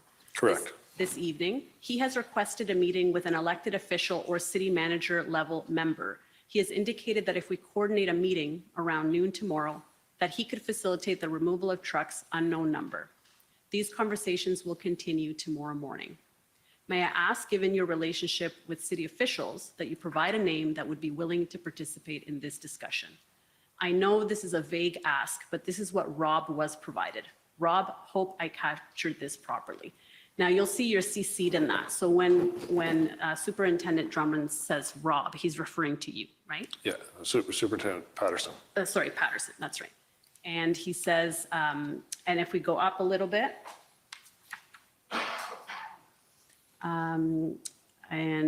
right, so then Deputy Chief Bell responds, I will contact the city first thing this morning to see if they will sit down with the group.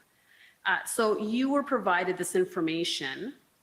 According to that first email that we saw, you were the one who was provided with this information, right? That Mr. Marazzo wanted to meet with a city official. Yes, from John Ferguson, Staff Sergeant John Ferguson. Okay. And so this was a sort of, if he's able to meet with a city official, then he will attempt to negotiate movement of trucks out of the Rideau and Sussex area. Is that essentially? I don't know if it was what necessarily defined at that point as Rideau and Sussex, but the request was to meet with a city official in exchange to try to help move some trucks out of the area. Okay, and in the witness summary that we just looked at, you provided a bit more background and you said that moving these trucks was being considered because there was space available on Wellington. Yes. Is that right? Yes. Okay, and why did you understand the protesters at Rideau and Sussex wanting to move to the Wellington area? They wanted to be closer to Parliament Hill, and it also, from our perspective, would have helped shrink the footprint and opened up that road. And why was that important to open up that road? It's a main artery in the city of Ottawa at Rideau and Sussex. It's the main access. It's a bus route. It's emergency access for emergency vehicles. It's access to the Rideau Centre. It was a main area that we wanted to try to get opened up. But equally, there were lots of other areas we wanted to get opened up as well. Our goal was to try to help the move. And by reducing the footprint, that would also help us. And is it fair to say that this move would have been seen as helpful to OPS? Yes. I mean, ultimately, we wanted people to leave and to vacate those roads, period. But in the meantime, as part of a negotiation strategy to try to reduce the footprint, yes, we were interested in moving them. Okay, and if we can go to the first page.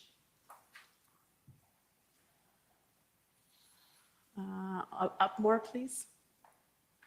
Let's keep going up to the very top.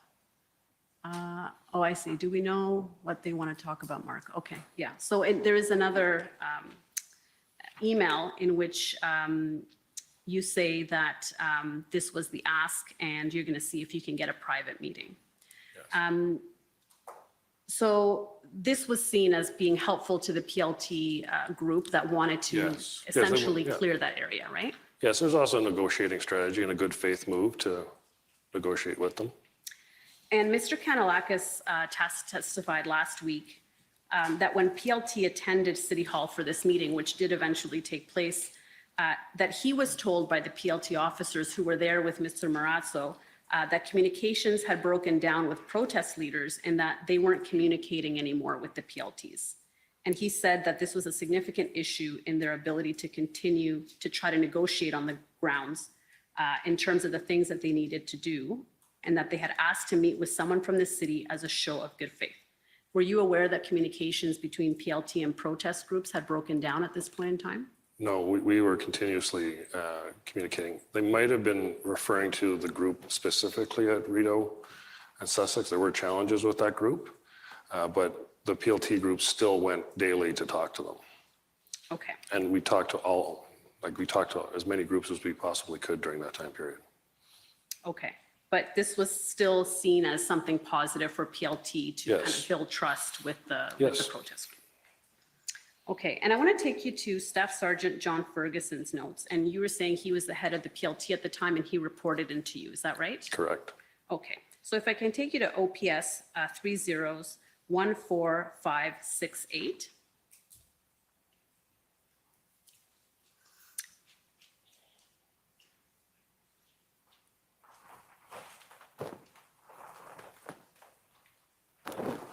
And if I can take you to page 36. So these are his notes of the discussions. And actually, we can go up to 35 so we can see a little bit of the context. So he says at 1929, contact Superintendent Drummond, advises him of the request to meet. Time sensitive, he asked what city official meant.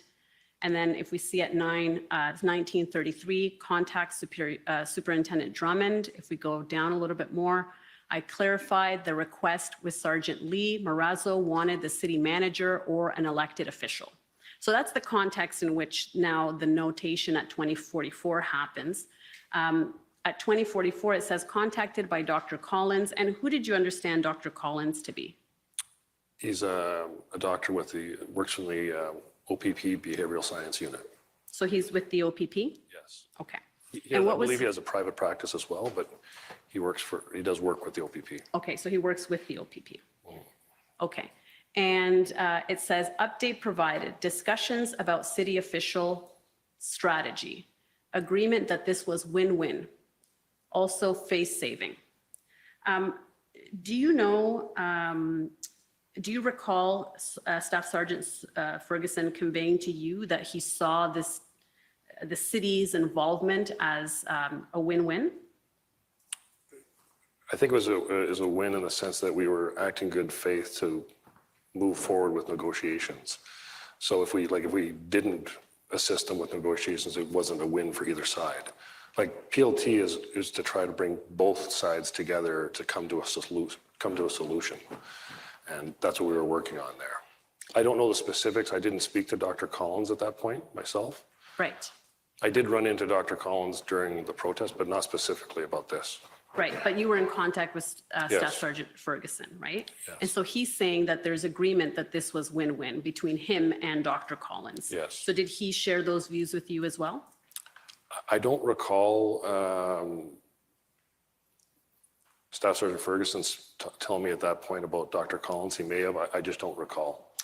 And did he ever convey to you that he saw the city's involvement as face saving for the OPS? I think it was a positive thing. Yes, it was a positive thing to move forward with the negotiations. Yes. Okay, and do you have any sense for what he means by that? Well, I think prior to that, there had been a number of scenarios with PLT where they had not been able to move forward due to various reasons. And I think this was something they wanted to show good faith and move forward on an agreement with the protesters. Okay, and at the bottom of page 38, if we can go to page 38, it says meeting occurring. So this is now, the meeting is taking place and Staff Sergeant Ferguson is making notes that the meeting is happening. Meeting occurring, group looking for a possible exit strategy. Is that what you understood the purpose of the meeting with Mr. Kanellakis to be on February 8th? I don't know if I would refer to it as a exit strategy. It was a meeting to discuss options for them to move out of certain areas. Okay. And specifically, when you say certain areas, we're talking about the Rideau and Sussex area here, right? Yes. Okay. Because we heard Mr. Kanellakis say last week that the meeting was about trying to see if the protesters could get a meeting with the mayor. That's what he understood the meeting to be. Yes. Okay. But for OPS, the meeting was in exchange for facilitating a meeting with the city manager Mr. Marazzo would agree to try and get those areas cleared and move to Wellington. Is that Yes, right? Correct. Okay.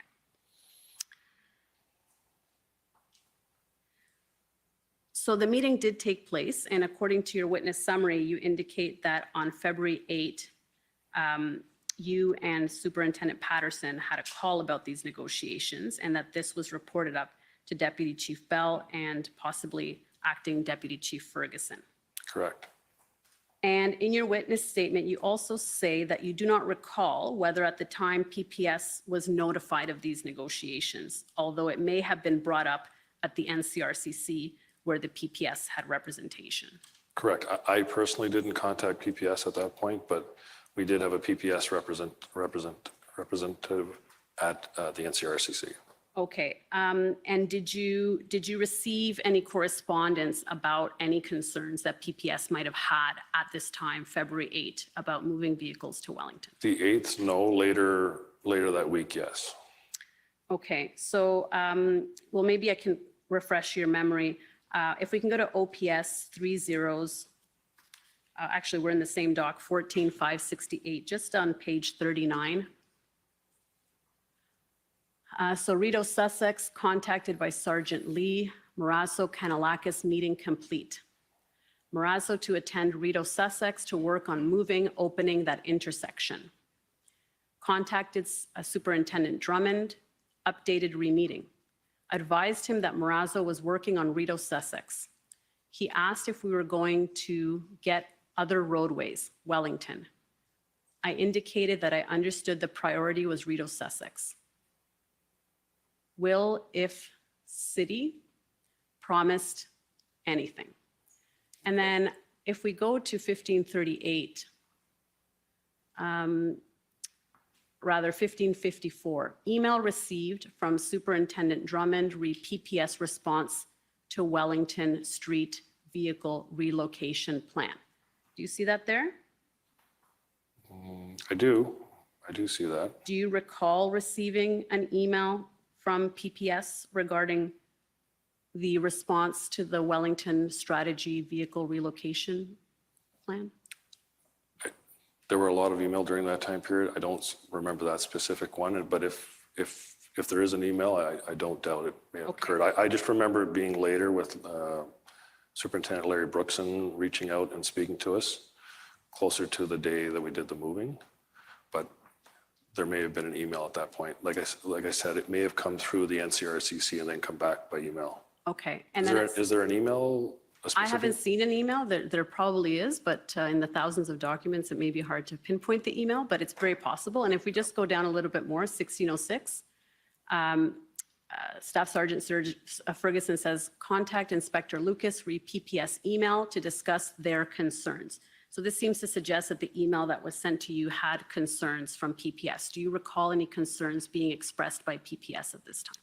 The ones I do remember were about more vehicles being on Wellington closer to Parliament Hill. They were not in favor of that. But I'll be honest, I remember that happening later in the week. I don't remember it that day, but I could be wrong about that. Maybe it was that day.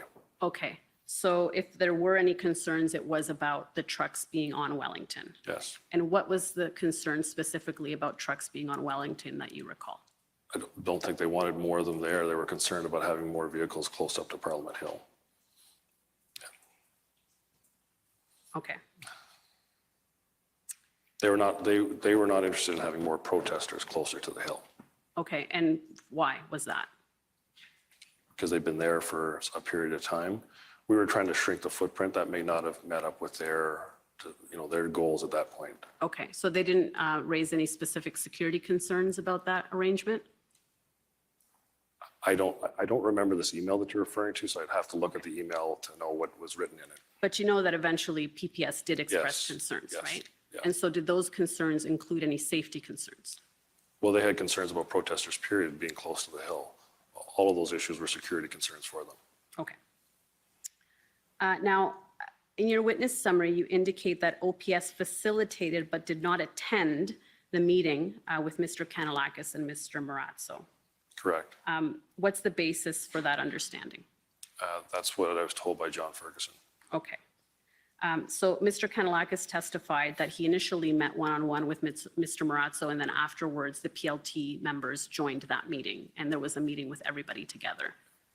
I have no information that occurred, and I know from the PLT members that I spoke to, we don't know who he's referring to. Okay, so, but you don't have any specific information to the contrary? No, I know that Sergeant Lee Fung didn't participate in that meeting, so I don't know who Steve Kanalakis is referring to. Okay, I believe it includes Sergeant Lee and Yeah, and others. I think there may be a mistake on that part. Okay. I'm not sure, but So the understanding is that this meeting between Mr. Marazzo and Mr. Kanalakis took place. It was facilitated by OPS, and in return, Mr. Marazzo was to speak to the Rideau and Sussex group to get them to Wellington. correct. Now, in your witness statement, you say that you were advised that Mr. Marazzo left the meeting to go to the intersection of Rideau and Sussex to move the trucks at that location pursuant to this agreement, but that he was not successful. Correct. And what's the basis for that understanding? And that's what was reported back to me by John Ferguson, and we ultimately didn't see any movement at the intersection either. Okay, and what was the reason why there was no movement at that time? It sounds like That particular group didn't want to move, ultimately. I don't think that Mr. Marazzo was successful in negotiating with them to leave. And is that your understanding for why the Rideau and Sussex group didn't relocate to Wellington as had been anticipated from this deal? That group was maybe not aligned with all of the other convoy protesters. I think there were differences in their goals or their values. I know that Tom Marazzo went there to speak to them. I think he was hopeful that he could get them to move, and unfortunately, he wasn't successful. Okay, so that's your understanding for why that move didn't happen. He wasn't able to get them to move, essentially. Correct. Okay. And what about the fact that the move was not approved higher up in the chain of command within OPS? Well, at that point, we had been negotiating to do that, but ultimately, if he had been able to get to the move, at that point, I think we would try to see if we could get them to move. And we hoped that some of them would leave, not just move to Wellington, but some of them would leave. Because there were groups sort of behind or east of that location that we believed wanted to leave, but were effectively boxed in. But the move was not approved higher up, is that right? If he had been able to get permission, if they had agreed to move, we would have had a discussion about getting them to, seeing if we could have gotten them to move. Okay, but at that time, there wasn't approval. Correct. Okay. And my understanding is that there was some sort of miscommunication between you and Staff Sergeant Ferguson about allowing them to move to Wellington. Do you recall that? On that particular day? Yes. I think we felt that they could move, and then I followed up with command later, and they weren't in agreement. Okay. So we can stay on this document at page 40, just at the bottom. This might refresh your memory as well, at 1739. And this is again Staff Sergeant Ferguson's notes. And he says, contact Superintendent Drummond, vehicle relocation to Wellington. He indicated that there had been a miscommunication. When I said clear Rideau Sussex, he was under the impression, and we can keep going, that they meant they were leaving. Correct. I described the impact of this on the relationship with organizers and our ability to continue to do our PLT job. He said that the plan to relocate the trucks to Wellington had not been approved. I asked if that was at the chief level. Believed so. Yes. So can you explain this discussion? What is the exchange happening here? That's John and I speaking about that move, and we had hoped that some people would leave on their own. That didn't pan out. And then ultimately, I believe I had a conversation at that point, and it wasn't approved for them to move further west. Further west. So when he says, when I said clear Rideau Sussex, he was under the impression that they meant they were leaving. Correct. So you didn't. That changed during that conversation. At the beginning, we had a conversation where I did believe that they were going to leave, but then ultimately, I learned afterwards that it was about negotiating just moving up the street on Wellington. And then ultimately that didn't get approved. Okay, So I should so have clarified that changed during that conversation. I see. So your understanding at the beginning was that if the meeting was facilitated with Mr. Kanalakis, the Rideau and Sussex group would leave. Is that right? In the beginning, yes, but then that changed, and then we didn't have approval for that. Okay. He says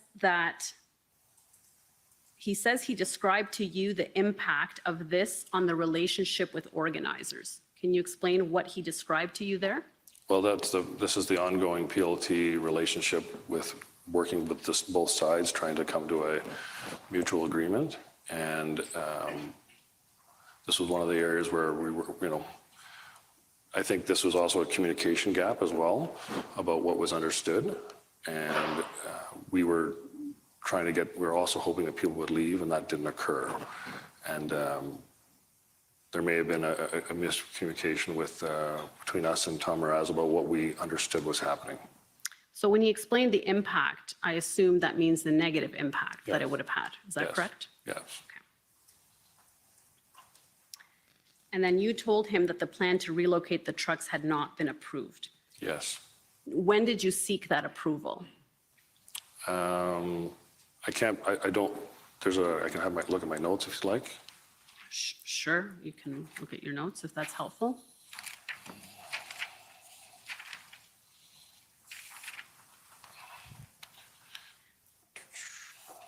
Perhaps if you can try to recall whether it was before or after the meeting took place.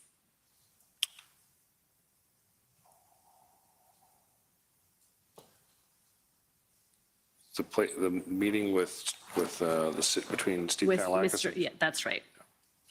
Would you have sought approval to have them move to Wellington before that meeting or after the meeting? I think we were before it, I believe we thought they were going to leave. I think was maybe our understanding. And then afterwards, when it wasn't, I advised there wasn't approval to move. Okay, so sometime between the time that you were briefed on the outcome of the meeting, that it happened, that it was a successful meeting, and then the time when you're having this discussion now at 17:39 with Staff Sergeant Ferguson, you would have sought approval to have them move on to Wellington because at this time now you understand that the quid pro quo, so to speak, is for them to move to Wellington. Is that right? Correct. I'm just looking at we're talking about the 1738 timeframe again? That's right.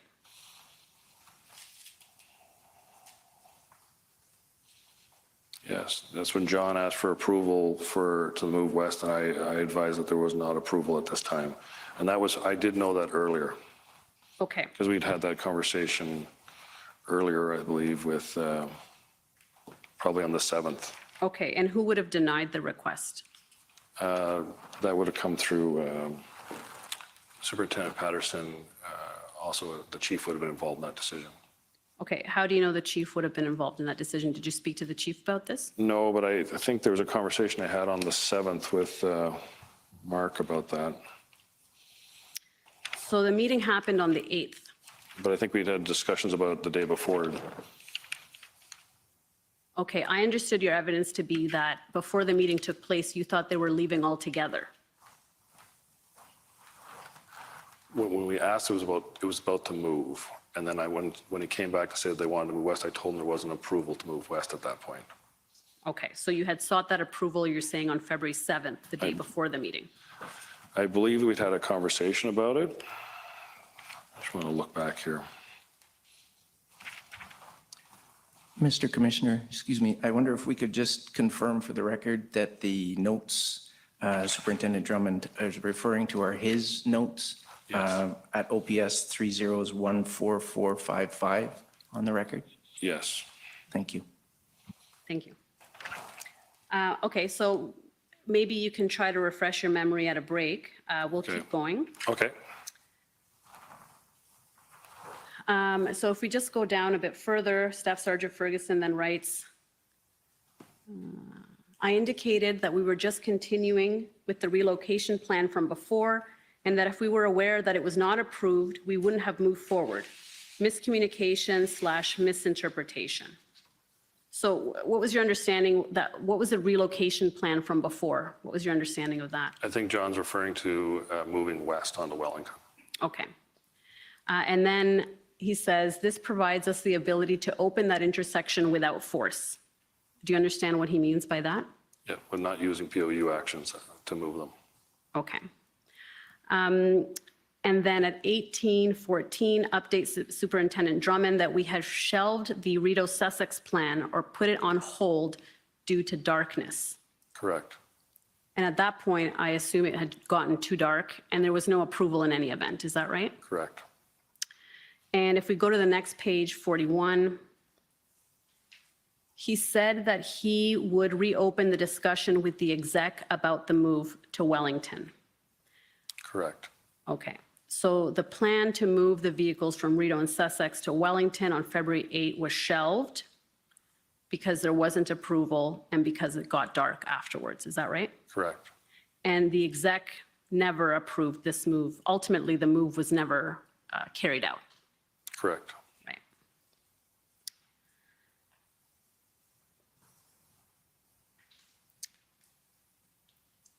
And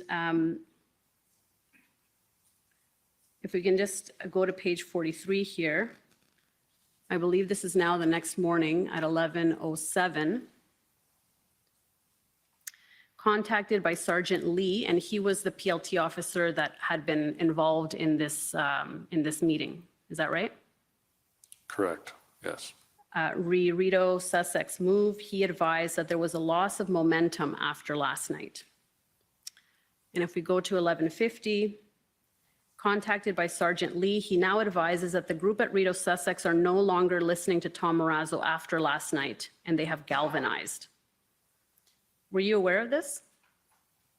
I knew that Tom Marazzo wasn't having any further luck getting the move. I knew that much. Yes. And did you understand that that was because they weren't able to move the night that they wanted to move because there wasn't approval? Yes. Okay. But that was a common theme. Okay. So ultimately, the move to Wellington didn't happen. First, because that request wasn't approved, and my understanding is it was never approved, right? Correct. And then because Mr. Marazzo had lost maybe any good faith he would have had with that group after the move didn't take place. Is that right? Correct. Okay. Now, after that meeting on February 8, the PLT team and Staff Sergeant Ferguson briefed you that the city had discussed with Mr. Marazzo a meeting with the mayor in exchange for protesters moving trucks onto Wellington. Is that right? Sorry, say that question again. So after this meeting took place with Mr. Kanalakis and Mr. Marazzo on that date, February 8, the PLT team and Staff Sergeant Ferguson would have reported back to you about what happened in that meeting, right? Except they weren't present in the meeting. Mr. Kanalakis testified that they were. I mean, he was there, so My information is they weren't. So there seems to be a gap there. right. But you would agree with me that the person at the meeting would be in a best position to say who was in attendance, correct? Did Steve Kanalakis say which officers they were? He said it was Sergeant Lee and other PLT officers. He didn't know all of their names. Unfortunately, you'd have to ask someone who was in the meeting because the information I received from John Ferguson is that there were no OPS members present in the meeting. Okay, so did PLT or Staff Sergeant Ferguson debrief you after the meeting about the content of the meeting? No, because they told me that they didn't know because they weren't present. Okay, fair enough. So I want to turn now to the deal with the protesters that was made later on by the mayor, the letters exchanged with Tamara Leach. You recall those events, right? Yes. Okay, so we're moving forward a little bit in time. And my understanding is that you learned through an executive briefing on February 13 that the city had been negotiating with a group of protesters. Is that right? Correct. Okay. And what did you understand at that time the deal to be? That the city had negotiated with the protesters to move vehicles out of the residential areas on on the streets that ran north-south on Wellington, that went to Wellington, and to move vehicles to Wellington, and then hopefully any ones that didn't move would leave the area. Okay, so your understanding was the trucks are going to leave the residential areas and move on to Wellington? Is that right? Correct. Okay. And if we go to OPS 30-14455, these are your notes. And at page 43,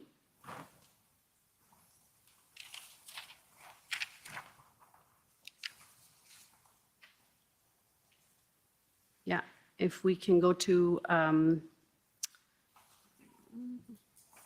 let's see, Springer. Okay, if we can keep going down.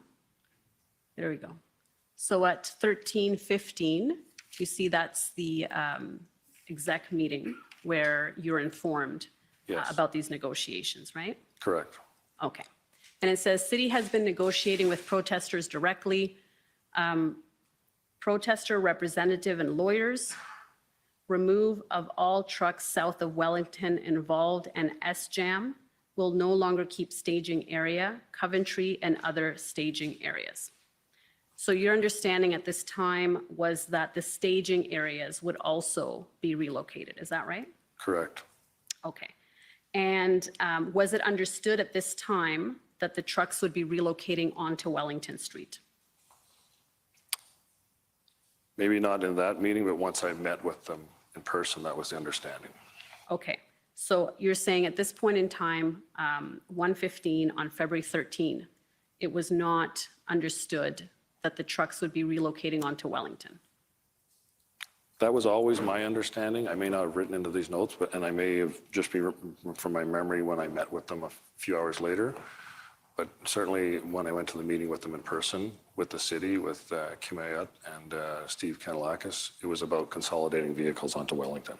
Okay, so at this meeting, what would have been the discussion? They're going to leave the residential areas, and where are they going?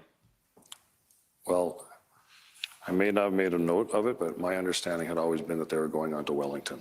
Okay.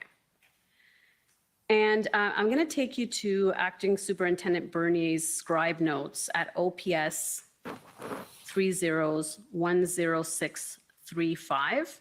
And these are his notes of the same meeting. So sometimes when we see different people's notes, we get a clear picture of what was said in the meeting, because everybody seems to think different things are important to write down. So it can be sometimes a helpful tool. If we can go to page 11.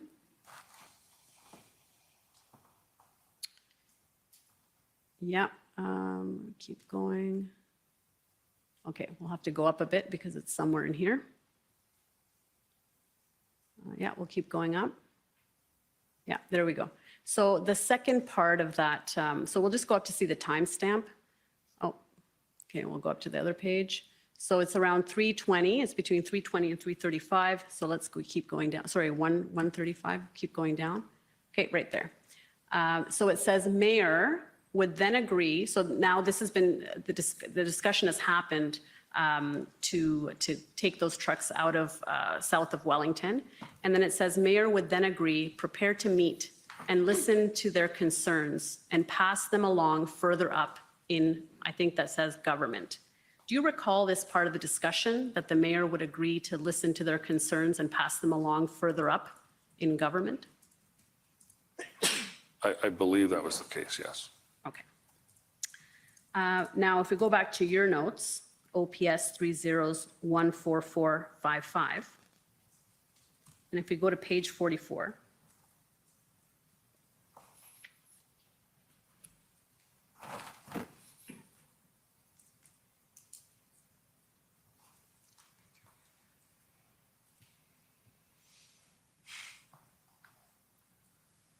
okay, and if we go down, okay, we'll keep going down a bit. Oh, okay, we'll keep going up, I guess. Oh, sorry, page 44, we're at 34, 44, yeah, that's better. Yeah, so see that fourth dash down? There may be some groups that don't move. Rideau, Sussex, Yes. And then it says chief requests. And there are, if we go down a little bit, 4, 5, keep going down. Let's see. Yeah, we got 5 points there.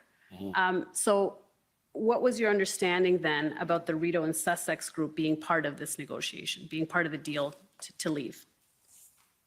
At this point, Yes. I just made that there may be some groups that don't move because we'd already dealt with Rideau and Sussex a number of times and they hadn't moved before. And was it your understanding that in accordance with the negotiation, all of the staging areas, including Rideau and Sussex, had to be cleared? Yeah, I believe the city was hoping to get Rideau Sussex as part of that agreement. Okay. And then we see the chief has indicated some requests. And what was he saying here with respect to the negotiations? What were his concerns at this time? He wanted to know what the impact would be, like how many, if this happened, would it free up more resources for us? Would that, like, because we had a lot of officers, going through those areas, working, controlling those road access. Would that shrink the footprint? How many things would that free up? Can we plan to deal with the groups that don't move? And Rideau Sussex was one of those groups that we were concerned about. And we need a traffic plan to facilitate that. And we want to protect the neighborhoods that once we do move trucks out of them, we don't want them to come back in. And Superintendent Bernier today testified that he generally did not have concerns and that it would accelerate his plan to have this deal go through, but that he was concerned. He privately told Inspector Springer that he was concerned that this could be a ruse to get more trucks onto Wellington. Do you recall any concerns being raised at this meeting? I mean, I think we didn't know how this would work out. I mean, we knew that the convoy groups were fractured, and would they all move if they agreed or not? I think that was something we'd seen, and we'd certainly seen the Rideau Sussex group had been very difficult to deal with. So, yes, I think there was some concerns whether they would all cooperate, right? And whether it would work out the way we had hoped. So in your witness statement, you say that Acting Superintendent Bernier expressed concerns about the city negotiating an agreement separate from OPS. Correct. But if we see the notes in the meeting, he says he has no concerns. He adopted that today in his evidence with the caveat that he had this side discussion with Inspector Springer. But it sounds like in the meeting itself, he did not express concerns. But you indicate that he expressed concerns. So did he express them privately to you outside of this meeting? It might have been outside the meeting, but I thought it was in the room. I think we're still at, This is the 1:15 exec demo meeting on the 13th. I think we're out at TPOF at the NCRCC. Yeah. He did express some concerns to me. I thought it was in the meeting. Okay, and what were those concerns? Just that we didn't know whether all the groups would cooperate. And we knew for certain that the Rideau Sussex group was a difficult group to deal with. In your witness statement, you says that he had concerns about city negotiating separate from OPS. What can you tell me specifically about that? Well, that they were negotiating, we didn't know it. Now, to be fair, Superintendent Bernier weren't aware, but I've since learned that members of the executive had been speaking with the city. Okay. And did you share any concerns about the city negotiating separately from OPS at this time when you learned about it on the 13th? Well, it would be ideal that we would know while we were doing planning and police operations that was in the works, but we weren't aware. But I mean, ultimately, the goal was to try to shrink the footprint. So if it was something that would assist us, we were interested in pursuing it, but there were some risks attached to it if not all the groups agreed. Okay, so generally you were positive and supportive of it, even though you saw some risk. Is that fair? Well, we were interested in doing anything that would help shrink the footprint and reduce some of the pressure on a lot of the residential areas. I mean, not every one of those scenarios was ideal. Right. And I understand that at that time, shortly after this meeting, you were asked by Acting Deputy Chief Ferguson to be the police liaison with respect to these negotiations. Is that right? Yes, to go represent the police service. Okay, and what did you understand your role as liaison to be? to speak to the city to find out what the arrangement was, attend the meeting ultimately, and then report back any concerns that I found. So attend the meeting and report back with any concerns? Yes. Did your role include ensuring that the deal was in accordance with OPS's overall strategic plan at that time? I think there was an expectation that I would raise questions if it was going to be a problem for us, and I reported back after the meeting to Deputy Ferguson and to Rob Bernier about what the outcome was, what the plan was that the city and the protesters had reached. Right, and at this time, though, the deal was kind of a little bit high level. Is that fair? Yes. So at this time, 2 letters had been exchanged, I believe, at 3 p.m. On that day, on the 13th, it was made public. Yes. And so you were also there to assist with the details. Is that right? Yeah, we wanted to ensure public safety and wanted to see what the logistics of doing what they proposed. Like you said, the letters were very high level. I wanted to know sort of the nuts and bolts about, okay, how do you want to do this? What is your plan? Okay. Now, were you aware that at the time the integrated planning group were working on a plan? Yes. Okay. And so were you asked to ensure that whatever deal was finally struck would fit within that plan? I think the expectation is I was going to report back about so this was an arrangement separate with the city. We were not part of that arrangement, at least myself, the integrated team and Rob Bernier, myself, we weren't aware of it at that point. So when I went to the meeting, it was to find out what the deal was between the city and the protesters and what were the logistics behind it. Right, but it sounds like at that meeting, there was general enthusiasm for the arrangement because it would assist in the OPS's plan. It was cautious optimistic. Okay. Caution. We were cautious about it. Okay. Did your role as liaison include negotiating terms? No. And who were you to report back to? Robert Bernier and Trish Ferguson. Okay. And by this time, had Superintendent Bernier expressed concerns to you? Well, I believe during the meeting, we had concerns that one, we weren't aware that our group at the NCRCC weren't aware that the city had been negotiating. Okay. And we wanted to find out more details about what their plans were. Okay. And I understand that after you informed Staff Sergeant Ferguson and OPP PLT Giselle Walker about the letters, and you sent those letters to them so that they would have awareness. Yes. And did they express any concerns back to you that you recall at that time? I believe they did.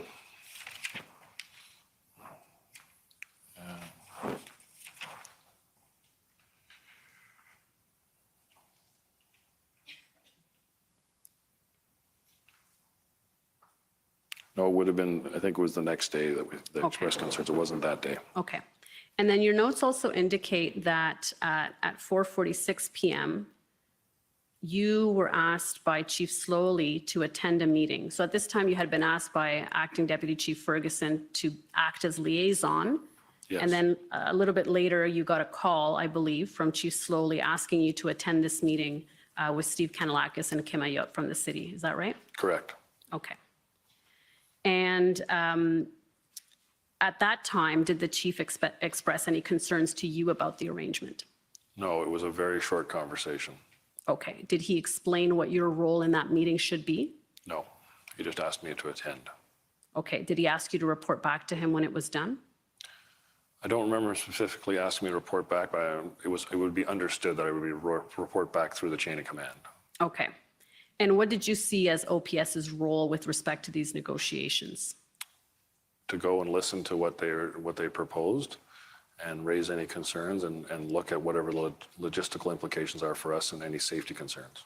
Right. So then you would be involved in the logistics. Is that right? Well, the safety part of it, if we were going to have to, ultimately there would be some form of a traffic plan to make that happen. Yeah. And to see what we could do. And you would need to allocate resources to carry that plan out. Is that right? Yes, there would be PLT and traffic resources. Okay. Now, my understanding is that meeting took place at around 5:30 on the 13th of February at City Hall. Correct. Is that right? Correct, yes.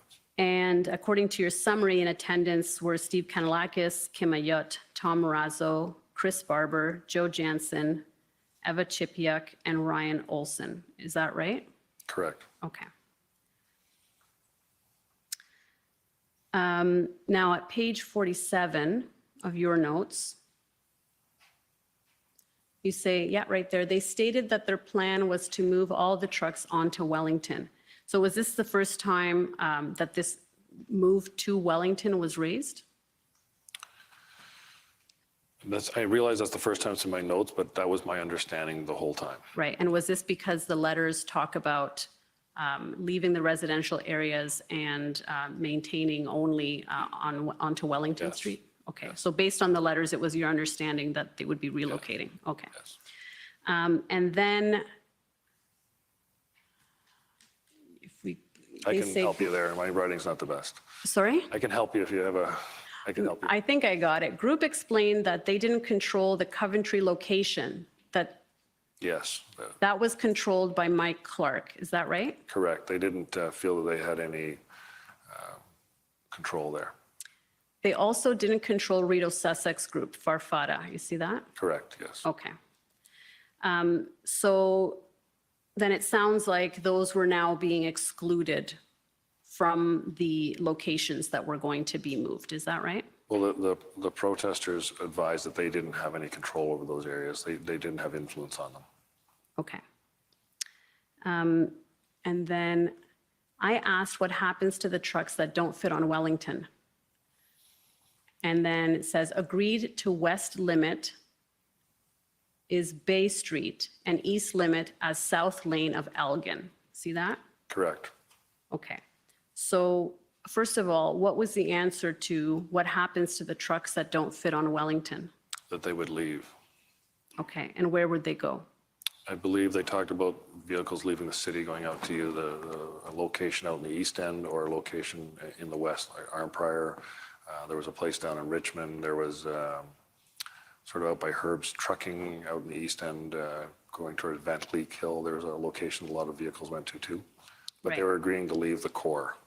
Okay, but you knew that they wanted to, a lot of them wanted to be closer to Yes, Parliament Hill to have that kind of yes. photo and to be kind of in that area, right? Yes, Okay, but it was thought that maybe some people would go to Arnprior, is that Yes. right? Okay. And so here, and when we look at the limits, it's Bay Street on the west side, right here, right outside. just out here, correct? And South Lane of Elgin on the east side, is that right? Correct. And the letters actually state that the western limit would be S-Jam. Isn't that right? Correct. So why was it restricted to Bay? We, in the room, when we had a discussion, I think we looked at a map and we had a discussion about going to Bay, so it would open up more lanes west of that location. Particularly having the whole intersection of S-Jam with trucks in it created other issues. Again, same sort of problems at Rideau Sussex. It's a main artery going across the border into Quebec. It accesses the Civic Hospital turning if you're going west. So there was an interest to try to open up more area. Okay, and you mentioned a map, so we might as well go there. OPS 30s14929.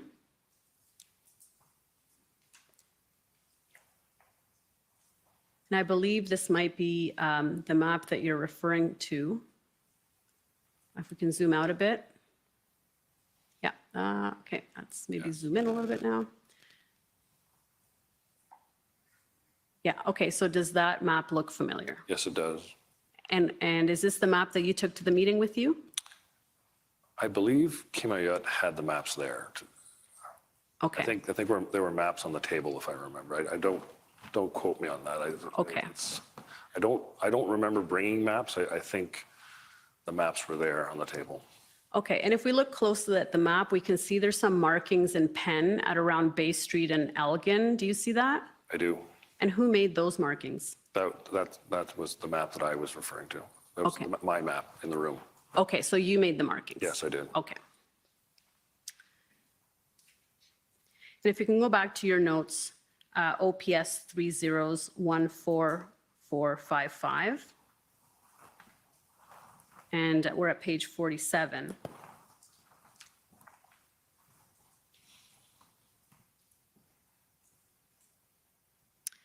We go down. And then it says Freedom Convoy Group needs to sort out who is staying on Wellington and who is leaving. Now, is this because it was understood that not everybody could be on Wellington? Well, I certainly understood they wouldn't all fit in on Wellington, and I kept highlighting that with them. Okay, But and there what was the group's well, response? I think they truly believed they could try to fit in as many trucks as possible, and that the trucks that didn't fit would leave. But I wanted to get sort of a clear response about how that was going to work. And you said that your understanding was that some people wanted to leave but were blocked in Yes. by other trucks. Can you explain that? So during the course of the the first couple of weeks there, we had PLT had met groups that wanted to leave, but unfortunately were effectively blocked in. And some of them felt intimidated that they couldn't leave. And we'd seen some of that activity particularly at Rideau, Sussex. There were groups that were blocked in. I can think of, there were groups that I think had come from the Maritimes that were sort of trapped in there and they wanted to get out and they couldn't get past the group that was holding the intersection. Okay.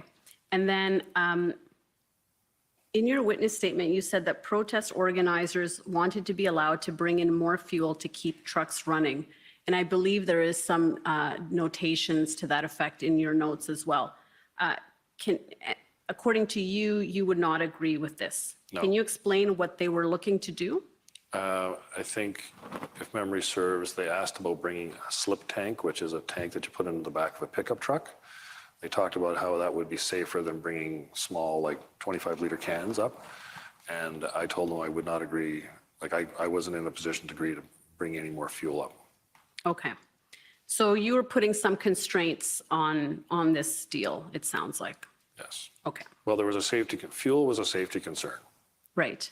I mean, yes, they obviously they needed fuel to keep trucks running and stay warm, but fuel, there's a lot of rules around how fuel is handled, and we always had safety concerns about whether a fire would start or someone would get hurt with fuel. Right. So we were very cautious about allowing people to use fuel. We want fuel in a very controlled environment. Right. And then even though the letters said that the western limit on Wellington would be SJAM, you indicated that no, it was going to be Bay, right? Was that a safety issue as well, or what was that? Well, it was more about trying to keep that lower intersection open. And when I asked them, I said, look, that intersection's a problem for us. Okay. Can we move back a block or two? And I believe Steve Kanalakis shared that. I think they understood when I brought it up that, ideally we would like to not have that intersection blocked as well. Okay, so you're doing sorting out some of the details and negotiating some of the nuances of this deal. Is that fair? Okay. On page 49,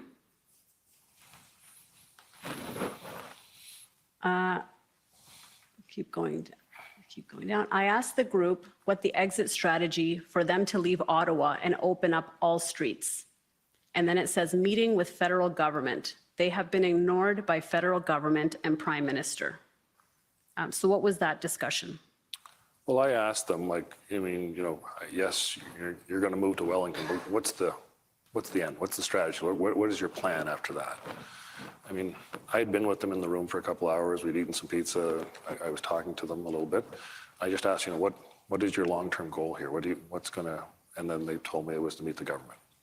Okay, so then this deal was not meant to bring an end to the demonstrations, is that right? No, but I just asked, I just asked them, I was in the room with them for a period of time. I asked them, what is your goal here? Like, how long are you going to try to stay here? What is it going to take for you to leave the street? And I think if you read further on to my notes, I do tell them you can't stay here indefinitely. Right. There's going to be consequences if you stay. Right, and actually you say that just the next point, I explained that even if the group moved to Wellington, they can't stay there forever. At some point, there will be a line in the sand and will require action by the police. Protest group understood. Yeah. Is that right? Yeah. Yes, it is. So they understood that this negotiation was not meant to bring an end to the demonstration because they said what they actually wanted was a meeting with the Prime Minister, right? Correct. And you also explained to them that at some point you will have to leave Wellington. We're not going to just allow you to stay there indefinitely. Is that right? Correct.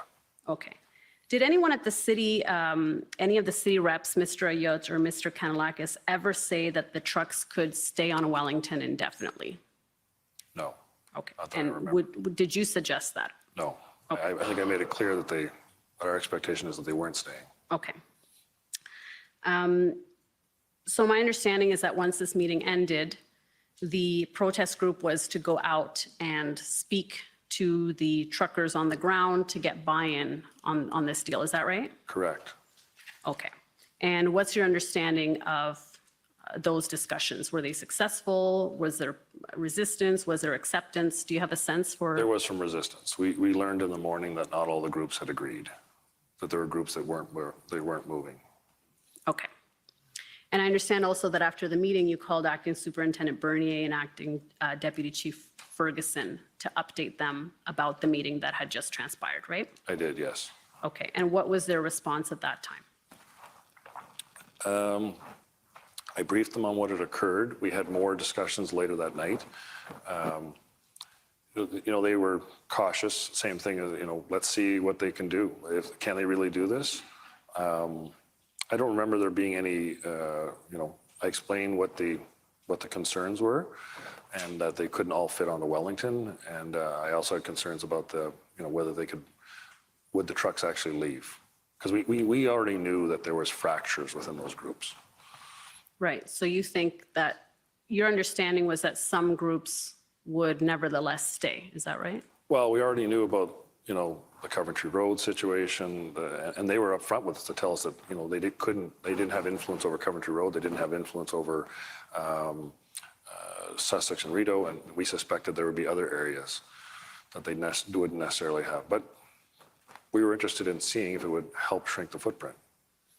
And now Chief Slowly had been the one to ask you to attend this meeting. Did you also report back to him? No, I reported to Trish Ferguson and Rob Bernier. I was following the chain of command, and I expected that Deputy Ferguson would have then notified the chief. Okay. Now we expect Chief Slowly to say that he did not know at the time that trucks would be moving into the red zone. Rather, he thought they would go to areas south of Wellington, go home, or to areas outside of the city. What's your response to that? I read the letters, and I went to the meeting. It was pretty clear to me what the arrangement was, that they were going to stack vehicles up onto Wellington and then try to clear the residential streets from the balance. And we also expect him to say that he was not aware that any trucks moved onto Wellington in front of Parliament, and that would have been contrary to his understanding of the negotiations. We expect him to say that relieving pressure in the residential areas was beneficial, but adding additional trucks to the red zone could have increased public safety issues. Did he express anything along those lines to you? No, I didn't speak to him directly about that, but he was in the meeting the next day in the morning. There was a briefing in the morning where we discussed what was going on. Okay, and so is it your understanding then that he would have understood that that was the arrangement? I believe so. I don't know how you would have. That was my understanding. I think it was pretty clear from the letters, and I think it was pretty clear from what I reported back up through the chain of command what we were doing, and then the next morning it physically was happening. Okay, and he said that moving trucks to Wellington could, or we expect him to say, could increase public safety issues. Did you share in any of those concerns? Well, it was lesser of two evils. Yes, more vehicles on Welling would create a problem later, but we were trying to relieve pressure on the residential areas and try to reduce the footprint. Now, earlier we saw that the Parliamentary Protective Service on February 8, when they learned about a possible move from Rideau and Sussex to Wellington, had expressed some concerns. At this time, did you indicate to anyone that we should notify PPS, or did you notify Mr. Brookson at PPS? I didn't directly know, but I would have expected that he had a representative at the NCRCC that would have been advised. Okay. And I would expect that the integrated command team would have had some contact with them as well. Okay, and my understanding is at 8:30 that evening, so the meeting happens with the protesters and Mr. Kanalakis and Mr. Ayot at 5:30, and then at 8:30, there's a meeting in which you're updating and briefing several people on Teams. Is that right? Correct. Okay. So I wanted Is to, this a good time to take? it is a perfect time, yes, thank you. So we'll take a 15-minute break, give you a chance to stand up and move around, and we'll come back in 15 minutes. Thank you. The commission is in recess for 15 minutes. La commission est levée pour 15 minutes.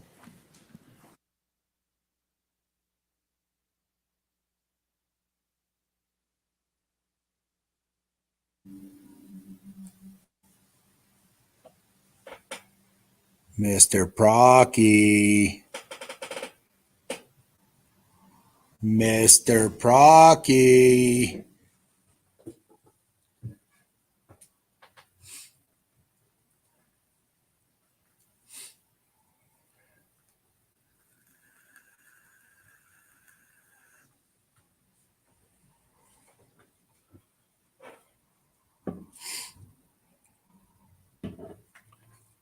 What's going on here?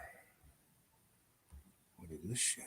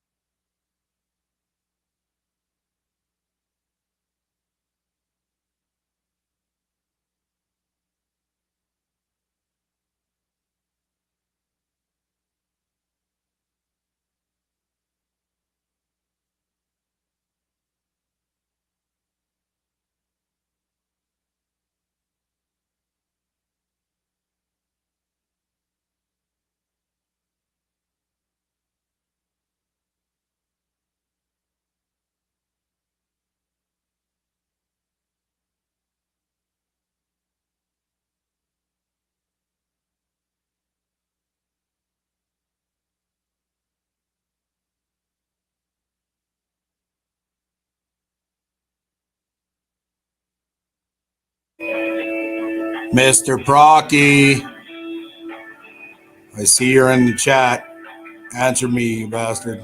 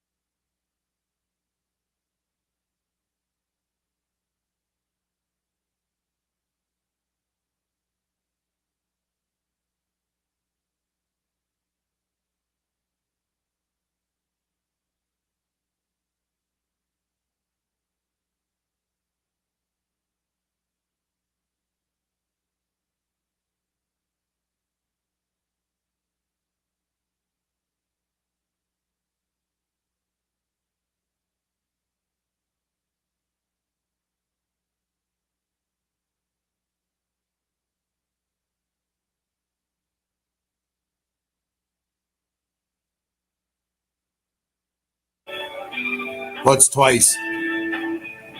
Procky, how come you're not up on the screen? Come and talk to me, you bastard. I'm bored. Oh, I'm reading it. I'm fucking reading it. Don't you kid yourself.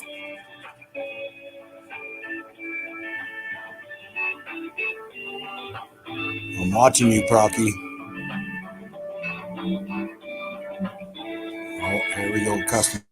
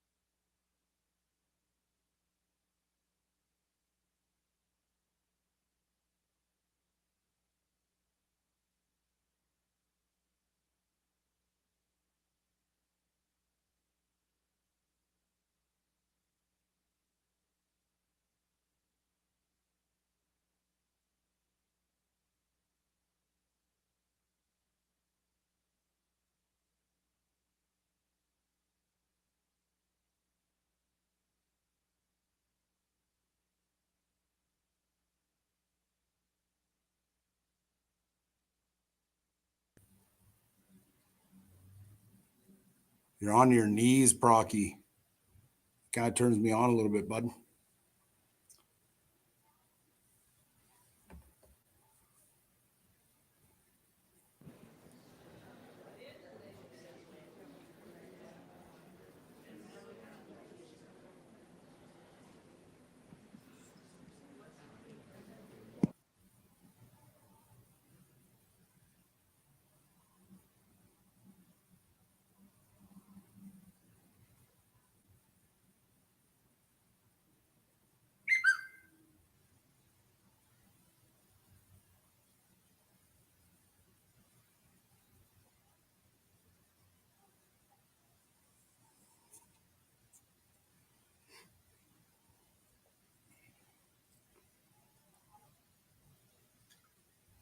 Oh, here we go. Let the shit show begin. Order à l'ordre.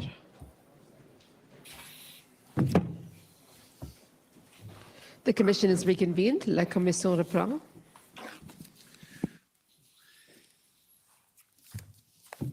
Okay, you're okay to continue? Yes, thank you. Okay. Go ahead. Thank you, Mr. Commissioner. So Superintendent Drummond, I want to take you now to the following day, 14th of February, Monday, which is when the movement of the trucks actually started. Now, I understand on Monday morning, there was a bit of confusion about what the deal was going to be and what OPS's role would be. Is that fair? I understood it myself, but there may have been some confusion with some other groups, yes. Okay. And so, and to your understanding, what was the confusion or the misunderstanding there?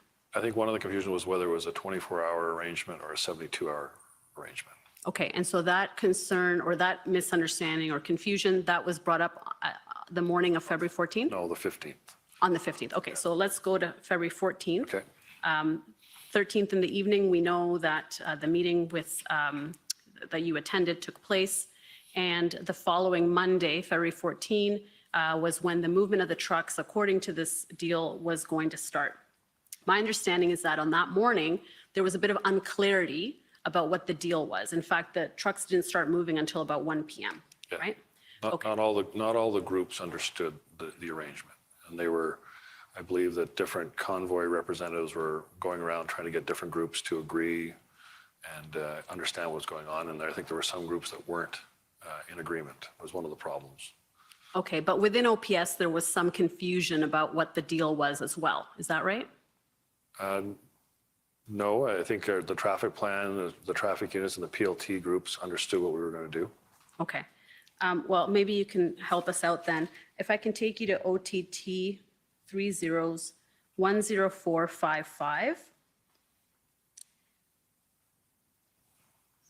And you probably haven't seen this before. This is a chat with members of the NCRCC reporting to city officials about what's going on the ground. Can we see that in native form? It might be easier. There we go. Thank you. And if we can go to page 22. And if we go to, let me see here. Okay, so we see there Todd Piper. Do you know who he is? I'm familiar with the name. I can't put a face to him right now. Okay, but he was. He worked for the city. He worked for the city and he was on NCRCC. Correct. Right? And so he's giving an update here to other city officials and EOC representatives. And he says, good morning all, here's the latest. Work beginning on the deal negotiated between the mayor and the Freedom Convoy president to move trucks from residential neighborhoods to Wellington and SJAM. A confusion unfolded into the evening over whether the deal was on. And here, Mr. Piper is describing what you were referring to, some confusion within the protest groups about whether the deal was on or not on. Is that right? Correct. Okay. And if we go further down, he says, these conflicting directions are likely to hinder progress and cooperation by those trucks aligned with the official Freedom Convoy group, not to mention the challenges in dealing with the numerous independent splinter groups. And then at the bottom, he says, no specific details have been shared with us by OPS. read traffic management at this point, but they have confirmed that once the vehicles start to move, side streets and exits will be fully blocked to prevent vehicles from deviating from their planned route. And then at 9:26 there, he says, correction, OPS has shared their draft plan, still not formally approved by their commander, with city staff here at the NCRCC. Their focus this morning is on getting vehicles to leave the core, not on repositioning trucks along Wellington and SJAM as originally thought. Keep going down. The draft plan appears to focus largely on diverting vehicles eastbound on Laurier Avenue West to Nicholas and then to the eastbound off-ramp. Once all willing vehicles have left, the PLT will then work with the organizers at a later time to reposition the remaining vehicles along Wellington and SJAM as part of a separate phase or operation. But this is a bit different from what you had discussed with the protesters the night before. Isn't that right? Yeah, I'm not sure, like, I wasn't in that room, like I don't know if you may not be familiar with the NCRCC, but there's multiple rooms. I'm assuming he's in one of the main rooms with there, but that is not my understanding how things went. We had delays in the morning with getting contact with Chris Barber and the PLTs connecting with him about getting some of the trucks moving. I know that was a delay in the morning. I know we did want to set up options for people to just leave, and that's maybe what he's referring to.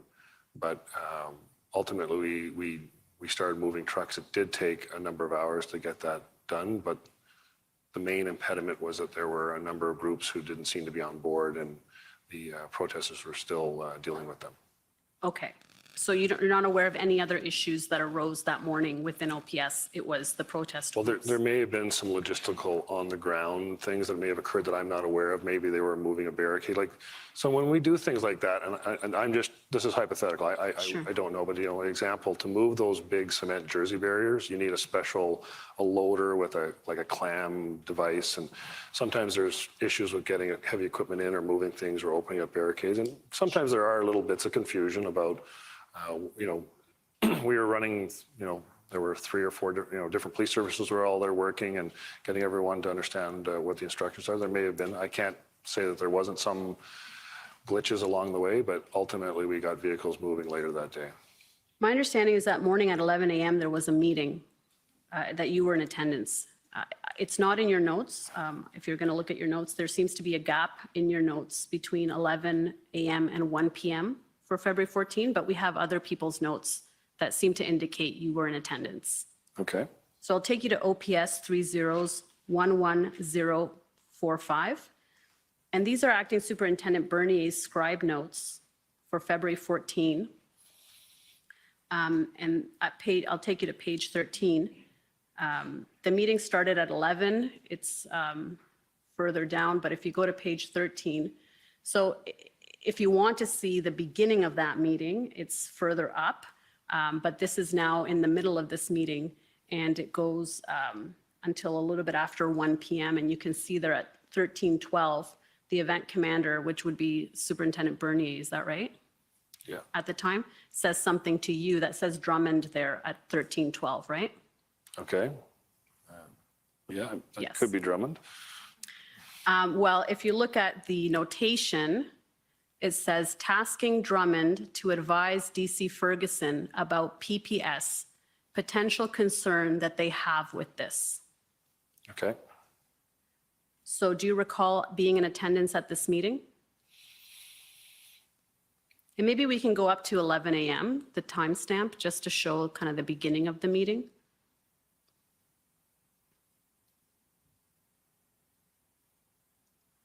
Seems like it was a long meeting, a lot happened there. Okay, yeah, so if we go up a little bit more, so there's an end of meeting at 10:25, and then there is a meeting starting at 10:50, and it kind of goes on from there. It looks like Giselle Walker is there, the event commander, if we go down. And then more people are seen there in that meeting. You can go down, please. Does this refresh your memory about this meeting at around 11 a.m. on February 14?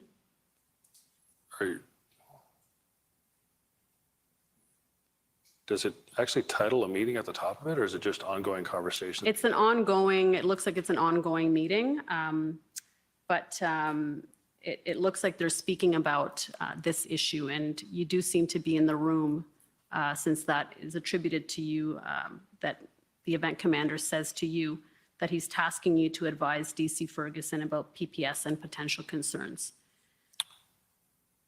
I don't have notes of it being a meeting, so it may have been an ongoing conversation in the room. I don't have a recollection of that. Okay, so you don't recall being asked by the event commander to advise the deputy chief about potential concerns that PPS would have with the move? I don't have an independent recollection, and I don't have any notes about a meeting occurring at that time. Okay, if we can go back to page 13.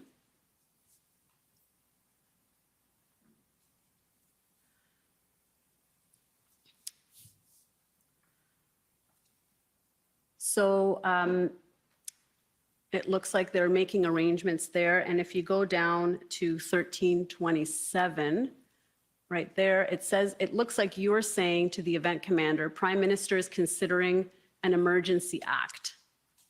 You see that? Okay, yes, I see that. Okay, so this was something that would have been discussed with this group?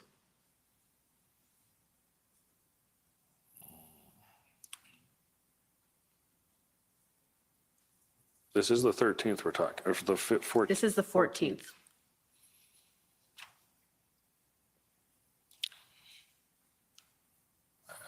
If you don't recall. No, and I think you've seen a pattern with my notes about meetings, so I'm not sure that this is a meeting. I'm wondering if this is just being captured with the scribe and Rob Bernier. Well, there's certainly discussions that seem to be happening, correct? Correct. Okay.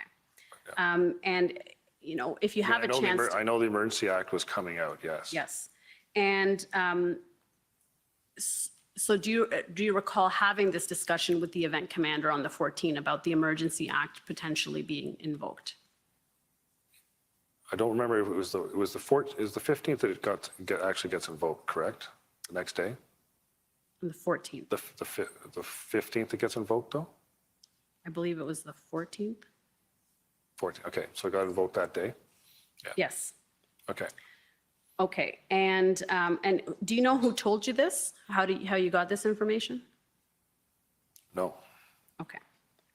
And so did that indicate that there was likely some significant POU action that would be commencing shortly thereafter? Is that what you understood from this?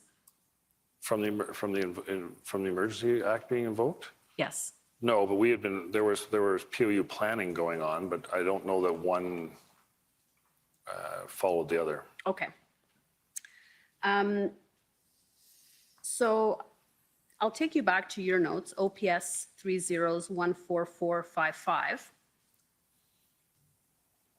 And we'll go to page 55. And by this time, this is 3:40 p.m., the movement of trucks has started. Your notes indicate it started at around 1 p.m. Correct. So this is a few hours in. So if we go to page 55, yeah, update meeting with integrated command team at NCRCC.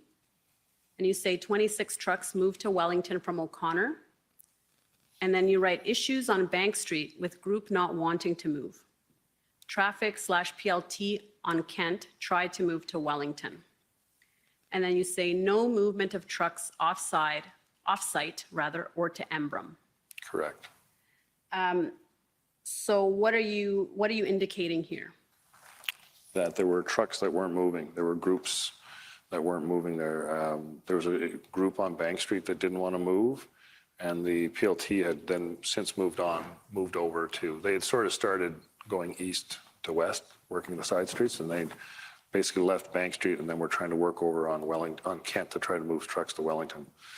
And we hadn't seen any vehicles leave to go off-site as originally agreed upon between the city and the protesters. So is it your understanding that no trucks left the city, not relocated, but just outright left?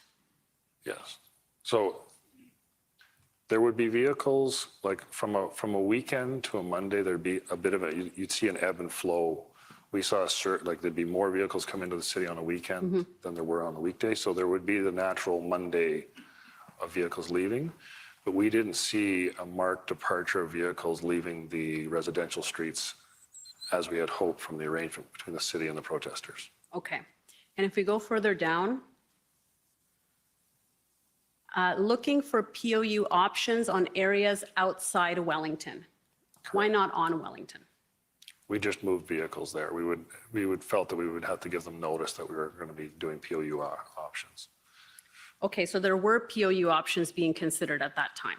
Yes, there always were POU options being considered. Okay, and so now you're saying that the POU options are going to be restricted to areas outside of Wellington, right? For the time being, yeah, at that point. Right, and that was because, as you say, you had just relocated them. Yes. So you couldn't then just take them out. No, that would be bad faith. But I had made it clear to them that going to Wellington was not a long term. So how long could they stay there without POU action? I couldn't give them a timeline. Like, we would give them notice, and ultimately later that week we did give them notice. Okay.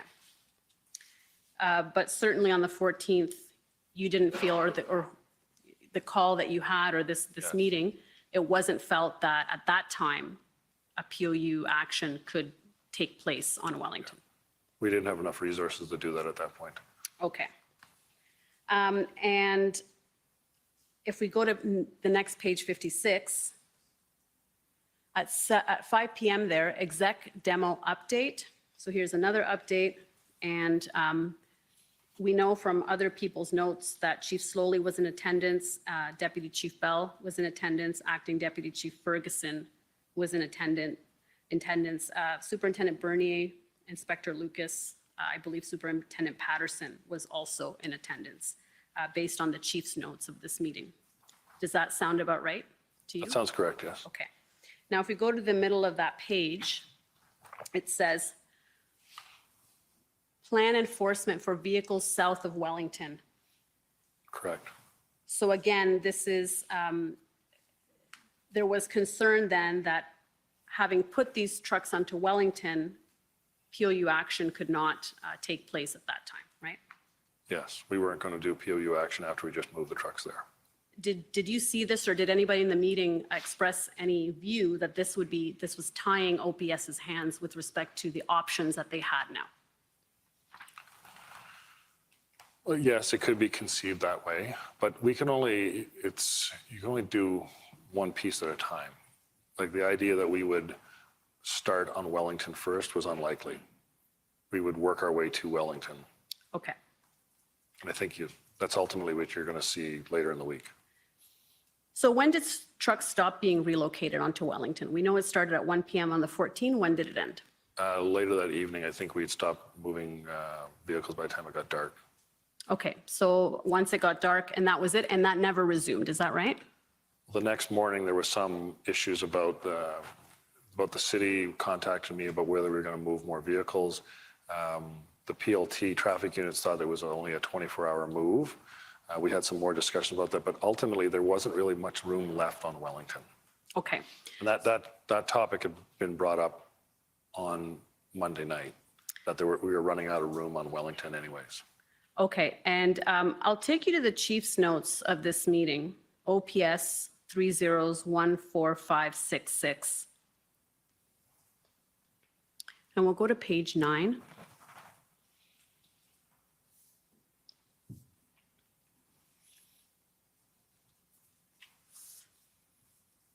Okay, so we actually just go up a little bit to show that what this is.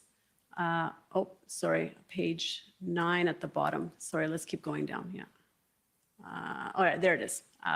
So 1701 demo F22 briefing. So this is the same meeting that we saw your notes about. Correct. Okay.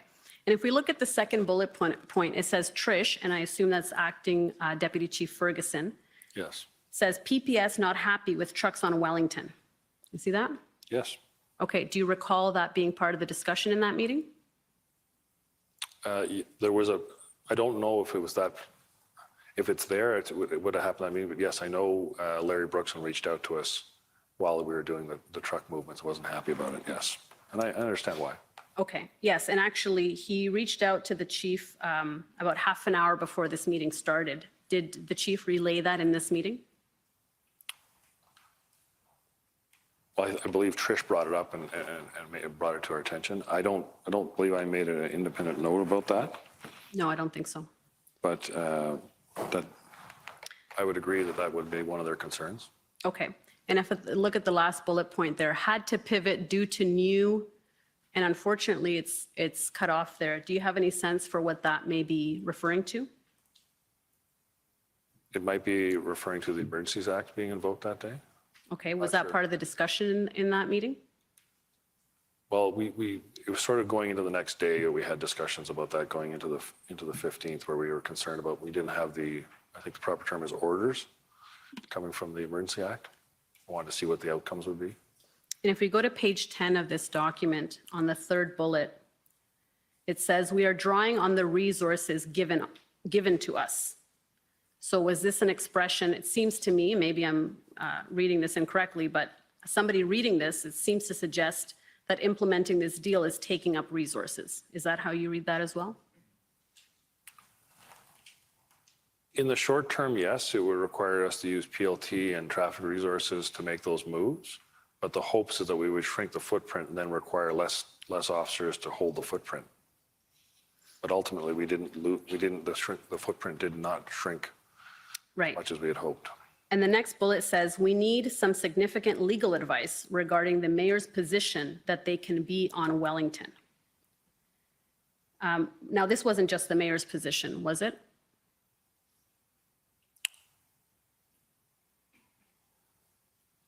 That's how it's written. Right. But you would agree with me that OPS seemed to support this plan and certainly gave a lot of resources to make that happen, right? We helped creating the traffic plan and facilitating moving the vehicles. And in this meeting, why was it felt that legal advice was needed? What was the issue?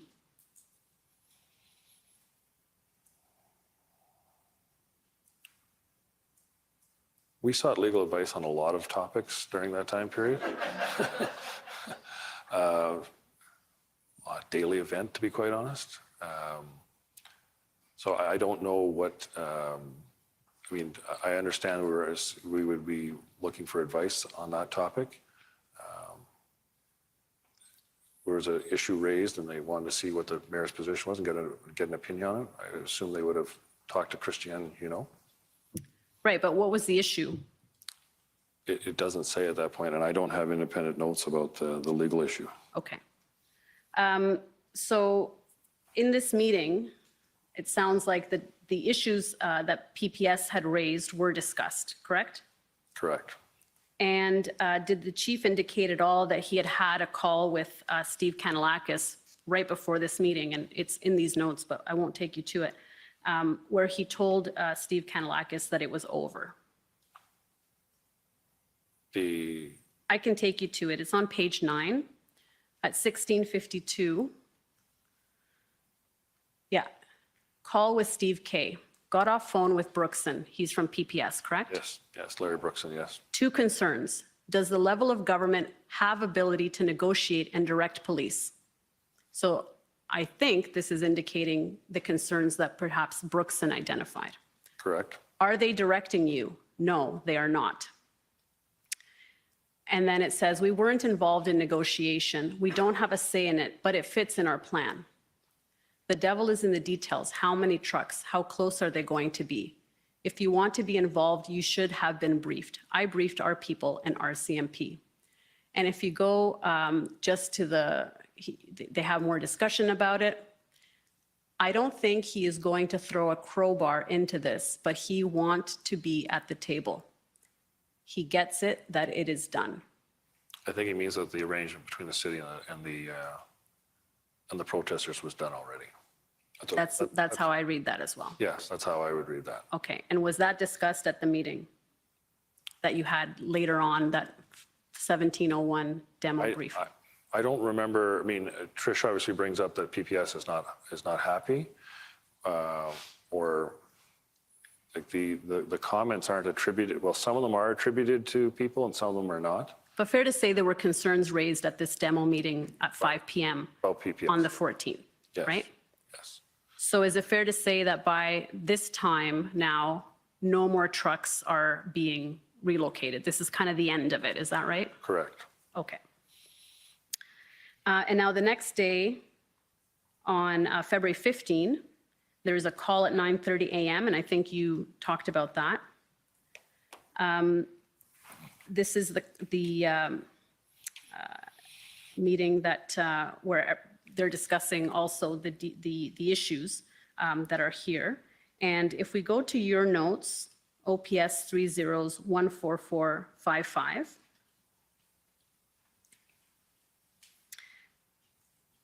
And we go to the 12 p.m. mark. There's a meeting on 9:30. Then there's another meeting at noon with the integrated command table. Correct. And it's page 59. Okay, let's keep going down. Let's keep going to 12. There it is. Meeting with integrated command table. And it lists people that are there, representatives from the RCMP, OPP, and OPS, correct? Correct. And some of the members of the integrated command table, the integrated planning group rather, Inspector Springer is there too, right? Correct. Dave Radu is an RCMP officer. Okay, perfect. And if we go to the next page, page 60, and the last bullet point there. So now these are discussions that are being had. If we go down. Okay. So if we go up a little bit more, just to the one before to get some context, PLT need to clarify what OPS is doing with the providing safe movement of trucks to Wellington as per the city agreement with Protester Freedom Convoy, not facilitating. Agreement is with city, only to provide safe movement. Correct.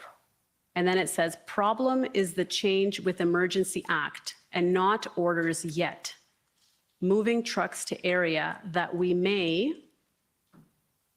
want to do enforcement on later. Can you explain that note? Well, that obviously, that was an issue we faced the whole time is, ultimately it goes into the conversation I had with them at the meeting on the 13th that they couldn't stay there forever, that the police would at some point be coming to deal with that issue if they didn't want to leave. And we brought up the same issue there, that we were concerned about what the orders were going to be from the Emergency Act, and would we be then going there at some point to enforce them. And with order, you mean the regulations that would come with the invocation of the act, is that right? Correct, yes. I know I refer to as orders, but regulations might be the proper term. Okay, so the invocation of the act then seemed to imply some POU action enforcement, which is what is noted there, and that moving the trucks to that area may not be a good idea if you're looking to do enforcement now that the act has been invoked. Is that fair? Yeah, we weren't going to be doing enforcement immediately, but at some point we thought we probably would go there if they wouldn't move. We were still very hopeful about resolving it using PLT or other means at that point. Okay, so we can agree then that the reason the relocation of the trucks from residential areas to Wellington, the reason that stopped was because the invocation of the act changed OPS's priorities and objectives. There were many things. There was the act. There wasn't a lot of real estate left on Wellington, and not all the groups were prepared to move, and a lot of them weren't moving as per the agreement. Right, but there was room on Wellington. It was not full at that time. It wasn't full, but we were going to run out of room sooner or later. Like whether there was room for 5 more trucks or 10 more trucks, it didn't really change the outcome. There wasn't enough room for all those vehicles. Okay. Now, your witness statement indicates that Wellington was full in your witness statement. So I'm just trying to marry that with your evidence right now. Okay, so I had told them that it was full, but whether there was room for a few more vehicles, I can't say. I wasn't on the ground to see it myself, but from the view, from some of the camera systems and some of the information I was receiving from officers on the ground, that we were running out of space there. Okay, so I'm going to take you to Superintendent Bernier's scribe notes from that noon meeting on February 15, OPS 30-11410. And so this is the same meeting at noon on February 15. And if we go to page 19 of those notes, at 12:38, see there it says Drummond. Do we even still have room left on Wellington, Elgin Bay? And then Inspector Lucas says, I think there is, but we'll check cameras and assess. And then who's Hodgkins? Tim Hodgins. Says, are we complicating the problem on Wellington? No more room on Wellington, go home. No room, stay here, not helping us. So what's the discussion there? It's about that we don't think there's enough room left. Maybe there is some room, we're not going out there and measuring exact amounts on how much room there is, but ultimately, whether we move a few more trucks or don't move a few more trucks, we can't fit them all. Fair enough. So if we go to page 22, at 1309, at the bottom there, Lucas reports back gaps on Wellington, and he indicates where the gaps are there. You see that? Yes. Okay. So really, the trigger for stopping the relocations was not that Wellington was full. You would agree with me on that? It was one of the factors. Okay, but we can see there that it was not full, right? Not all of it, no. Okay, so OPS made a decision on the 14 in the evening to stop facilitating that deal, correct? It would have been on the 15th. That meeting would have been finalized on the 15th. Right, but on the 14, the chief is telling Steve Kanalakis it's done, right?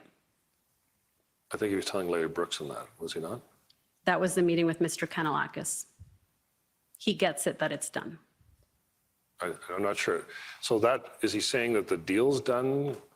I thought when you showed me that, it was about him speaking to Larry Brookson. That was earlier, he had spoken to Larry Brookson. But in any event, in that meeting on the 14 in the evening, where there was that discussion, it was essentially decided that OPS was no longer going to facilitate the movement of trucks onto Wellington. Can you bring that back up? I don't know that we have a lot of time for that, but sure, I will see if we can bring that back up. If we go to OPS 30-14566.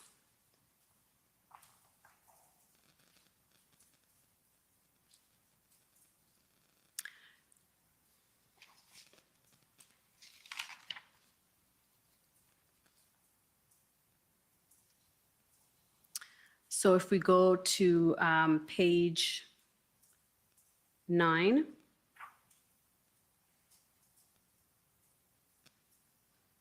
Okay, so call with Steve K at 16:52 if we go down. So this seems to be a discussion with Steve K, and the chief is relaying a discussion he had with Larry Brookson, but he's also speaking to Steve K. Correct.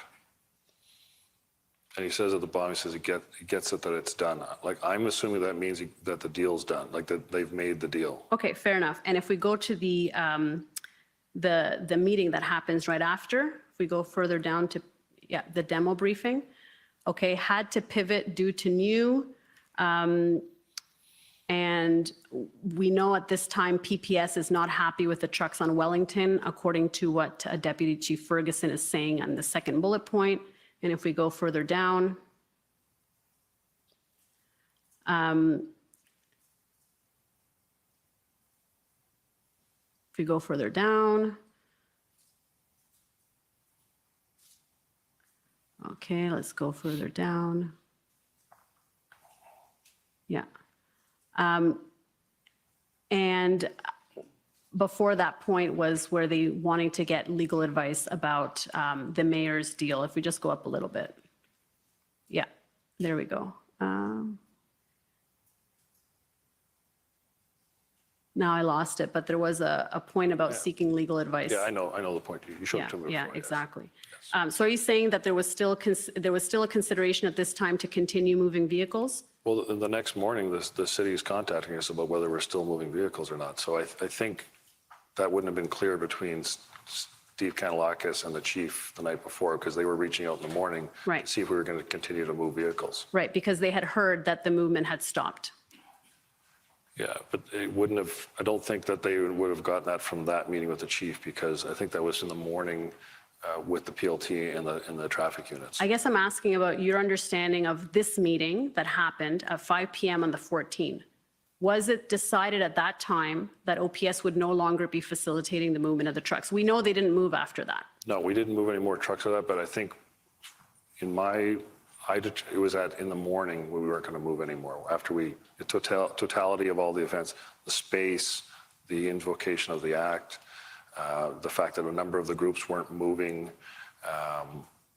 and they hadn't left, and other groups we didn't see a marked departure. So it was a totality of all those issues coming up on the morning of the 15th. Okay, so it was on the 15th, it was decided that that would be the end of it. Yes. Now, I communicated that with Kimayut. so I think we agree that there was room on Wellington, but eventually it would have run out. Is that right? Correct. Okay. And this deal was not meant to end the demonstration, was it? No, it was to shrink the footprint. Okay. Relieve pressure on some of the residential areas. Could this have been a first step towards a negotiated end to the demonstration? It could have been, yes, depending on how it worked out, but I don't think it worked out the way the city had hoped, because they didn't see, not all the groups were aligned, and the groups didn't leave as they had hoped. The ones that couldn't fit on the Wellington didn't leave. Right, but the meeting notes seem to indicate that the primary concern here was the invocation of the act, POU action on Wellington, potential future POU action on Wellington, the use of resources, and PPS concerns.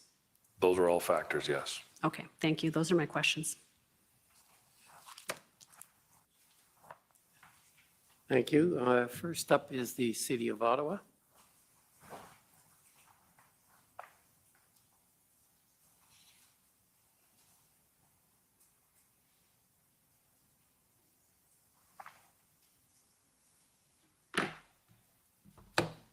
Good afternoon, Superintendent. My name is, here we go, a little taller than Ms. Rodriguez. My name is Anne Tardif, and I represent the City of Ottawa. So you were tasked on February 7th with overseeing PLT and POU, correct? Correct. And at the time, event commander was Superintendent Patterson, right? Correct. And February 7th, that's the date after the events that this commission has heard a fair bit about at Coventry involving PLT, correct? Correct. And just to close the loop on that, I'm going to ask Mr. Clerk to bring up OPS 408055.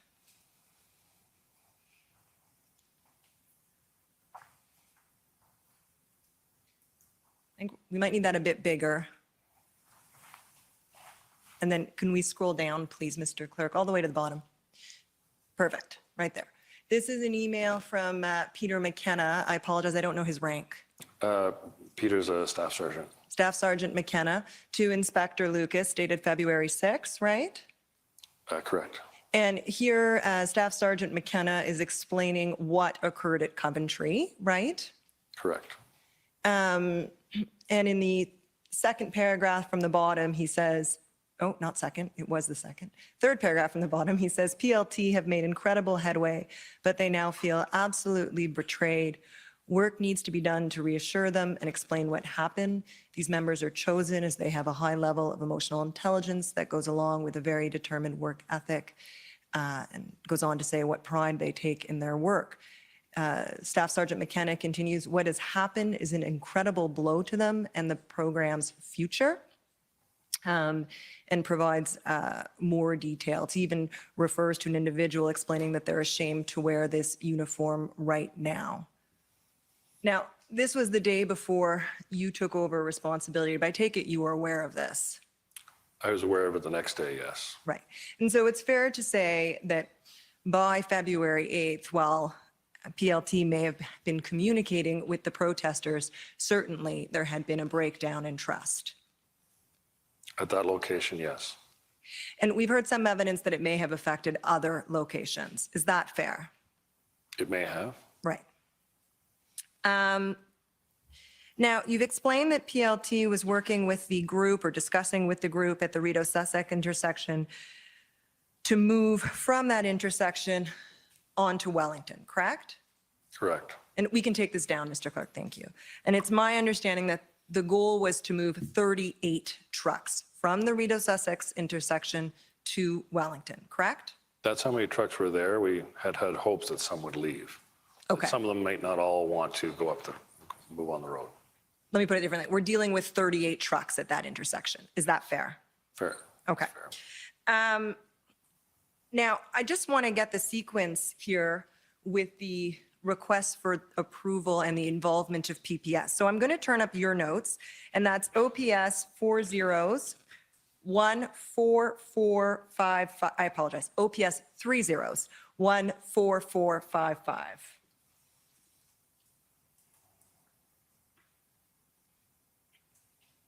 And I'm going to go to page 11 of the document. And I know you have a hard copy with you, Superintendent. Perfect. Okay, there we go. If we can just scroll up the top so the superintendent can see the page in his notebook, page 50. Do you see that, Superintendent? Okay. So if we scroll down about halfway through the page, right there. So this is February 7th. Can you just confirm that for us, Superintendent? Yes, that's the 7th. Okay. And it says, spoke with John Ferguson, that's Staff Sergeant John Ferguson, who leads the PLT unit, correct? Correct. Negotiations with truckers by PLT, working arrangement to get the trucks to move out of Rideau-Sussex, move vehicles west on Wellington to the, you're going to have to help me with that one, to be closer to groups on Wellington, is that right? Correct.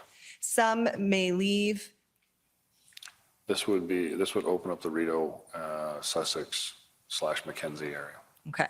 And then need discuss option of PLT option versus POU plan to clear intersection, correct? Correct. And we've discussed already that that POU operation was delayed to allow negotiations to proceed, correct? Correct. So that's the first note that I can find in your notes of this request by Staff Sergeant Ferguson to get approval to move trucks from Rideau-Sussex to Wellington West, and that's on February 7th. Does that accord with your recollection? Yes. Okay, let's jump ahead to page 11 of this, page 12 of this document, the next page, right at the top. Scroll down a bit. Keep going. Right there. Same day. So it says, call from John Ferguson, PLT. Now we're still on February 7th, correct? Correct. Looking for decision on allowing the trucks at Rideau and Sussex to move up on Wellington. Advised I would discuss with Mark Patterson, who's the event commander, discussed with Mark and want more info on truck numbers, correct? Correct. It keeps going. Following up with John Ferguson, 38 trucks involved. No, what's the next word? Number? No number. On how many would have, would leave? yeah. On how many may leave the demonstration. Think they can all fit on Wellington and may be able to open access to Elgin. We'll discuss with Mark Patterson, right? So this is all occurring on the 7th. Let's scroll to the next page, page 13. Still on the 7th. Call from John Ferguson, PLT, asking to get a meeting with city manager, elected official. We've talked about this. And that was the meeting that occurred involving Steve Kanalakis on the 8th, correct? Correct. And if you scroll down, thank you, Mr. Clerk, keep going. So, little higher. Stop right there, thank you. It says, on the PLT request, are you with me, Superintendent? Do you see that? Yes. On the PLT request to move trucks from Rideau, Sussex to Wellington, need to notify and discuss with PPS for impacts on Senate. Do you see that? Yes. So that's all occurring on February 7th, correct? Correct. Now, I can't put the document to you now because I did not seek leave, but I can tell you that on Tuesday, which it was yesterday, Inspector Lucas testified that PPS agreed, albeit begrudgingly, he said, to the additional trucks moving on to Wellington, provided certain conditions were met. So that approval was obtained, according to Inspector Lucas, from PPS on February 8th. Okay, were you aware of that at the time? I don't remember that at that point, but I obviously have notes about that. I don't remember the feedback from Russ Lucas, but it sounds right. Okay, I couldn't find that in your notes, so just so you're aware. And the reason that's relevant is I'm going to jump ahead to page 31 of your notes. And if you see, it's page 70 of your notebook. And I'm just going to ask you to confirm that that's February 10th. I believe it's 5 pages earlier for you to confirm the date, Superintendent.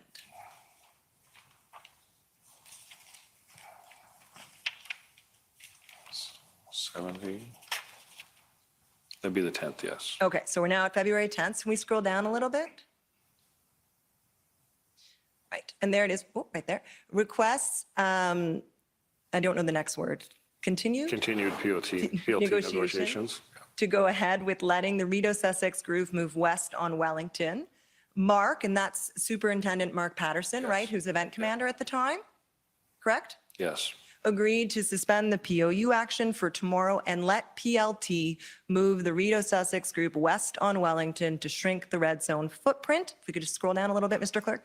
Spoken with John Ferguson, head of OPS PLT, authorized PLT to move the Rideau Sussex protester west on Wellington to shrink footprint to get the intersection open up, approved.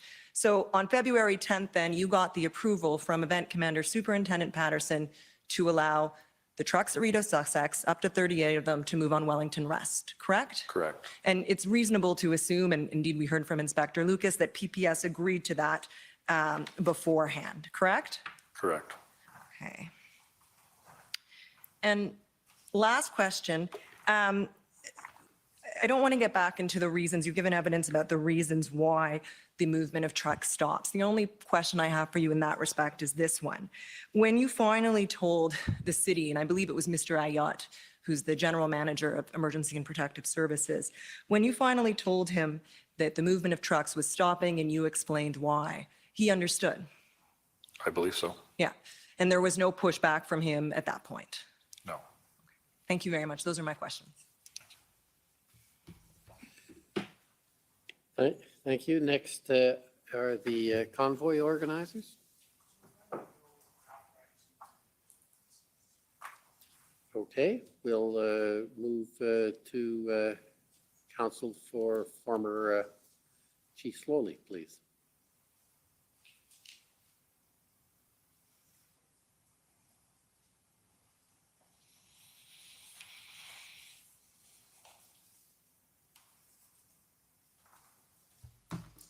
Good evening. Hi. I'm Rebecca Jones, and I'm counsel to former Chief Slowly. Nice to meet you. Nice to meet you, too. I'm going to start off. My interest with my few minutes with you this evening is just to deal with a few issues particular to my client. So I want to confirm some of the evidence that we heard this morning from Superintendent Bernier and confirm your agreement with that evidence. Okay. Superintendent Bernier testified that Chief Slowly had a role to play in managing the Freedom Convoy, and you agree with that? Correct, he did. And he has ultimate oversight over the police? He does.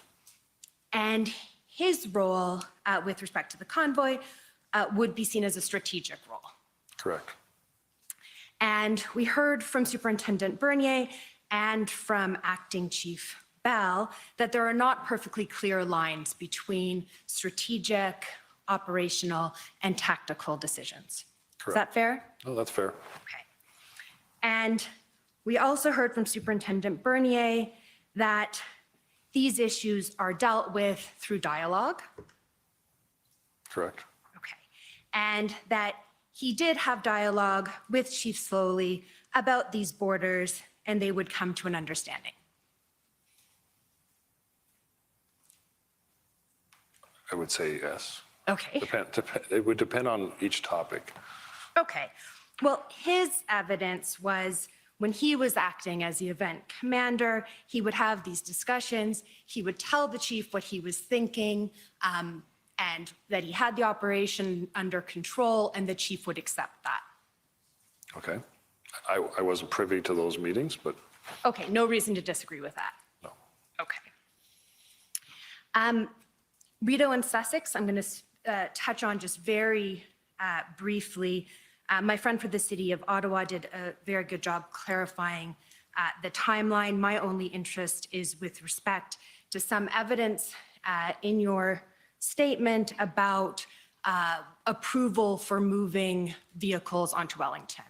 correct. Okay, and the approval you were not sure whether you had on February 8th would have been the approval of the event commander, Superintendent Patterson, correct? Correct. But there were periods where he was getting direction from the chief there as well. Okay, so, and when you give that evidence, you never spoke to the chief about that, right? No, but Superintendent Patterson made it clear that the direction was coming from the chief. Okay, and so if we wanted to have information about any discussion Superintendent Patterson had with Chief Slowly about Rideau and Sussex, we'd have to ask Superintendent Patterson. Correct. Okay, so you can't assist us with any information about when any such discussions occurred, the details of these discussions, whether any direction was given. You can't assist with anything. No, I can only tell you what was relayed to me by Superintendent Patterson. Okay. Now, I'm going to touch on the mayor's deal. And I think it will be of most assistance if we can pull up your interview summary, which is WTS 50, please. Page 6.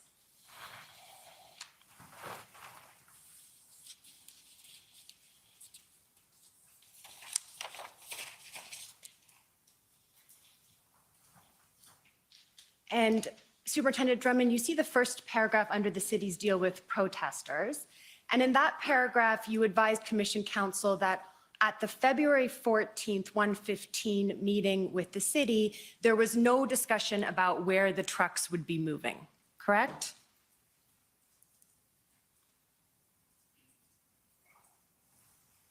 At that meeting, no. Okay, I don't have it in my notes. right. And if you don't have it in your notes, you can't say that it occurred. No, but the letters made it clear that they were going to be going on to Wellington.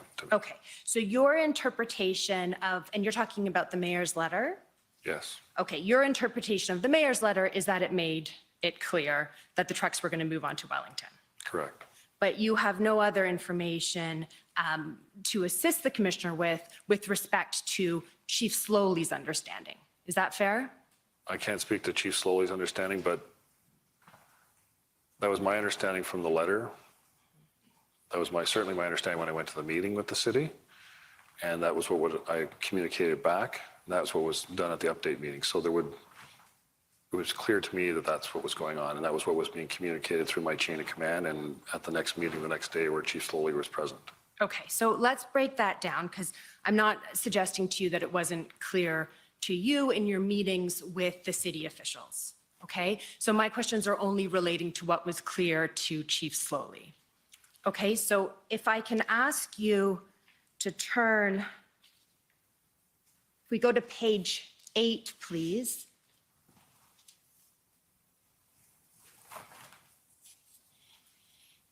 And we see the paragraph beginning, the deal was to move the trucks to Wellington.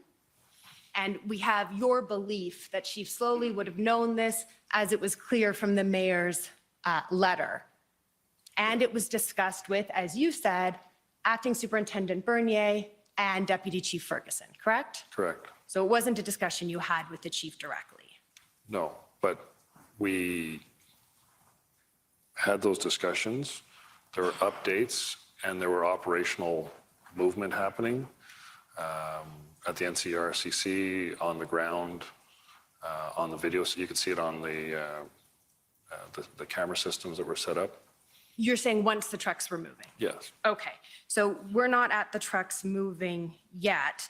And then you see the next paragraph, at 9:30 a.m. on February 14th, you provided an update at this meeting, and Chief Slowly was present, correct? Correct. And you didn't advise my friends for the commission that you, during this meeting, specifically told the chief that trucks were going to be moved on to Wellington, right? I think we gave a briefing that that was the planned intent, that the trucks were going to move on to Wellington. Okay, so you didn't mention it to my friends when they were interviewing you for the commission, but that's your evidence today? At that briefing, yes, I would have said we were moving trucks onto Wellington. Okay, so your notes of that meeting do not contain any reference to that? No, I may not have written down the notes, but it's Okay. clear to me throughout the whole process that was what was happening. Again, I have no doubt that it was clear to you, and my interest is only with respect to Chief Slowly. And it's fair that your memory rather, of the details of these meetings, you're relying in large part on your notes. Correct. Okay, and when my friend took you to things about the Emergencies Act and all of those sorts of things, you couldn't remember them without reference to your own notes, correct? Some of it, yes. Okay. I'm going to ask you now to turn to page 9.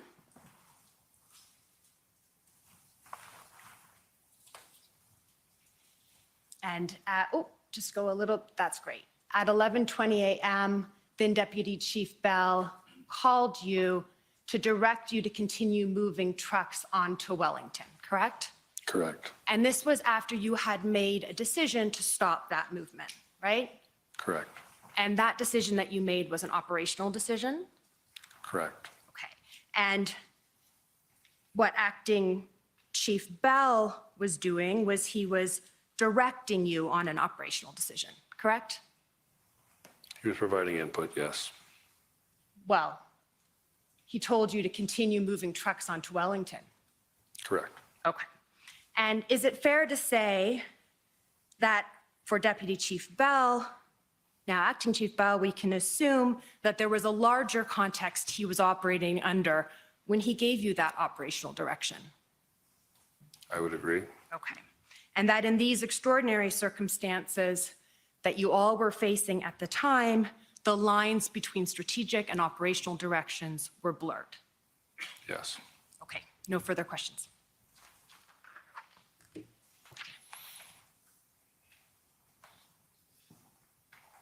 Are the convoy organizers organized yet?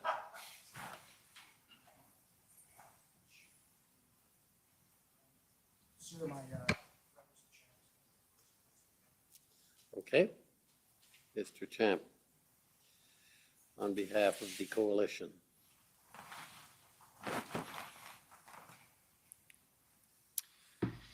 Thank you, Commissioner. It's Paul Champ for the Auto Coalition of Residents and Businesses. Superintendent Drummond, I can't recall if we've crossed paths. Yes, we have. Yes, we have. Apologize. It's all good. Too many OPS files. Few questions, Superintendent. First of all, Tom Marazzo, did you know him prior to the convoy demonstration? No, I did not. Or we know that there was a recently retired RCMP officer, Danny Bulford, who was involved in the Freedom Convoy organized. Did you know him at all? No, I did not. And did you know of any retired police officers who were participating in the protests? No. There was a concern at times, was it not, Superintendent, that some police information or police operational information was being leaked to protesters? Isn't that so? Yes, we had some concerns. And there was non-retired members that were. Pardon me? There were members that were not retired. Right. Yeah, there's a concern that there's some active members or current members might be sharing information with the protesters. Yes. Fortunately, though, there was no operational compromise, we don't think, or is that right? Yeah, true. There was some concern that possibly an operational plan around the potential plan to clear Rideau Sussex might have been leaked. Is that right? There were some concerns about information flowing out of the organization, yes. And was there any investigations into that by the Auto Police Service to find out if any officers did in fact leak information? I believe there was. There was one member that I was aware of, and we shut down his access to his corporate accounts. But I don't know what came of that investigation. It just at the time, as a precaution, we shut down. He wasn't currently working. He was on leave of absence. Right, at the time, you were worried about the operation, what you're trying to do, discipline issues could deal with later. You guys were facing challenges on every level at that time. Yes, we were. Just a couple questions about the negotiations and the mayor's deal. Oh, wait, hold on a sec here. No, you know what? I'm not going to ask any questions on that. Want to ask you some questions about the conditions on the ground in downtown Ottawa at that time, Superintendent. One thing we had heard about a fuel truck had parked in the Rideau Centre parking lot. You would agree with me, Superintendent, that would be very dangerous? Yes. And we also have heard evidence and seen images of big hay bales piled around downtown and also open fires and so forth. Those were dangerous, was it not? Yes. Many propane tanks, large numbers of propane tanks up together, as well as large numbers of jerry cans. That was very dangerous. Yes. And in addition to the hay bales and the propane tanks and the open fires and the jerry cans, in the evenings, there were fireworks going off very close to and binging off of apartment buildings. You were aware of that? Yes. And that was very dangerous? Yes. Yes, it was. And Superintendent, the convoy protesters were free to do all of this in downtown Ottawa because at the time, Ottawa Police Service did not have capacity for enforcement. Is that fair? In the beginning, certainly we had a resource problem for sure. Absolutely. Well, but those kinds of activities were going on right until the final operation, correct? There was some efforts around the jerry cans. There were efforts on all fronts. I mean, I went out on the street on foot and was involved in some enforcement, particularly with a fireworks situation. But they were difficult scenarios because there were large crowds and there were officer safety issues when we did some of that enforcement work. Hi, Tracy. And, you would agree with me, Superintendent. We are all very fortunate here in Ottawa that no one was seriously harmed or even killed, including the protesters themselves, because of these dangerous activities. Yes, there could have been injuries. Serious injuries with all that flammable material. Yes. And so the fact that the Ottawa Police couldn't prevent much of that activity, the convoy protesters were free to engage in those activities that created that risk. We tried to take efforts to curb those things, and we did do enforcement where possible, but it wasn't perfect. Well, Superintendent, I mean, there wasn't any serious effort to enforce to stop that. And not to be critical of the police, my understanding from previous evidence is that when Ottawa Police would try to take that kind of enforcement action downtown, they'd end up sometimes being swarmed by the protesters. They would be outnumbered very quickly. Yes. And it become a matter of officer safety. I would agree with that. So again, there wasn't really any serious efforts to be able to stop those kinds of dangerous activities in downtown Ottawa. We tried to do enforcement in a lot of areas, and it was met with mixed results. There was no serious progress on those issues. Ottawa was basically unsafe throughout the entirety of that process, or protest. I don't know if I'd go that far. We certainly did take a stance, and once we got more POU units on the ground in the evening on the QRT teams, we did try to do enforcement and try to stop some of those things. But we weren't successful on all fronts. I agree with you. And with the protesters generally being free to do this, at some point they could have been injured themselves and become victims of their own freedom. Would you agree with me? They could have been injured, yes. Thank you very much, Superintendent.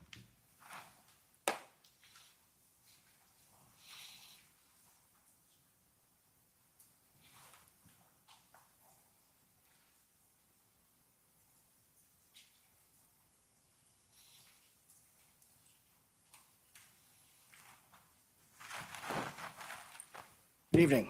For the record, Brendan Miller, I'm counsel for the Freedom Corp, which is the entity representing the protesters that were in your city in January and February of 2022. So first, I want to talk to you about February 7th, 2022. And at that time, I take it that OPS was well aware of who Tom Marazzo was? Yeah, that was the first time I heard his name. I can't speak for the entire service, just myself. Right, and I take it that in fact, a PLT report was sent around about who are the key players and leaders within the protesters. Is that correct? There were various reports. Right. Over the course of the. And there was a list of whom PLT had identified as the leaders, and he was one of them. Was that right? Yes. And in fact, in that list, it said that Tom Marazzo had somewhat control over 322 trucks. Do you remember that? The Freedom Convoy Group is how I would remember that. Would you agree it was about 322 trucks? That was one of them that came up on a document, yes. Right. All right. So on February 7th, you have your PLT team engaging with Tom Marazzo, is that right? Correct. Right. And you aware, and Tom Marazzo made this clear, that on February 7th, you'd lost confidence in your liaison officers in trying to deal with this? I was not aware of that. All right. Did your police liaison officers ever report to you that on February 7th, Tom Marazzo specifically requested of both OPS and OPP that an inspector level officer be made available for the negotiation to move the trucks because he wasn't getting anywhere with rank and file? No. We had made arrangements for him to meet with a city official as he had requested. I don't know about the other comments that you've made. All right. So the PLT officers that were working under you never reported that to you? No. All right. Now I want to talk to you about February 8th. Now, there was discussions, that was when the first discussions with respect to removing the concrete barriers, et cetera, and moving the trucks took place. It was the first attempt to clear Rodeo and Sussex. Do you remember that? At Rodeo and Sussex, yes. Yeah.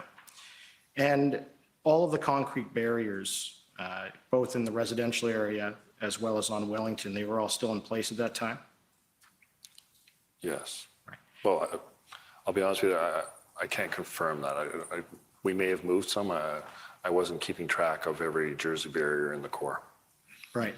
And Tom had essentially met, or Mr. Marazzo had met with these individuals from the city and from OPS to negotiate moving the trucks on to Wellington.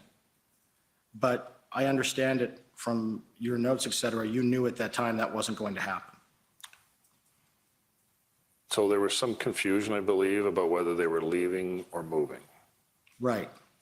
And at no time did you have authorization from the city, not the OPS, on February 8th, 2022 to move the barriers, did you?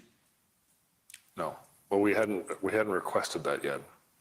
Okay. So wouldn't it have made sense in trying to deal with this, to discuss with the city prior to meeting with Mr. Marazzo, that you're going to move these barriers to get these trucks out of the residential area and we're going to go into this negotiation with the plan? Wouldn't have that made more sense?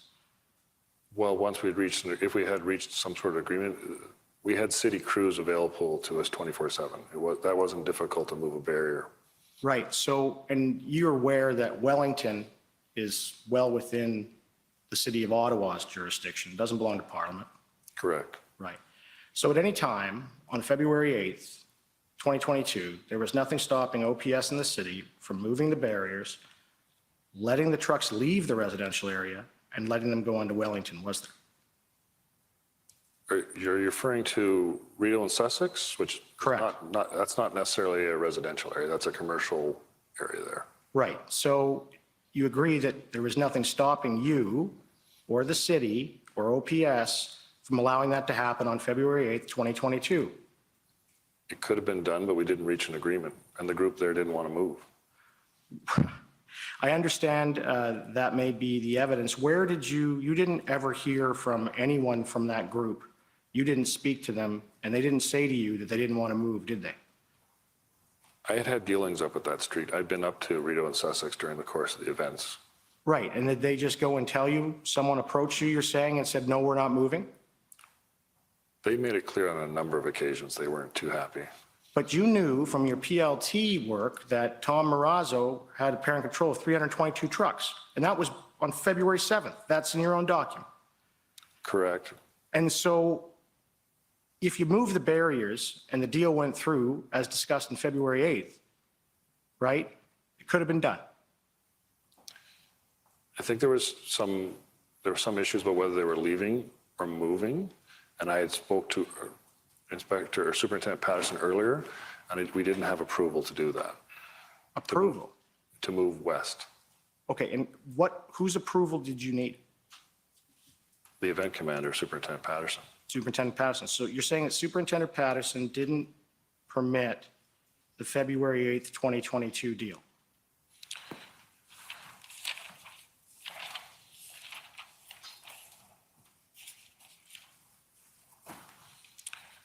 So around 1738, I have notes about that when I talked to John Ferguson, that I had talked earlier to Mark Patterson, and we didn't, and the chief was involved, and we didn't have approval to move west at that point. Okay, and you said you didn't have approval. Whose approval again? Was it Patterson? The event commander. The event commander. So you're saying that Patterson's approval was required in order to move the barriers? Correct. All right. Now, with respect to the February 14th agreement, if I can just have you direct your mind to that, that's the deal with the mayor on the Monday morning. Yes. So Mary Watson and the city manager, Steve Kay, they testified already in this proceeding that senior OPS officials were tasked to be on the ground to help facilitate the movements of trucks on February 14th. You heard that testimony, I take it? I didn't hear that piece, no. All right. Can you agree that you are the OPS official that the mayor and the city manager were referring to?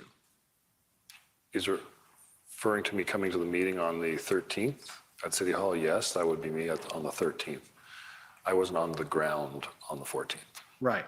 And you weren't on the ground and you weren't attempting to carry out the move that was agreed to? We were attempting. We moved 30 to 40 trucks up onto Wellington. Right, and then it stopped? It stopped for a number of reasons. Right. Okay. At any time during the February 14th move, did Tom Marazzo or any of the leaders you had identified in your PLT report from February 7th say to you, we're going to renege? They didn't, did they? No, they couldn't seem to finish the deal in the sense that there were groups that they couldn't get to move. There were groups that weren't on board. So which groups? There was a group on Bank Street. Okay, but again, you were dealing with Tom Marazzo. Correct. Bank Street wasn't in those 322 trucks, was it? See, that was something we didn't have. It wasn't clear who belonged to what groups, right? People didn't wear team jerseys explaining who belonged to which team, so to speak, out there. But they were trying to do it, and we've already seen evidence of this, and the barriers weren't being moved, so they could. So we allowed trucks. Pardon me, sir? We allowed trucks to move that agreed to move. We moved those trucks. Okay, so you're saying that the trucks that agreed to move and go on to Wellington, you pulled up the barriers and allowed each and every one of them out of where they were and onto Wellington, and that you didn't stop anyone? No, we didn't stop anyone on the Monday, no. Okay, thank you. Thank you. Next is the Government of Canada.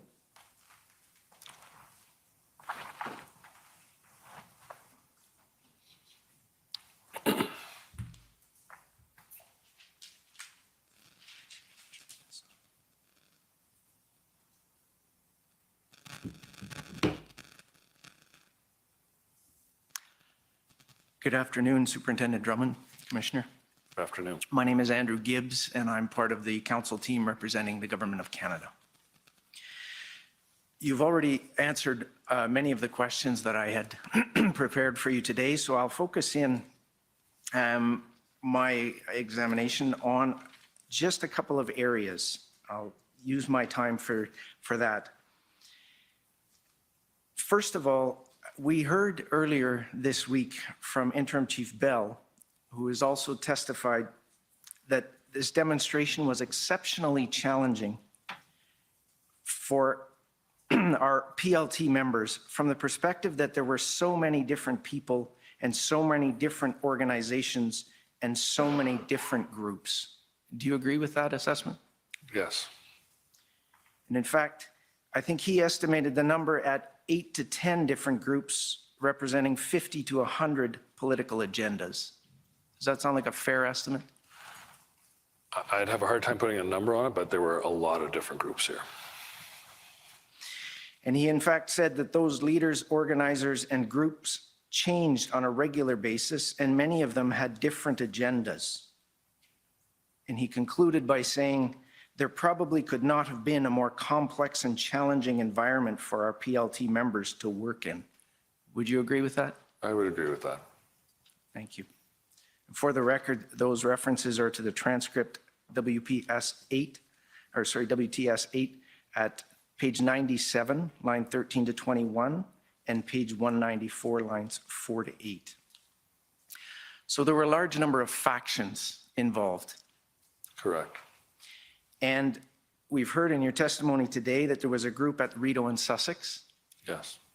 And I believe you said they were very difficult to deal with. They were. The documents refer to Farfada. Yes. Are you familiar with Farfada? I wasn't up until then. That was the group that was there. I don't have a lot of detail about their background or their beliefs or goals. Are they subject of attention of the police force for criminal activity? During the events on the actions on days, yes. When we were dealing with them on the 18th, yes. Thank you. There was a group known as the East Convoy. Is that correct? Are you referring to the group that was out of Coventry Road? No, there was another group at Coventry Road, and I believe they were led by Mike Clark. Yes, that's the name that was provided to me as well. And that's also referred to, the Coventry Road is also referred to as RCTG. Jetform Park, yes. And Jetform Park. Yes. The East Convoy Group, I believe, was the one that put forward a request for a meeting with the Governor General Simons, the Prime Minister, and the Senate Speaker George Furry. Do you recall that? I remember that was in an email, yes. Then you have the Freedom Convoy Group, yes, which was led by Tom Marazzo and Chris Barber. Correct. You met with them as part of the deal with the city? Yes. Was Tamara Leach at that meeting? No. Was Pat King at that meeting? No. So did the Freedom Convoy Group, they told you that they don't have control over the Rideau Sussex group during that meeting? Correct. And they told you they don't have control over the Coventry group? Correct. And it was unclear who else they would be able to control, but that they would try? Correct. So in the end, the deal falls apart. Correct. And there are references in the documents to Ms. Leach on Twitter, apparently stepping away or trying to clarify that you're not leaving, they're just moving to Wellington. I'm not familiar with her tweets, to be honest. Okay, that's fair.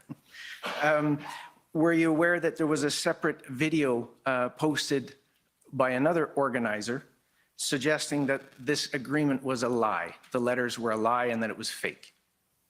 Again, I'm not familiar with that, but that doesn't surprise me that that would have occurred. Okay, if we can turn to document OPP 403427. And this is an OPP operational intelligence report. And it's dated February 14th. Are you familiar with these reports? I have seen some of them, yes. Okay. If you turn to page 3, it states that the organizer blacked out, posted a video on the 13th of February 2022. The following is a summary. The letter is spreading around that trucks will move is a lie. Blacked out advised the truckers that no one leaves. It is part of the counter-protest shit. It is all a lie. Do not leave Ottawa. Do not leave the residential areas. Do not back out.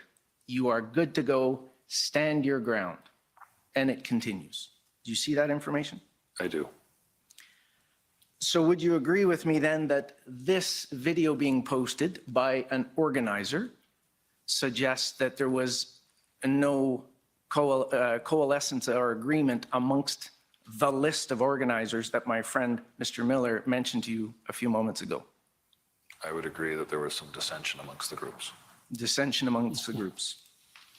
And so in fact, thank you, Mr. Clerk. Your witness statements mentions that the protest leadership clearly had not achieved the consensus they claimed they were going to have. Correct.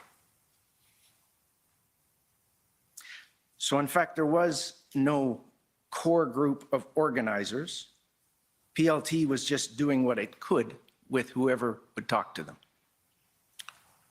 We tried to identify the larger groups when possible. That didn't always pan out as we had hoped.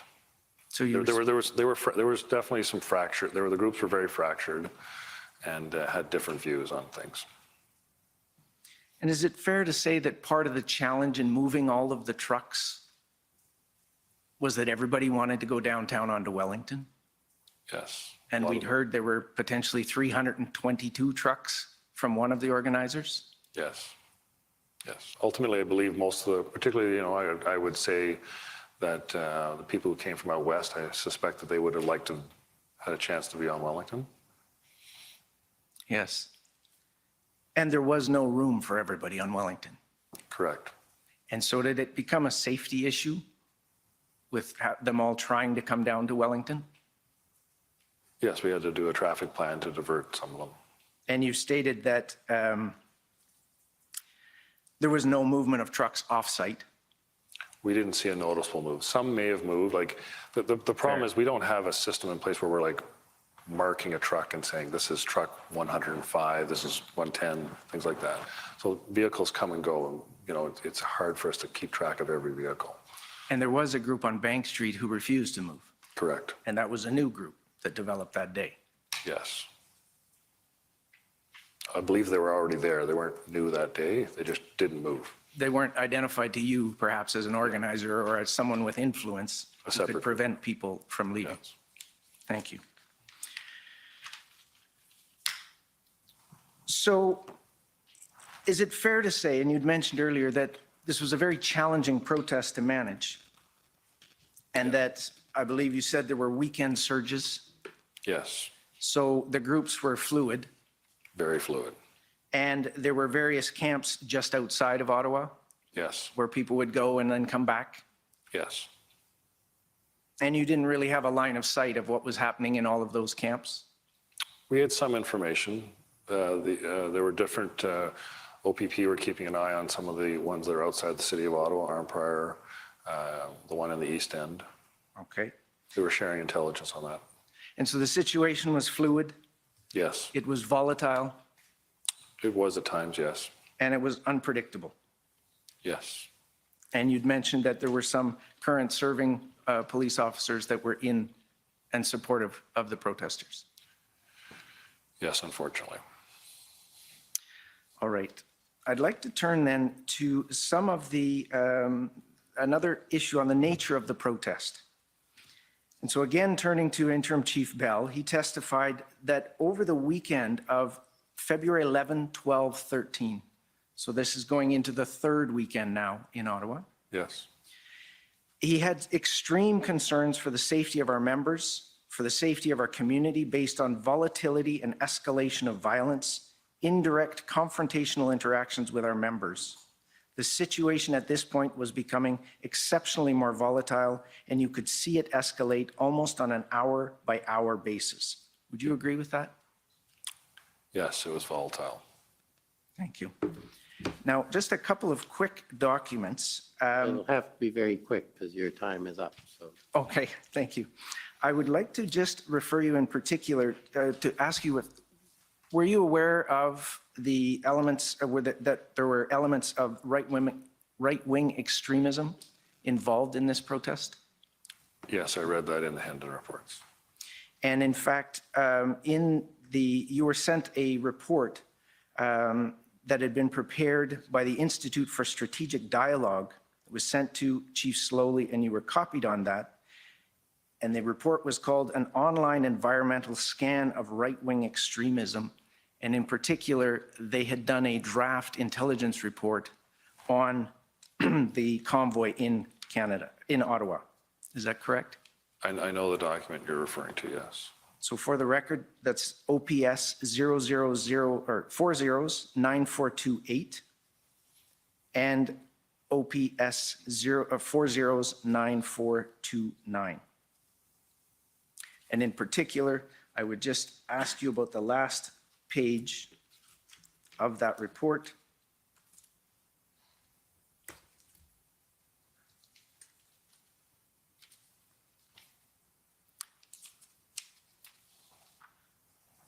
The last paragraph.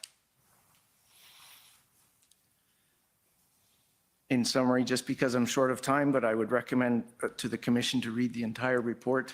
There are comments and posts online stating that organizing and planning for a proposed DC convoy, that's Washington, DC, is beginning to cement. Taking into account the events in Ottawa, the anger and hostility driving much of the campaign, the protest movement's acceptance and support of conspiracies and misinformation, and implicit and explicit links to extremist groups, which are identified in the report, or in the draft intel report, there are some glaring comparisons to the Capitol insurrection on January 6th, 2021. Did you agree with that at the time?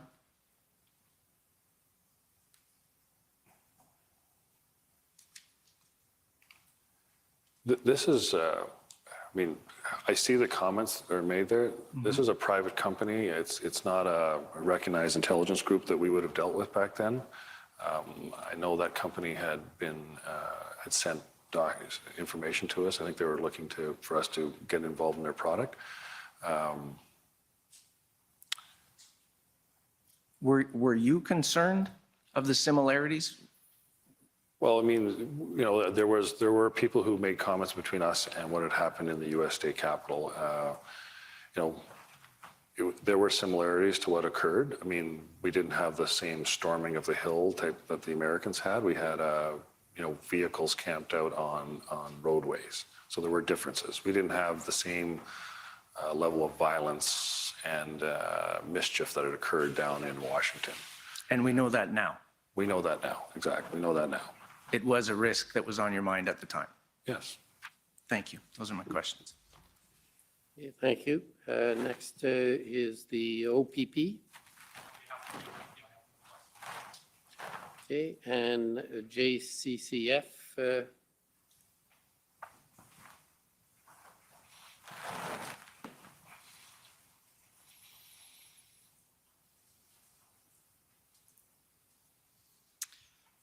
Good afternoon, or I suppose good evening. My name is Hatem Kir. I'm representative for the Justice Center for Constitutional Freedoms. Did you have the opportunity to hear Superintendent Morris's evidence given to this commission? I saw parts of it. I watched some of the video. I was away last week.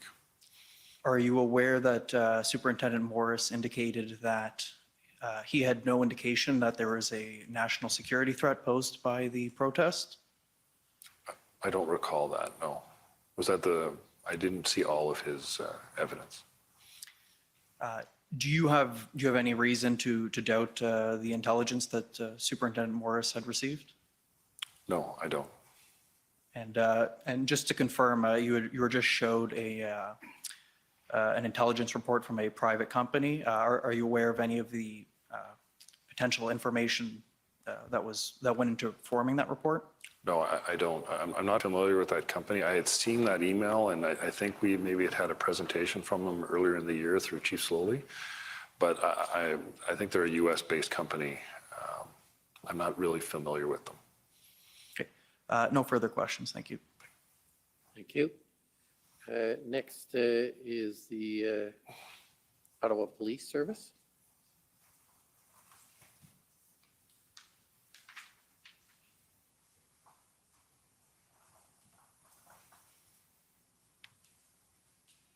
Good evening, Superintendent. For the record, my name is Jessica Barrow, and I'm counsel for the Ottawa Police Service. Mr. Commissioner, I just want to ask for permission to replay a video that played earlier today with Superintendent Bernier in cross-examination. It only became relevant as a result of his cross-examination. And so though it's not on the list of materials I intended to bring Superintendent Drummond to, I would appreciate leave to do that with this witness. In the circumstances, I don't see a problem unless any council points anything out. So seeing none, sure, go ahead. Thank you. The number for that is HRF 1560.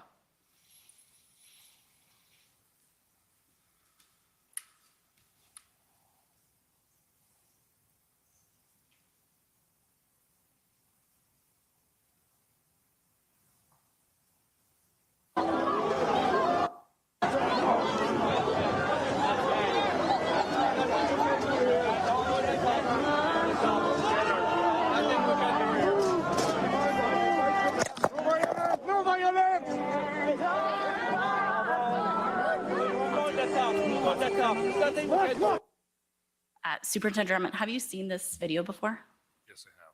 And are you able to tell us, based on what you're seeing here, where this video was taken? Rideau and Sussex, we're looking southbound here. That's the Westin Hotel on the left. Before I continue the video, can you give us some context as to, we've heard already about the group of protesters that were located there, but can you give us some additional context about the type of behavior that was seen throughout the protest at this location? They were very anti-government, anti-authority. Farfada was one of the groups that was there. We had conflict there and called for service there to try to deal with even problems within the groups with each other. I think you've heard today that the Freedom Convoy group also was not successful in trying to reach any resolution with them, trying to move or do things differently there. And this video, I believe, was shot on the 18th of February when we are doing what's called actions on for a positive action with the public order units. We're clearing out that intersection, and clearly there are people that are not obeying the directions from the police officers on scene and are entering into altercations. All right, perhaps we could just continue the video.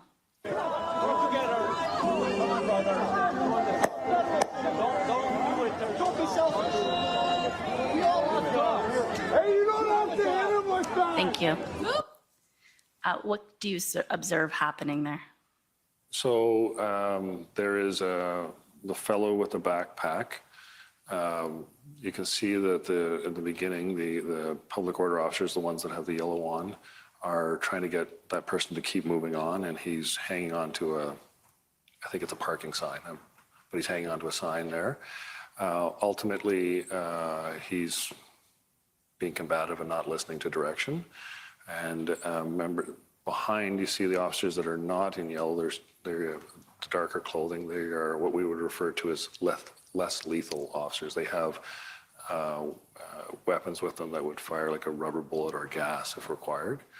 And they are behind the line that you see in yellow. And I believe one or two of them become involved with that individual. You can't see enough but obviously they're on the ground. I researched this incident, and I know that what happens is the person on the ground places a kind of a hold on the officer's leg and won't let go. And the officer believes that his leg is going to be broken. And he delivers strikes with the tip of the R1 gun to get him to release. Were any reports filed in relation to this incident? Yes. Lying The subject sack was of arrested. shit. There was an injured on duty report filed for the officer. He had medical treatment after that with EMS. And the subject was processed for charges. You said that the officer received medical attention He was seen by paramedics in relation to this incident. in relation to this incident, yes. Okay, those are my questions. Thanks very much, Superintendent. Wow. What a Thank you. piece Any, of garbage human being. re-examination?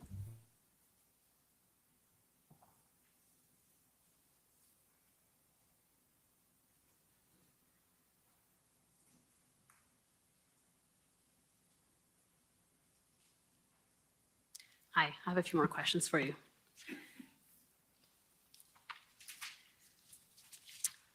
Now, in relation to what you were asked by counsel for former Chief Slowly,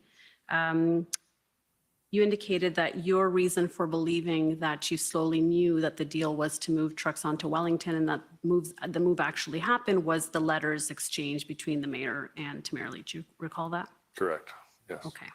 So I just want to take you to OPS 14566. And again, these are Chief Slowly's notes from February 14. We looked at them earlier. And if I can take you to page 8. We go down. So we see here, we talked about the call that he had with Larry Brookson. And Brookson says, trying to get understanding the meeting to completely fill up Wellington Street. Chief briefed his team, understood that the Intersect team would then brief everyone, including PPS. And if we keep going down, and then he says, Brookson says, prefer negation to going hard in. For an administrator to reach out on their own and then permit the vehicles to sardine in on Wellington Street, this was purely political. And the chief says, we were not given any level of details. Rob Drummond is our liaison at the table with the city. We advise him that Brookson will have full access to Rob Drummond. Now, first of all, did Larry Brookson reach out to you after the 14 at all? No. Okay. And if we go down to page 9, right before the redaction, if we keep going, now this is the 5 p.m. demo briefing, and we know that Chief Slowly is there because these are his notes. And if we look in the middle there, we need some significant legal advice regarding the mayor's position that they can be on Wellington. So does this refresh your memory about whether the chief knew that trucks had been relocated onto Wellington, at least by the 14? I believe so. Okay, so that was explicitly stated at this 5 p.m. Meeting, as we can see here. I believe so, yes. Okay. And I want to take you now in response to what my friend Mr. Miller asked you about regarding whether any protesters who wanted to move were prevented from moving, exactly. If I can take you to your notes, OPS 14455. And I want to take you to page 60.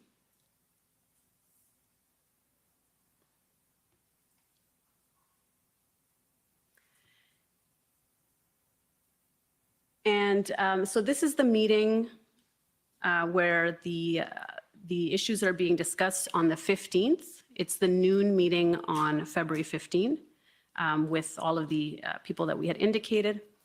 And if we go actually to page 62, and then we're going to go back to page 60.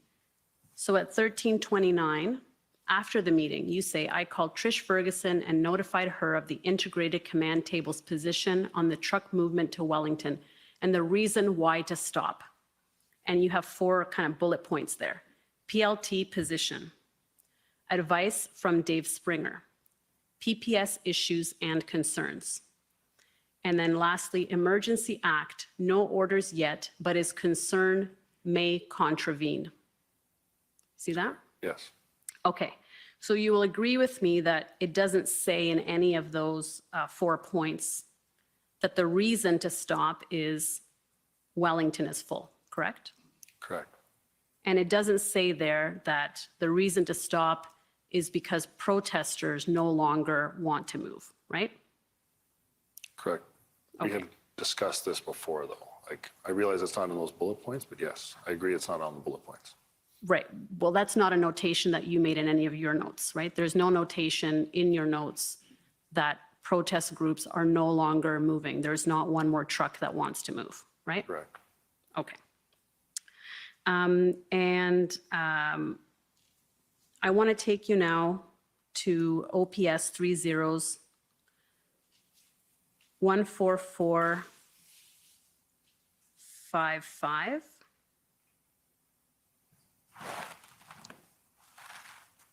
Oh, sorry, I'm there. Sorry, I want to take you to, I wanted to take you to John Ferguson's notes, and I thought that's where we were. You'd said you wanted to go to page 60, but I don't know. Yes, well, he's acknowledged. I don't think I need to go back, but I do want to go to John Ferguson's notes, and I just need to make sure I have the reference here for that meeting.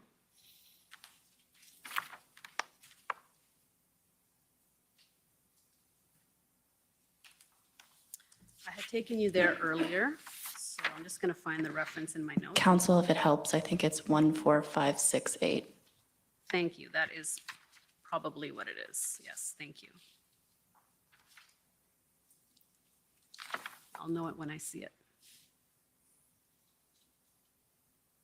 Yes, that's it. Thank you very much. And if I can take you to page 75. At the bottom of the page, right before the 1330, right, it says room for additional trucks on Wellington Street, security concerns expressed by PPS/Supreme Court. And these are Staff Sergeant Ferguson's notes of the same meeting at 12 p.m. You see that? Okay, yes. Okay, so he's acknowledging here that there is room on Wellington to move more vehicles, right? He is, yes. And finally, I want to take you to Superintendent Bernier's scribe notes from this meeting as well, OPS 30-11410 at page 22.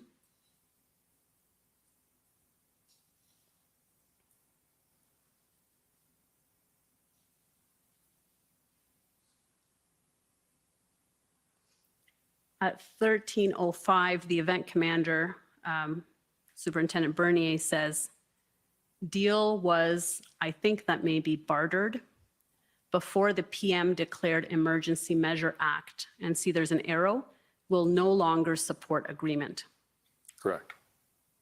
And so you agree with me that in none of these meetings, and certainly not in this meeting at 12 noon, because I've read everybody's notes that was at this meeting, it was not indicated that protesters were no longer moving vehicles, correct? That they weren't willing to relocate. That was not mentioned in this meeting.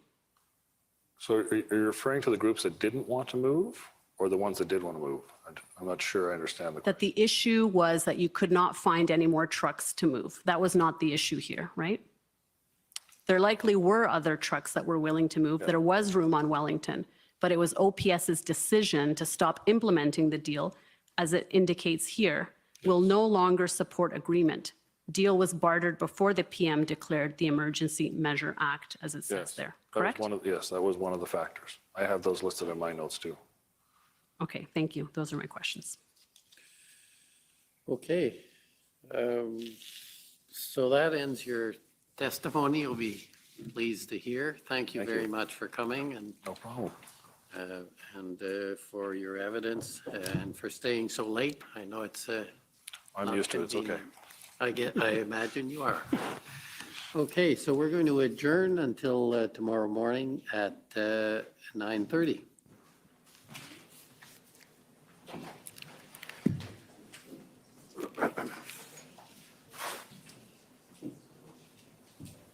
La commission is adjourned. La commission est adjournée.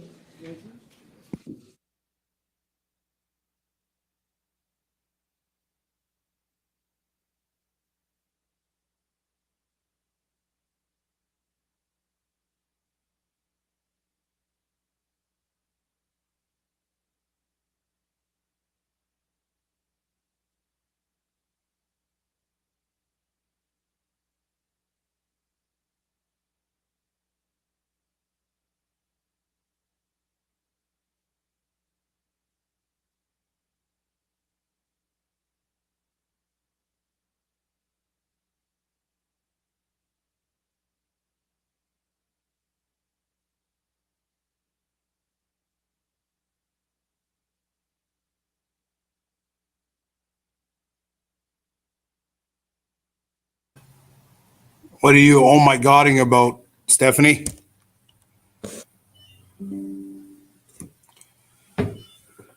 Oh.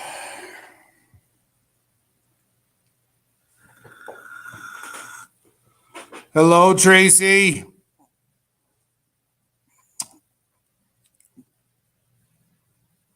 Tracy. Come on, Deuce it.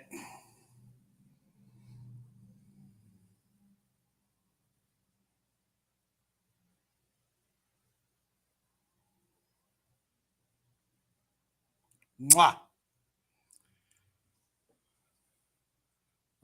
What do you see here? Well, there's a guy with a backpack, and my officer felt like he was going to break his leg. Are you fucking kidding me, man? There's 100 other videos that are exactly like that one. I've got videos of people getting smashed in the face with rifles and batons and everything. Was they going to break their legs too? Come on, man. Give your fucking head a shake, you fucking lying piece of shit. Pardon my language. Sorry, Coda. I didn't mean to swear.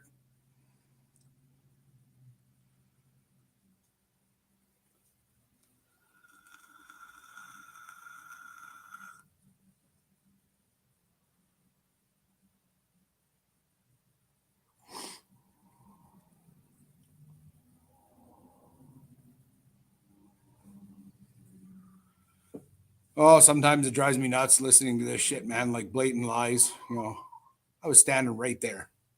Like that video they showed a buddy getting smashed in the face. I was literally standing fucking 20 feet away from that guy. And multiple others that got the butt end of the rifle in the face. So don't, like, come on, man. I was standing right beside Alexa from Rebel News when she got hit with a 40 grenade. It was on my live video. I was standing fucking 5 feet away from her, and they walked right up point blank and shot her in the leg with a 40 gas grenade. And I got hit with the gas. That video, I was choking and my eyes were burning and shit. I didn't get it nearly as bad as her. I couldn't imagine what she felt like. But yeah.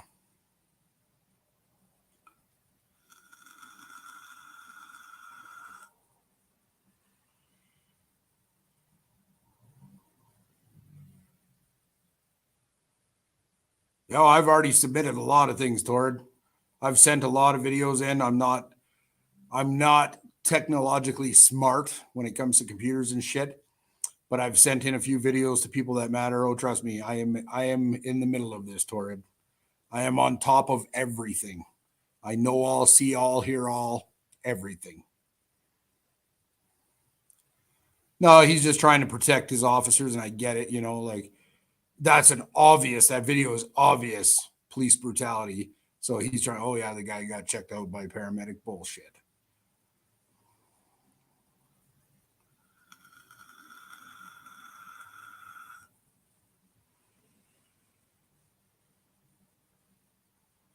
%, crying hippie. It's a clown show. It's smoke and mirrors. This is a diversion for the country to what's coming. So, you know, I still watch it because I'm interested. You know, I can't wait for certain people to get up on that fucking stand, but it's all smoke and mirrors, man. They want us all occupied with this. Well, they slide other shit in the back door, right? That's what it is. It's a clown show. It's smoke and mirrors for sure. It's bullshit.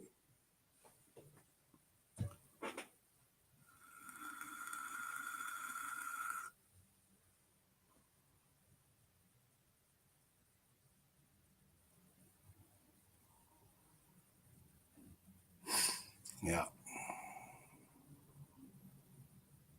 That's okay. You know, Ottawa served its purpose. It was one of the greatest moments of my life. To be honest with you, the travel from Edmonton to Ottawa was the most incredible 5 days of my life, man. There's no words that can explain it. Everything you guys watched in Ottawa was nothing compared to being in that drive across the country, man. I've never cried so much in my life. I never felt so much hope. It was amazing. It was beautiful.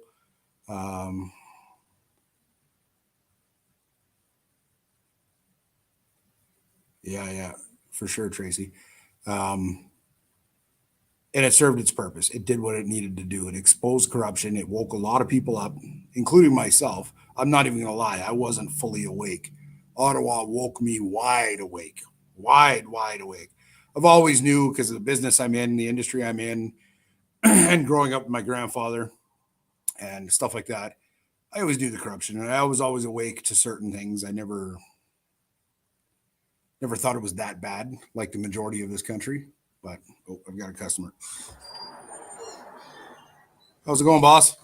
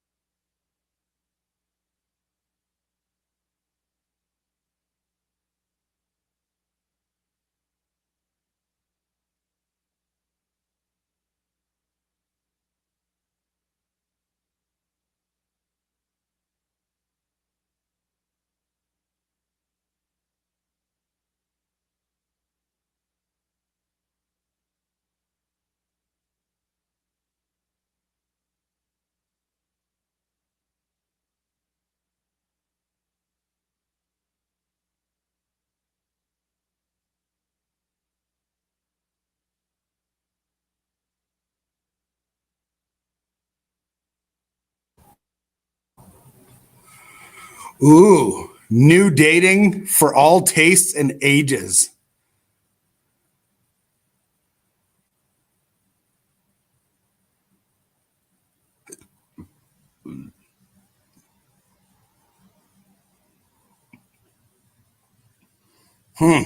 Interesting.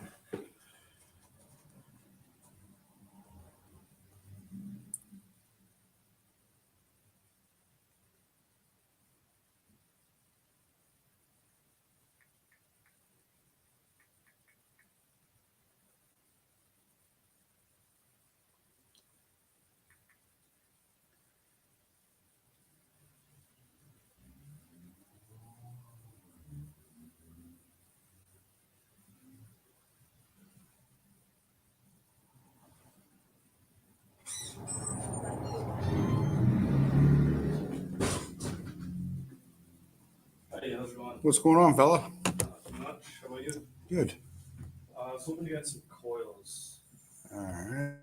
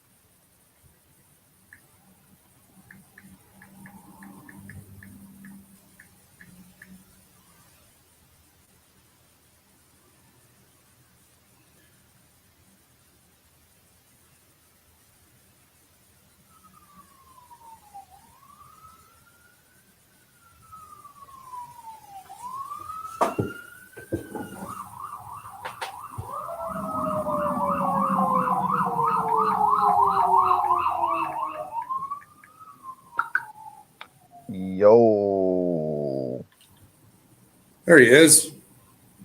what's going on? I figured we were just sitting here doing nothing, so Is it over or is it just on recess? hey man, how's it going? It's going. Right on.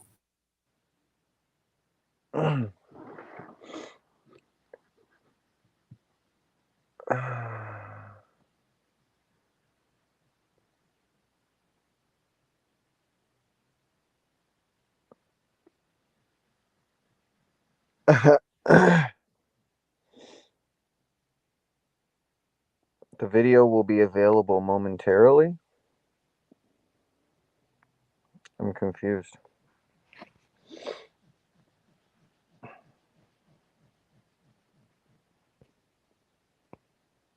One second.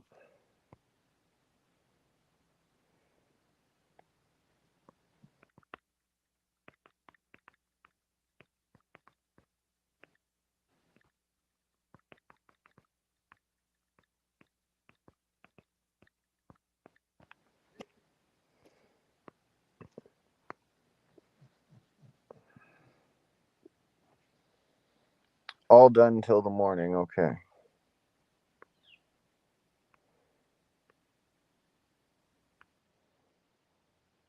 Perfect. What's going on, everybody? My battery has officially died in my truck, so I now have no longer power.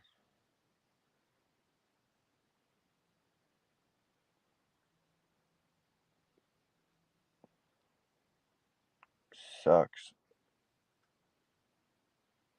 But hey.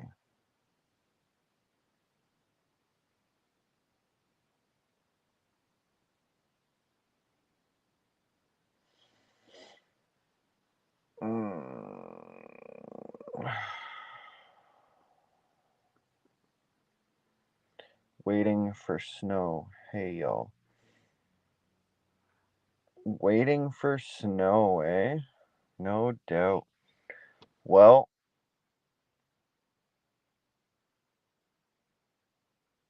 I'm probably going to end this.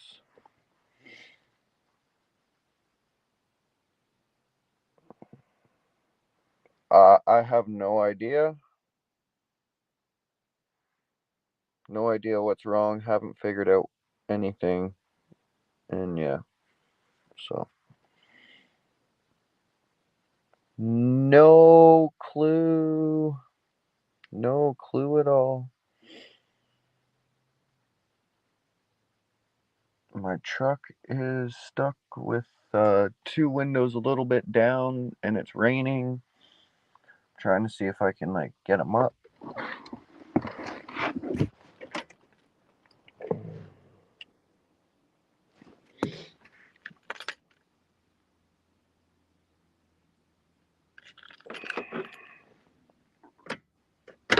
Definitely not the gas pump.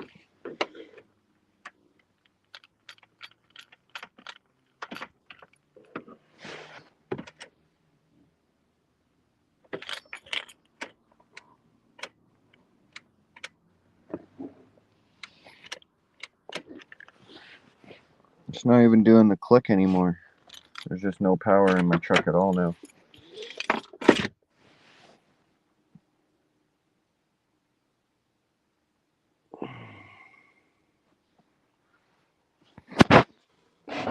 Gosh darn it.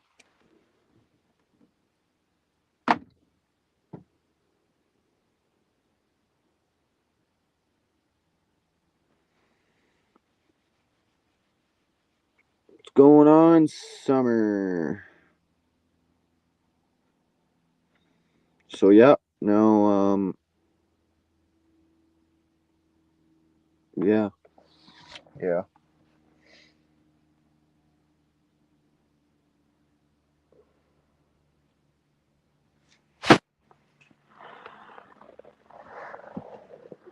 Sup, my pup?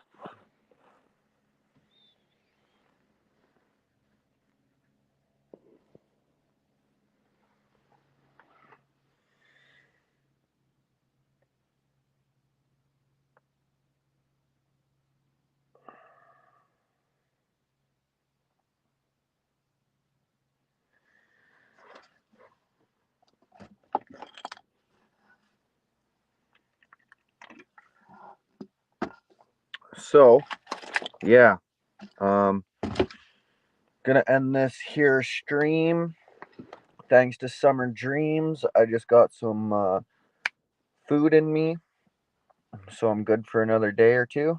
Thank you very much for that, Summer. And yeah, we're gonna try and figure some shit out. See if we can't get my truck back up and running.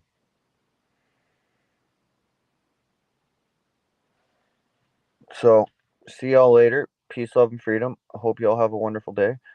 And maybe we'll do a high live later if I can figure stuff out.